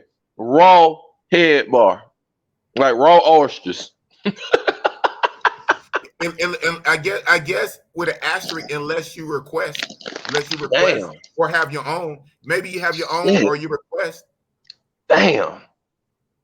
So I thought Sasul was nasty. Was nasty. So like I gave you a breakdown of the soapy, I'm gonna give you a breakdown of the blowjob bar. So especially the one in Bangkok. So the blowjob bar, you go in. It's all the girls are all the same price. So it's none of that like a tier, like she's 25, she's this, that. But it's a bunch of girls. You pick which one you want based on just looks, right? Maybe whatever. After you pick the one you want, you go to the desk, you pay 1,000 baht. You go upstairs, and it's normally going to be about the same. Like 90%, there's normally, no matter where you go, it's going to be the same setup. Tiny ass room. Lazy boy recliner, leather chair, lazy boy chair. But you strip down, at least pants, drawers. There's a sink, like in a barbershop, the little hair sink with the dip. There's a sink. Hey, this is Real Talk Channel. You hang there with your junk. Hold on, stop, Big Boss, stop. What's up? Are you telling us? Are we? Did my ears hear what the fuck I just thought you just said? They got a dick sink in the blowjob bar. Yeah, yeah, like the barbershop, like the barbershop. It got the little U dip where you put your head in. You stand there. Hell no. I own a salon in the ATL. That's why I'm gonna fuck my lady. I was like, hey, we finna switch this shit up like Magic City. We're gonna have they can get their head, and we're gonna have a wash off little scene. She was like, what? I was like, it's gonna be like a urinal for men, so it's gonna be a different type of shampoo bowl. Yeah. It's literally, and it's black, like that black porcelain. It's literally one of those urinal shampoo bowl. Oh, that's what it's called? Okay, yeah. I just made up a name for it. Oh, you made up a name. Yeah, that's literally what it is. Shampoo bowl. Yeah, it's that black porcelain. That black porcelain. They got the little U. They went with the top line. They went with the top of the line at that. Yeah. Yeah, that black porcelain. That's top of the line. Yeah, that black. Yeah, it's Hey, new floss alert for back in the States. Now, when flat screens first came out, everybody was getting flat screens and bragging about them and stuff. You know, now people be having what they call them bidets, the things that wash your rear after you use the bathroom. Yeah. A bidet. Now the new thing for to be a urinal shampoo. Cat's gonna be like, man, I had her to shampoo me off after I I was drinking that water after I worked off. I had her to do it. You know how when you go to the club in the US, they be like, the guy hand you the towels and shit after you wash your hands. Yeah. They gonna have chicks in the US and shit. They gonna have urinal shampoo bowls and shit in the clubs now. Yeah. Okay. So I'm talking shit. Yeah. So you go to the so you go in there, you strip down. Most likely you ain't gonna get bucket naked, but you are gonna from the waist down. So because you gotta take your drawers on, right? So you act a little, what's the name? She washes you off. So in that part, that would be closer to a soapy, and it makes sense. And it's smart, it's smart and tactical at the same time, right? Because she really gets to inspect your junk, right, to see if you got bumps or whatever. Just get ready for it. She cups your shit in her hand. She washes you off like a baby, like you a baby. With the normally they're gonna have like dish soap liquid, like some Dawn dish soap liquid dish soap liquid. She washes your junk off, and she washes off pretty good. But I guess she knows she about to put it in her mouth, so she washes you off like very, very good, like with hella suds, hella soap. She dries you off. So after she washes you off, you sit your ass down in the lazy boy chair. It's a little pillow. She gets on her knees. She normally do a little bow, like a little bow, like she's praying to you. After she bows, she takes you in her mouth. She sucks you off raw. That's cold game. That's cold game with the bow. Yeah, with the bow, with the little bow. Yes, that's cold game. Man. Look, the pimps don't even have that game right there. That's cold game. Man. That's gonna have them coming back. That's gonna have them coming back. And it's CIM. That's cold game. So you getting a shampoo, a rinse off, then she bow on the Asian stuff with the pillow and go in. That's cold game. That's game. And catch it. That's game. And catch it. CIM. That's some cold game right there. That's with the bow. With the bow. Oh man. And that right there. Now I see why them cats they done moved over there permanently. Stress. Chocolate Man in Thailand. I see why cats is like shit, they getting bowed to, man. Fuck that. Well, yeah, you know what? You get the bow a lot. So when you go into 7-Eleven to buy something, normally it's going to be the female workers, not the male workers per se. Sometimes it is. When you buy your little ones and twos from 7-Eleven, they give you a little curtsy little bow. It's crazy, man. The culture is crazy. It's so respectful and peaceful. A lot of people will bow to you, and it's amazing. This Asian little shit it's amazing. But yeah, so anyway, yeah, she sucks you off raw. unless you ask. Maybe if you ever ask for a condom, but if you don't say nothing, the regular baked-in culture is to take it in the mouth. She catch it, most likely don't swallow. She'll catch it, she'll spit it out. And they have a big old giant bottle of Listerine, and boy, she'll use half the bottle and rinse her mouth out with Listerine, and she'll wash you off again, bow, and that's it. 1,000 baht, and you walking down the street a new man. So big boss, I gotta ask you this real question, man. What's up? It's a lot of expats over there, and it's a lot of expats that don't look like us Black American men, foundational Black American men. They might be physically challenged and height challenged, stuff like that. Fat, overweight, don't look good. Older, that's stuff like that. Come here though. Hold on. They can win. I know. They can win. Hold on. All of them not the in shape type traveler or whatnot. Okay. Right. Mm-hmm. Those are the type of guys end up with those girls from the blowjob bar that's doing all that raw. I don't want an ex chick out of there. I can't do that. I couldn't do that. You see what I'm saying? When cats come over there and get chicks they used to be working like that. That's too much for me. Right. Yeah. Well, yeah, I hear you. Yeah. So don't get them girls. I mean, then you get the village ones, you get the country ones, So yeah, the whole setup is different over here. So when you go to those red light districts, the girly bars, yeah, simple fix. Don't try to date seriously a girl that works in none of the bars like that. Again, a whole ass country. It's literally a whole ass country. So yeah, those places are what they for. Yeah, man. It's gonna be fun. It's gonna be new to see some stuff. Right. Yeah. So but just to ignorantly say, well, I don't want a girl to work in a blowjob bar. Okay, don't date a girl to work in a blowjob bar. I'm just saying. I don't want a girl to work at a brothel or a whorehouse. Don't date a girl to work at a whorehouse. Oh, how I'm looking at it is, I'm looking at it like this, like let me give you a prime example. It's some chicks that I've seen on YouTube and other guys' channel, and they're older. And when they said they was like, yeah, they're 35. I'm like, yo, she looked like she was 25, but she 35. I'm like, man, she might have been out there working and doing too much in Pattaya.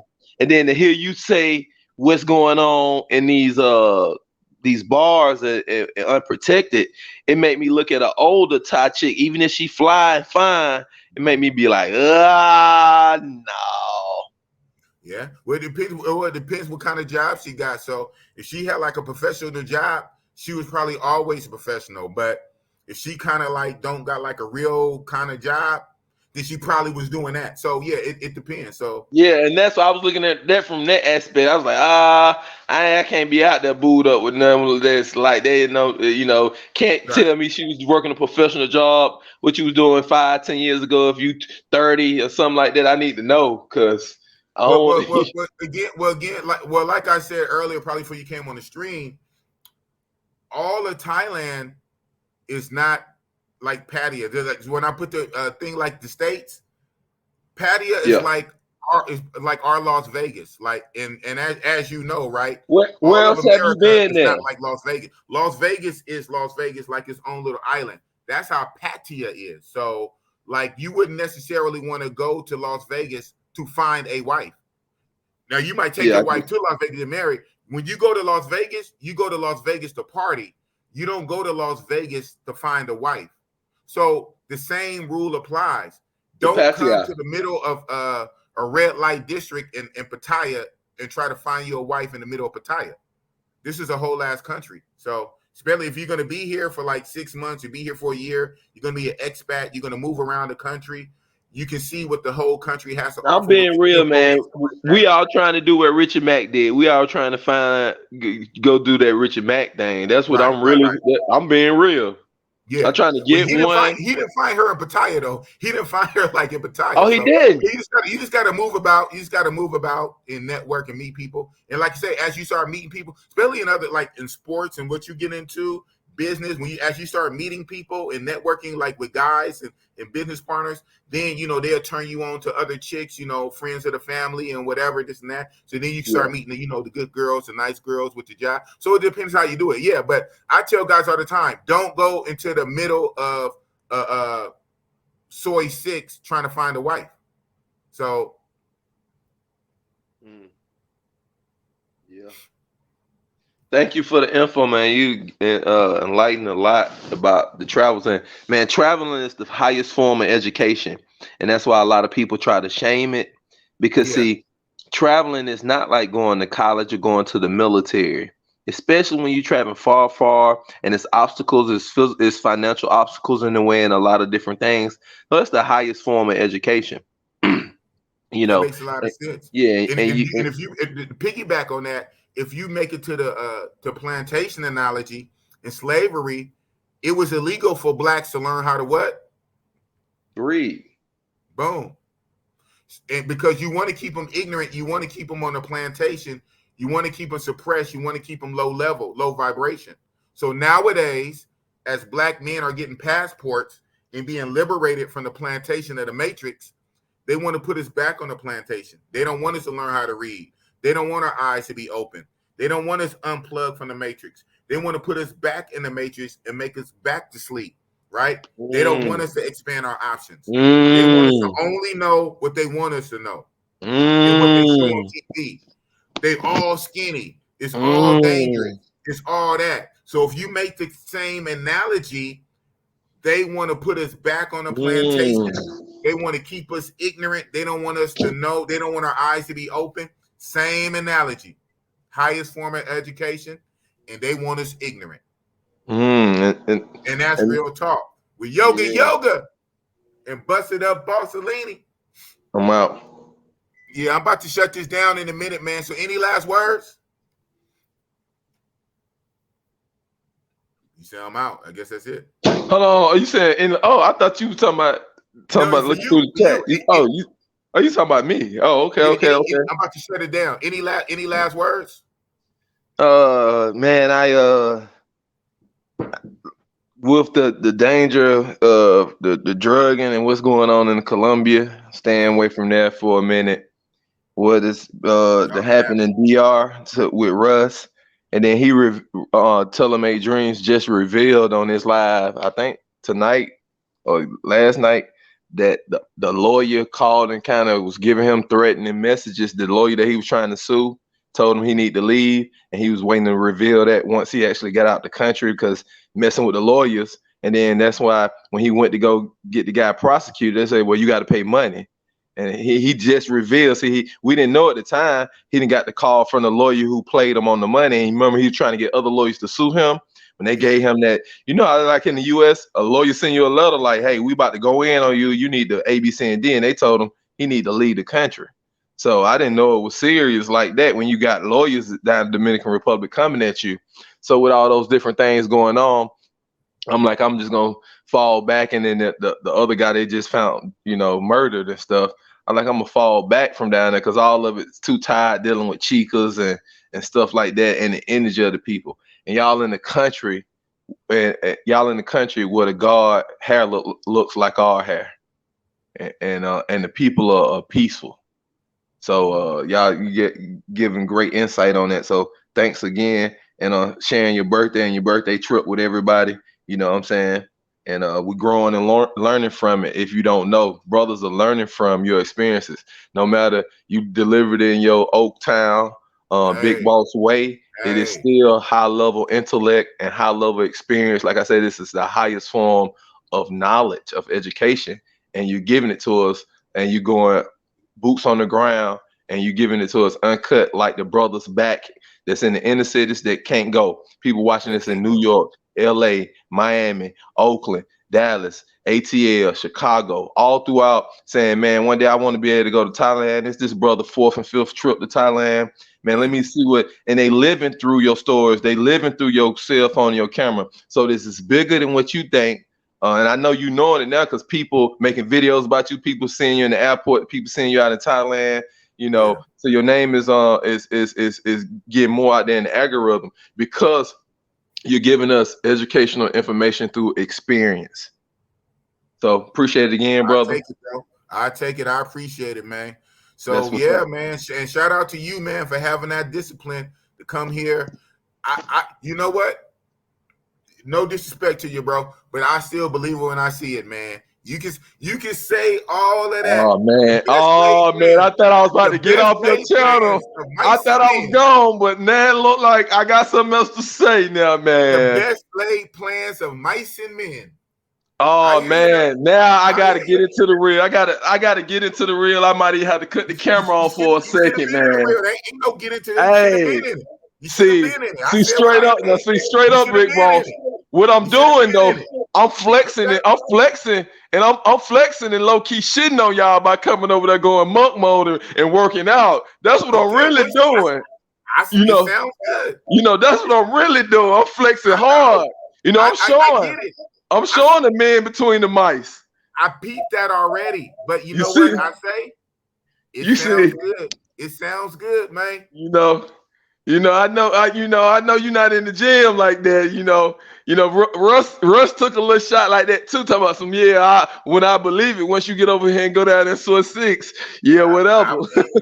Well, but that's the good thing though. Showing is believing, right? Showing is proving. And look, and that's what's gonna make me launching my YouTube page. That's what's gonna make it all interesting. They're gonna be like, we know he gonna break down. No, hitting the bag, blah blah. Then when I finish the 30 days, I'm doing 30 days and 30 nights in Thailand. Then not to take nothing away from you, and it's all good. And I believe your energy, right? But then again, keep it a buck. All you have to do is just not show you not doing that, right? So. What I'm saying is, how would we really know? But it's all good, Hey, it's all good, man.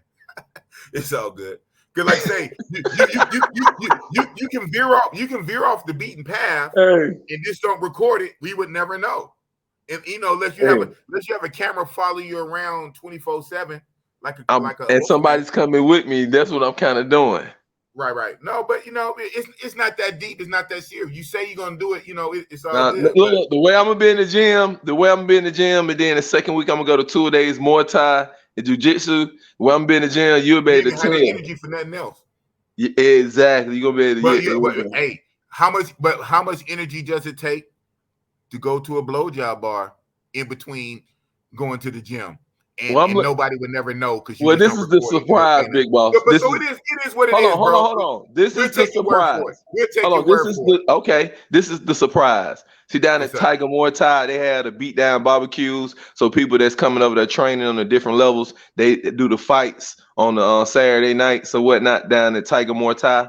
So I'm gonna participate in one of those. So now I'm gonna have all my energy. I'm gonna need my energy for the 4 weeks. I'm gonna be actually in fight, doing it like that. So I'm not gonna be doing anything because I'm gonna actually fight at the end. Yeah, I hear you. I remember you had said that in another stream that you're training because you're actually going to fight. Yeah. You don't want to sabotage. I'm not gonna be having sex for real. I'm serious about that. Yeah. But it's getting in the word. It's the whole thing when you box and you fight, you can't even release. In the words of Bill Clinton, I did not have sexual relations with that woman. So is getting head really sex? Now, when you fighting and stuff, a month out, 2 months out, when you go in the boxing camp, there's no releasing, no nothing. You can't. You got to have all that vital energy. Got to have all that aggression. Yeah.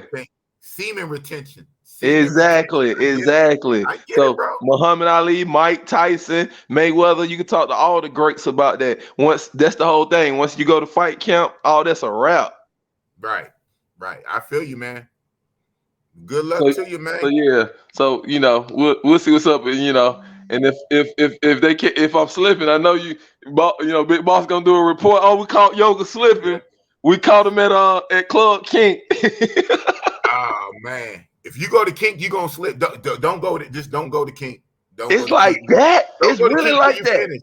Don't go to Kink till you finish. Dude, they was in Kink eating chicks out on the dance floor, eating their pussy. Whoa. On the dance floor. Stop. Bro. That's wild. Yeah. That's wild. Wow. Fingering them on the dance floor. Fingering them in the dance floor. Eating their pussy on the dance floor. Man, you gonna have you gonna have them flights out there. Ain't gonna be so many melanated motherfuckers on them flights coming over to Thailand after hearing this, man. They gonna be like, yo, we gotta go to this kink, bro. You gotta, man, kinks is ridiculous. Give him man, blowjobs. I keep thinking I'm gonna get off the pedal, and then you keep dropping something. You know how to keep everybody on. You know how to keep everybody really interested. You keep dropping something out of nowhere. That came out of left field, like, whoa.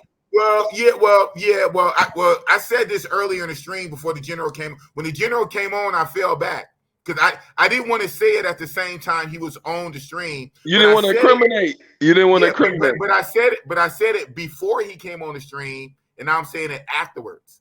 So I said it earlier on too. So that's just like if you and King, you in the club, you dancing on the dance floor, and you could just boom, she can just take it off right there. It ain't no, oh y'all need to go in the back room. Like, no, right there. Right word. Cause so earlier when I talked about it earlier, I said your favorite word. I said they literally walk, especially upstairs in kinks, upstairs. They was walking around bucket naked. Literally. Bucket. Birthdays are just when I went, because I only went there one time. When I went there, that was their every night. I guess because so what had happened was the night before I didn't hang out with the crew, but I had my own shit lined up, right? Coming through back to back. But I was trying to hook up with the crew. So I think they was at the Players Club. They kept moving about. They ended up at Kinks. And then shout out to Richie Rich Roll the Tape. He said in our group chat, he said, man, he didn't explain, but I saw for myself the next night. He said, this is crazy. I can't even say what they doing in here. Kinks is crazy, right? So the next night, they wanted to go back to Kinks. So the second night, I went with them, and I still got there late. I walked in there. I went upstairs. All I see is girls walking around butt naked, like literally nothing, just walking around naked. Had chicks had a dude up in the corner, just on some random shit, just sucking them off. I seen white boys eating chicks. I said, what the fuck is this? Wow. And then everybody was just up, they was just up in there drinking. They was drinking, and then Kenny Ken had a naked chick in his lap. Shout out to Mr. Man who was on the stream. I should, out of respect, I don't want to say his name. You know who I'm talking about. Mr. Man, he had one. Man, it was ridiculous. I said, wow. Kinks, man. So, right. So this is not no pay for play. This is just the vibe. As you go in there, they feeling the vibe. You just get to it right there. Right there. So hold on. That's big announcement in the expat community. This is big announcement. Big Boss has, I don't know if he purposely or he indirectly, but he has let us know you guys can come to Thailand, not take no money out your pocket. Go to Club Kinks, catch a vibe with a chick on the dance floor, and ride the vibe out right there. Right. It's not guaranteed. It's 50-50, you know, on any given night on the vibe. So I guess game is needed. We discovered something. So game is needed overseas at a small level, but game is needed in Club Kinks. You can get it right there. You can have a first or one night stand based on your vibe and your mouthpiece. Hold on. You need to do a breakdown of the show and talk about this, Big Boss, because you just revealed it. Like, really, it is a level game overseas, and you can get it right there, one night stand on the spot, and it's depending on the vibe and the level of connection. Yeah. This is an angle that you've uncovered. Yeah, you're not gonna do a full on smash on the dance floor. But shit, if you get some dome or some head, that's good. Oh yeah, you definitely can get the. So you need to do a YouTube angle on this game in places in Thailand, Pattaya, where game is needed, because you can't get it right then on the spot, but it's about the vibe. No, he's saying you gotta pay. Nah, Big Boss right here, he telling us that you don't have to pay. Yeah, in Kinks, you just in there. I mean, you pay for drink, you buy drinks, and the chicks come around, and yeah, man, the shit is wild, man. Shit is just wild. You just uncovered some new stuff. Yeah. Now I see why the whole game was in there. Y'all came out of the swaggering. Everybody had a swagger to them when they came out of there. I remember Austin Hollywood was going live. I didn't believe what we were seeing. That was my first time. They had been there the night before, and I didn't go out with them. So I said, let me see what this Kinks is about. Man, I went. I said, man, and that's only one play. So now, but you know what, Yoga, it got me tripping. Now that is off the hook, and other people had already talked about Kinks. So Kinks is another level, but that's one place in a street full of all them kind of bars. So I said, did this happen? Does this happen in every bar? Even if not to that level, hell, even half of that is crazy. On all these bars on one street, this is insane. It's unimaginable. That's one. That's one out of many. One. And even if the other places are half of that, that's still a lot. So this is past debauchery. This is a level past debauchery. We hadn't given it a name yet. It's ridiculous. It's literally Sin City. I mean, you know, this is mega debauchery. Not to get religious on you, but it's literally Sin City. So Babylon.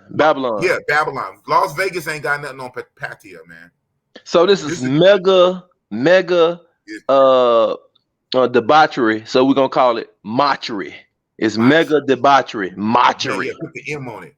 It's mockery. It's mockery. It's mega debauchery. And that's why General Taylor May kept saying some things is not to be televised. But you know, Boss would tell it. I'm crazy. Boss would tell it. Niggas gotta come. You said they was in the face all in the cootie cat. Yeah, not us, not our crew. I'm saying when y'all walked in, that's what y'all saw on the dance floor, just going at it right there on the spot, catching the vibe on the spot. This her song, she dancing. Y'all take it there, bam, take it there. Got your drink in the air.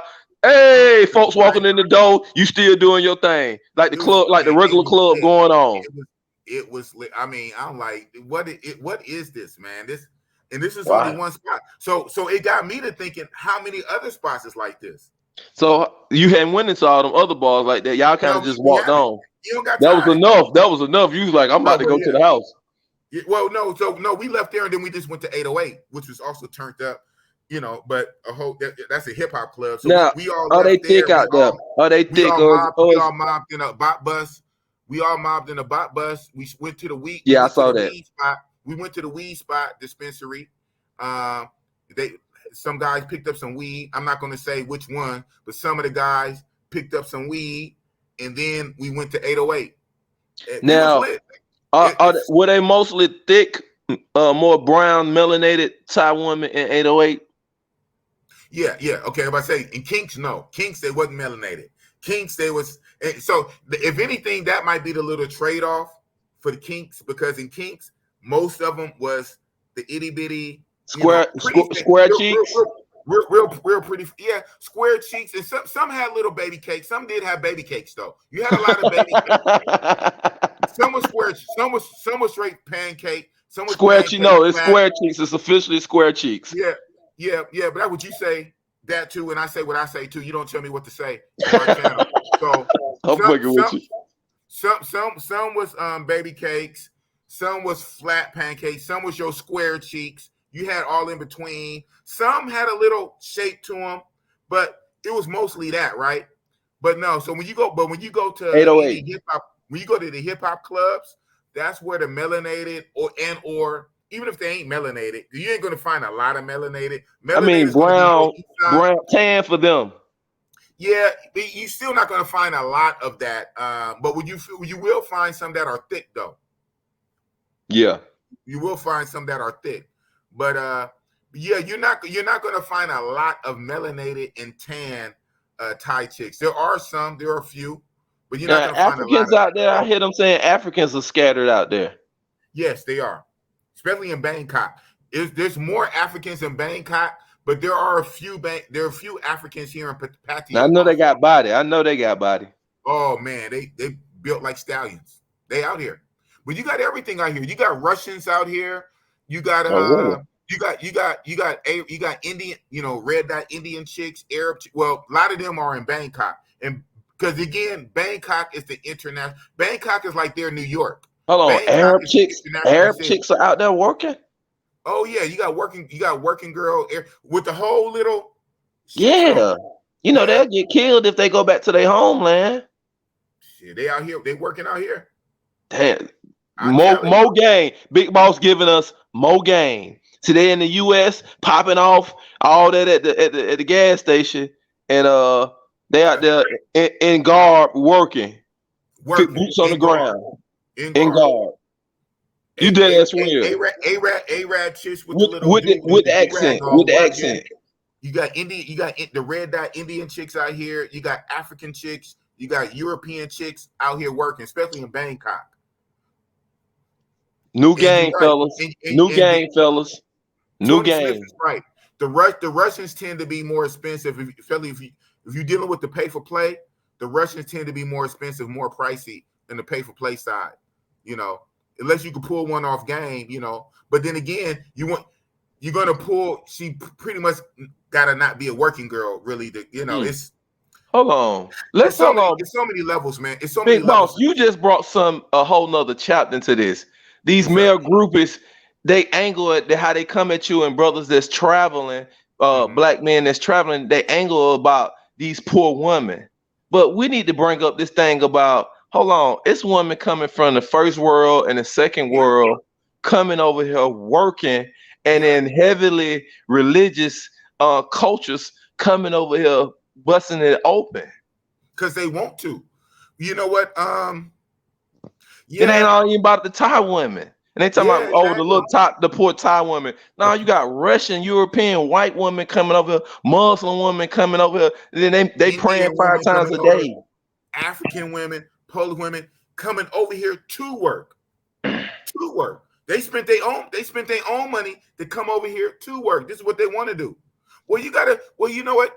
This stuff is so crazy. You know, that's why you can't really get caught up in the feminist mindset, because they don't make sense. On one hand, you say strong, independent, a woman doing what she want to do. Well, what if a woman want to hoe up and make her own money by selling her body to something that God gave her? But that's what they're doing in the U.S. though.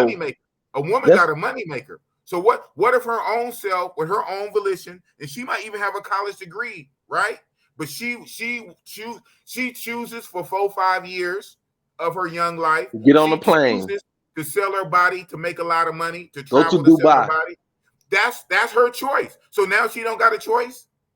So they don't make sense. They hypocrite. They just want to say anything just to talk against us. And they keep changing the argument. They keep changing the goalposts. So I don't listen to them, man. I do. And you keep making them mad every time you show Thumper. Man. Every time you show them on camera, you make them more mad. I'll be with Miss Thumper soon. And for the record, Raccoon Face get real mad. And for the record, that's not Miss Thumper. That's somebody else. But that's how Boss rolls. Yeah, you just made Raccoon Face real mad because he right there in Africa, right there in the clay wall. The AC barely running. And some of those African chicks are coming over here to work. Exactly, and your US dollars still in your bank account.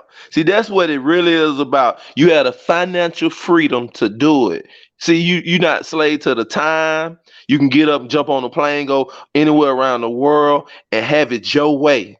And see, you're not on YouTube complaining. You're on YouTube sharing that you're winning. Exactly. You see, yeah, I'm not bitching the money. Yeah. Some guys do, I guess, but that's never been my thing to bitch and complain. Exactly, you winning. I just do me.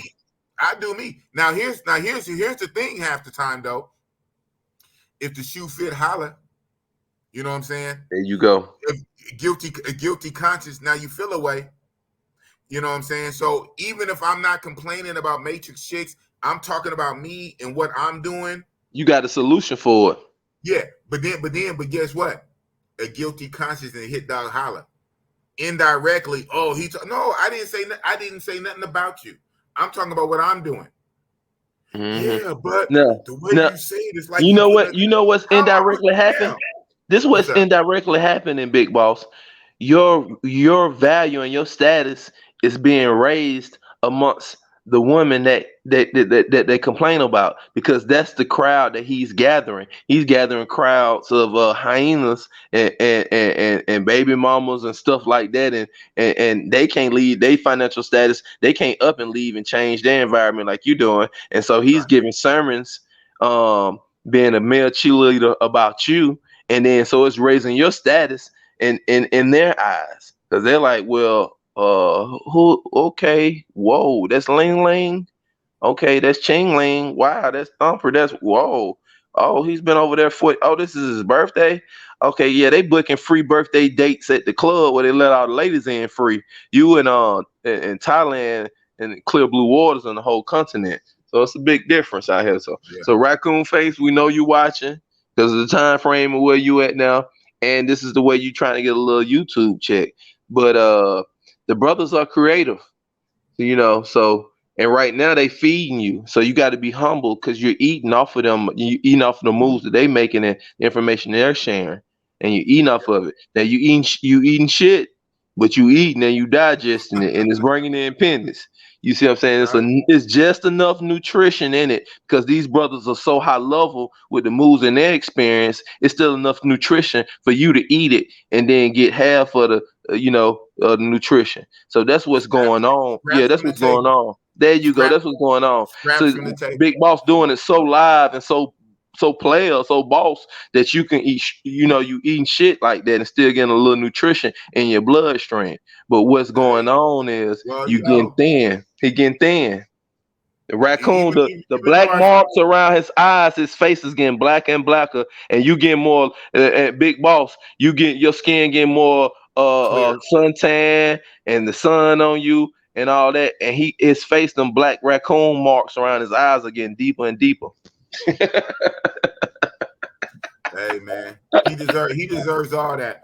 Hey, like I said, we got our so-called peace treaty, but hey, anybody come Well, on I with don't. I don't. yeah, That's raccoon, and that's how I do. And I'm And he smart and deserves savvy like that. he deserves it You because know. like I said, even though for now he stopped making videos about me, he still makes videos about the travel bros. So Exactly. of course they're gonna clap back. If you want Listen, the man. war to stop the war, The period. truth is, man, it's a small percentage of black men that are not from America, from all these other countries. They're jealous because we're promoted in their culture. They're not promoted in our culture, and our culture is the leading world culture, the most populous culture right now, and they put black men at the forefront of that, and so that it carries automatically a certain type of resentment from others because they feel like that their culture and they're the black men that should be promoted around the world, but us American black men, we're the ones that's promoted around the world. So it is what it is. Y'all gonna have to, Well, make okay. moves Well, on your own. speaking of him, who you speaking on, you do know he's Raccoon American. face, raccoon Yeah, face in Africa. but he's American. You know he's from Texas, right? He's American. He just lives in Uganda. Oh, I thought one parent was from Africa, one parent was African American. Well, yeah, he's born and raised. He's from Texas though. He's from Well, hey, so even more lame then. yeah, that's what I'm Even saying. You Even one more of lame. us. Hold on. So You one of you us. in Africa, and your main money maker is to talk about other black men that travel. So you're not trying to build no houses, get no cheap houses in Africa, have no houses built cheap for cheap labor, Airbnb them out, and be on YouTube and you track them to your house like Bo Rakes, track them to your property. You're not trying to do nothing like that. He's sitting on Shout line out to Bo being a Rex. male groupie. Literally. It's no way. It's no way. But see, YouTube got a lot of people thinking like, hey, they're gonna be the next Kevin Samuels. That's Yes. what YouTube really got Yeah. people. Well, that's what everybody's vying for. Yeah.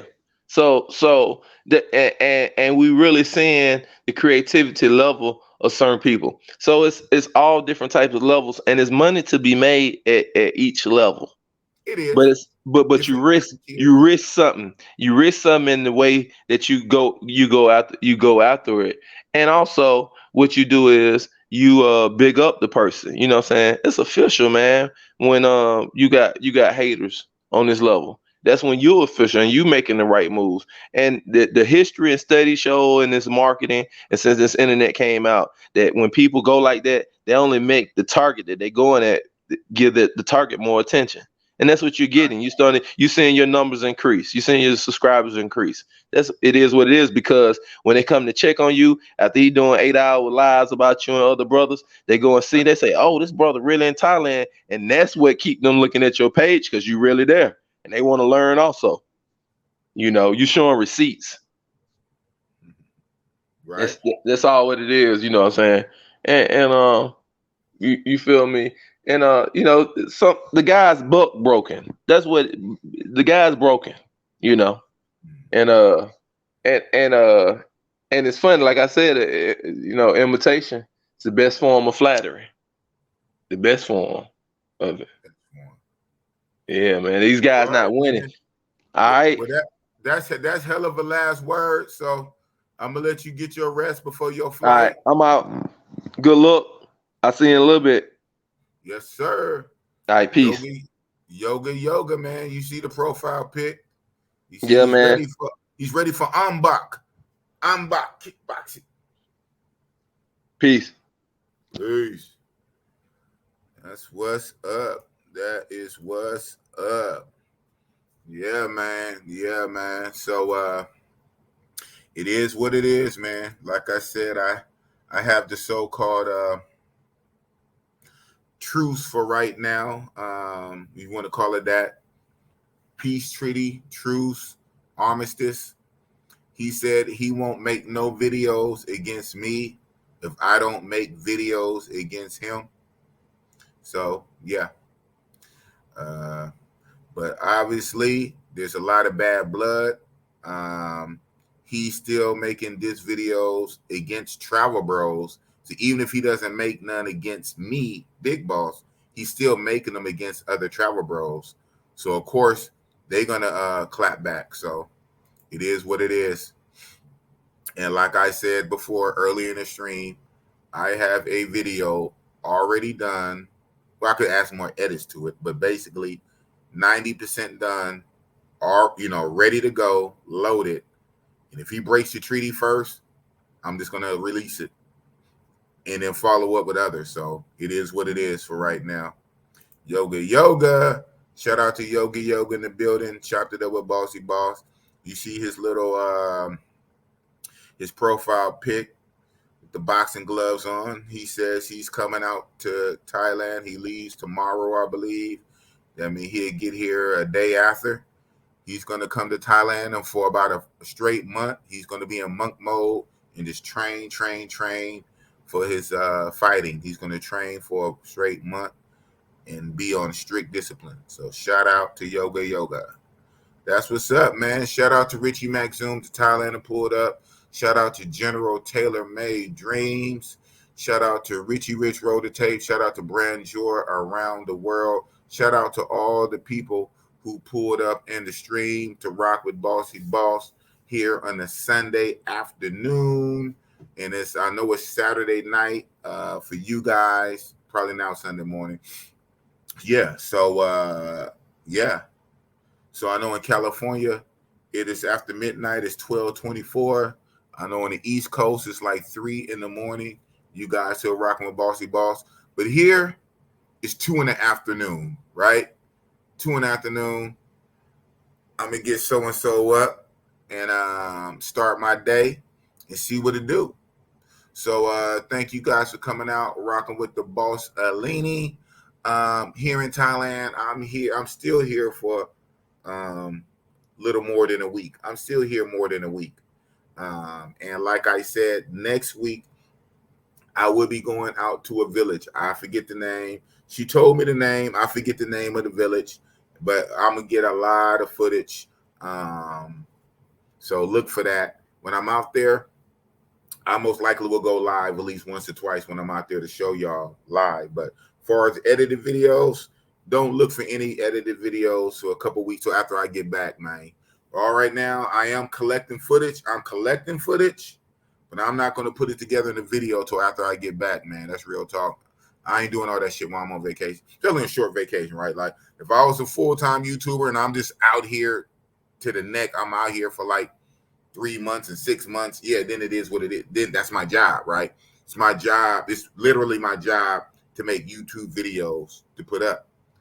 But my job still, I got to punch a clock in the States, go back to being a security officer. So since that's my job, when I get back to the States, in between my real job, I will slowly put together these videos.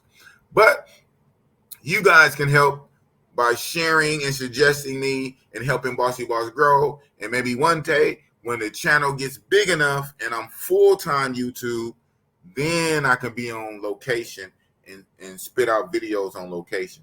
Right now, I'm on vacation. And on vacation, I'm collecting the footage. But I'm not going to put out videos so after I get back.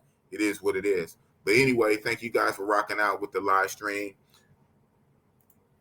Yes, sir, Mr. Doxson. It's still all good. Y'all rock with Bossy-Boss. I know, right? I know. All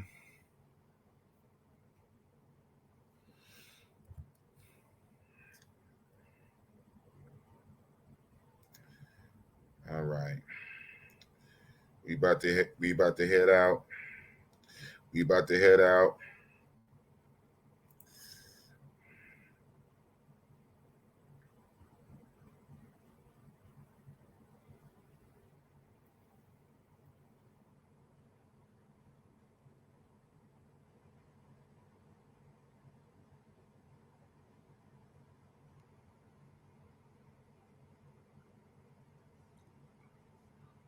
Okay. All right. Hold on. Play it again.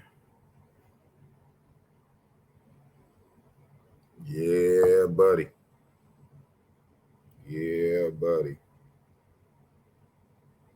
You see. Woo, you see it. One more time.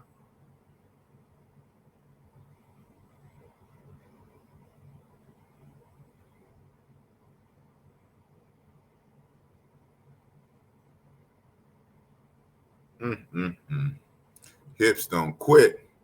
Hips don't quit.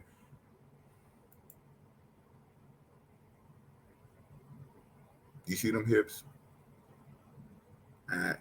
Cambodian.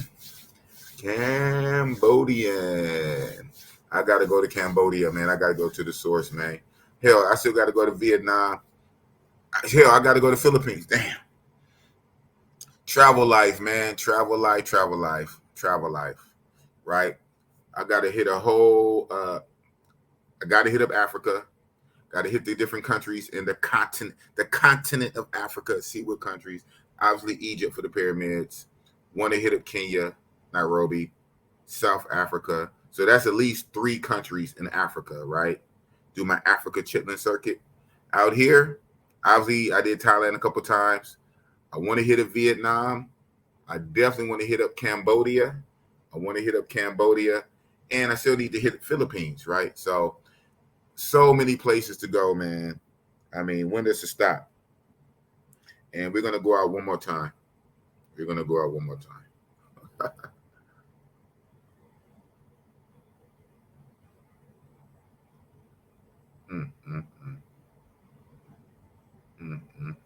Ooh. Hips don't quit, boy. I can watch this 10 times. Pretty face. Hips. Cambodia, boy. Man. Harry the Lope. Yeah. Tanzania. Probably. Yeah, I hear good things about it. And shout out to I think Barber World went there. Yeah, it's a lot of spots. There's so many. I mean, 190 countries, bro. I mean, what am I supposed to do? The continent Africa, 54 countries, and then different cities in like South Africa, and even in South Africa, you got Durban, and Johannesburg, and Cape Town. So then that's 3 cities in one country. So it's ridiculous. I mean, you can't go wrong. Big Boss, check on Visa before you plan to go. Trust. What Visa? Okay. What Visa for Africa? Oh, Visa. Oh, yeah, before I start hitting the Asian circuit. Thailand, Cambodia, Vietnam. Yeah. Hella shit, bro. Travel life. Get your passports and travel. Stop making excuses. Going to work, paying bills. Pay your taxes, pay your bills, go to work, and die. Get your passport and travel in between. Anyway, Big Boss Real Talk, man. Big Boss Alini been rocking for over 4.5 hours. Thank you guys for rocking out with Big Boss Olini. And especially thank you to the people who supported Bossy-Boss financially.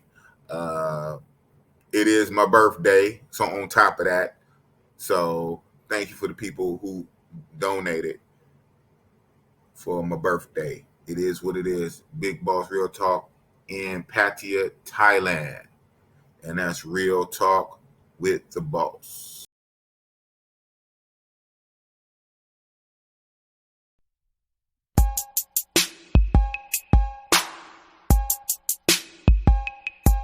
Big Boss.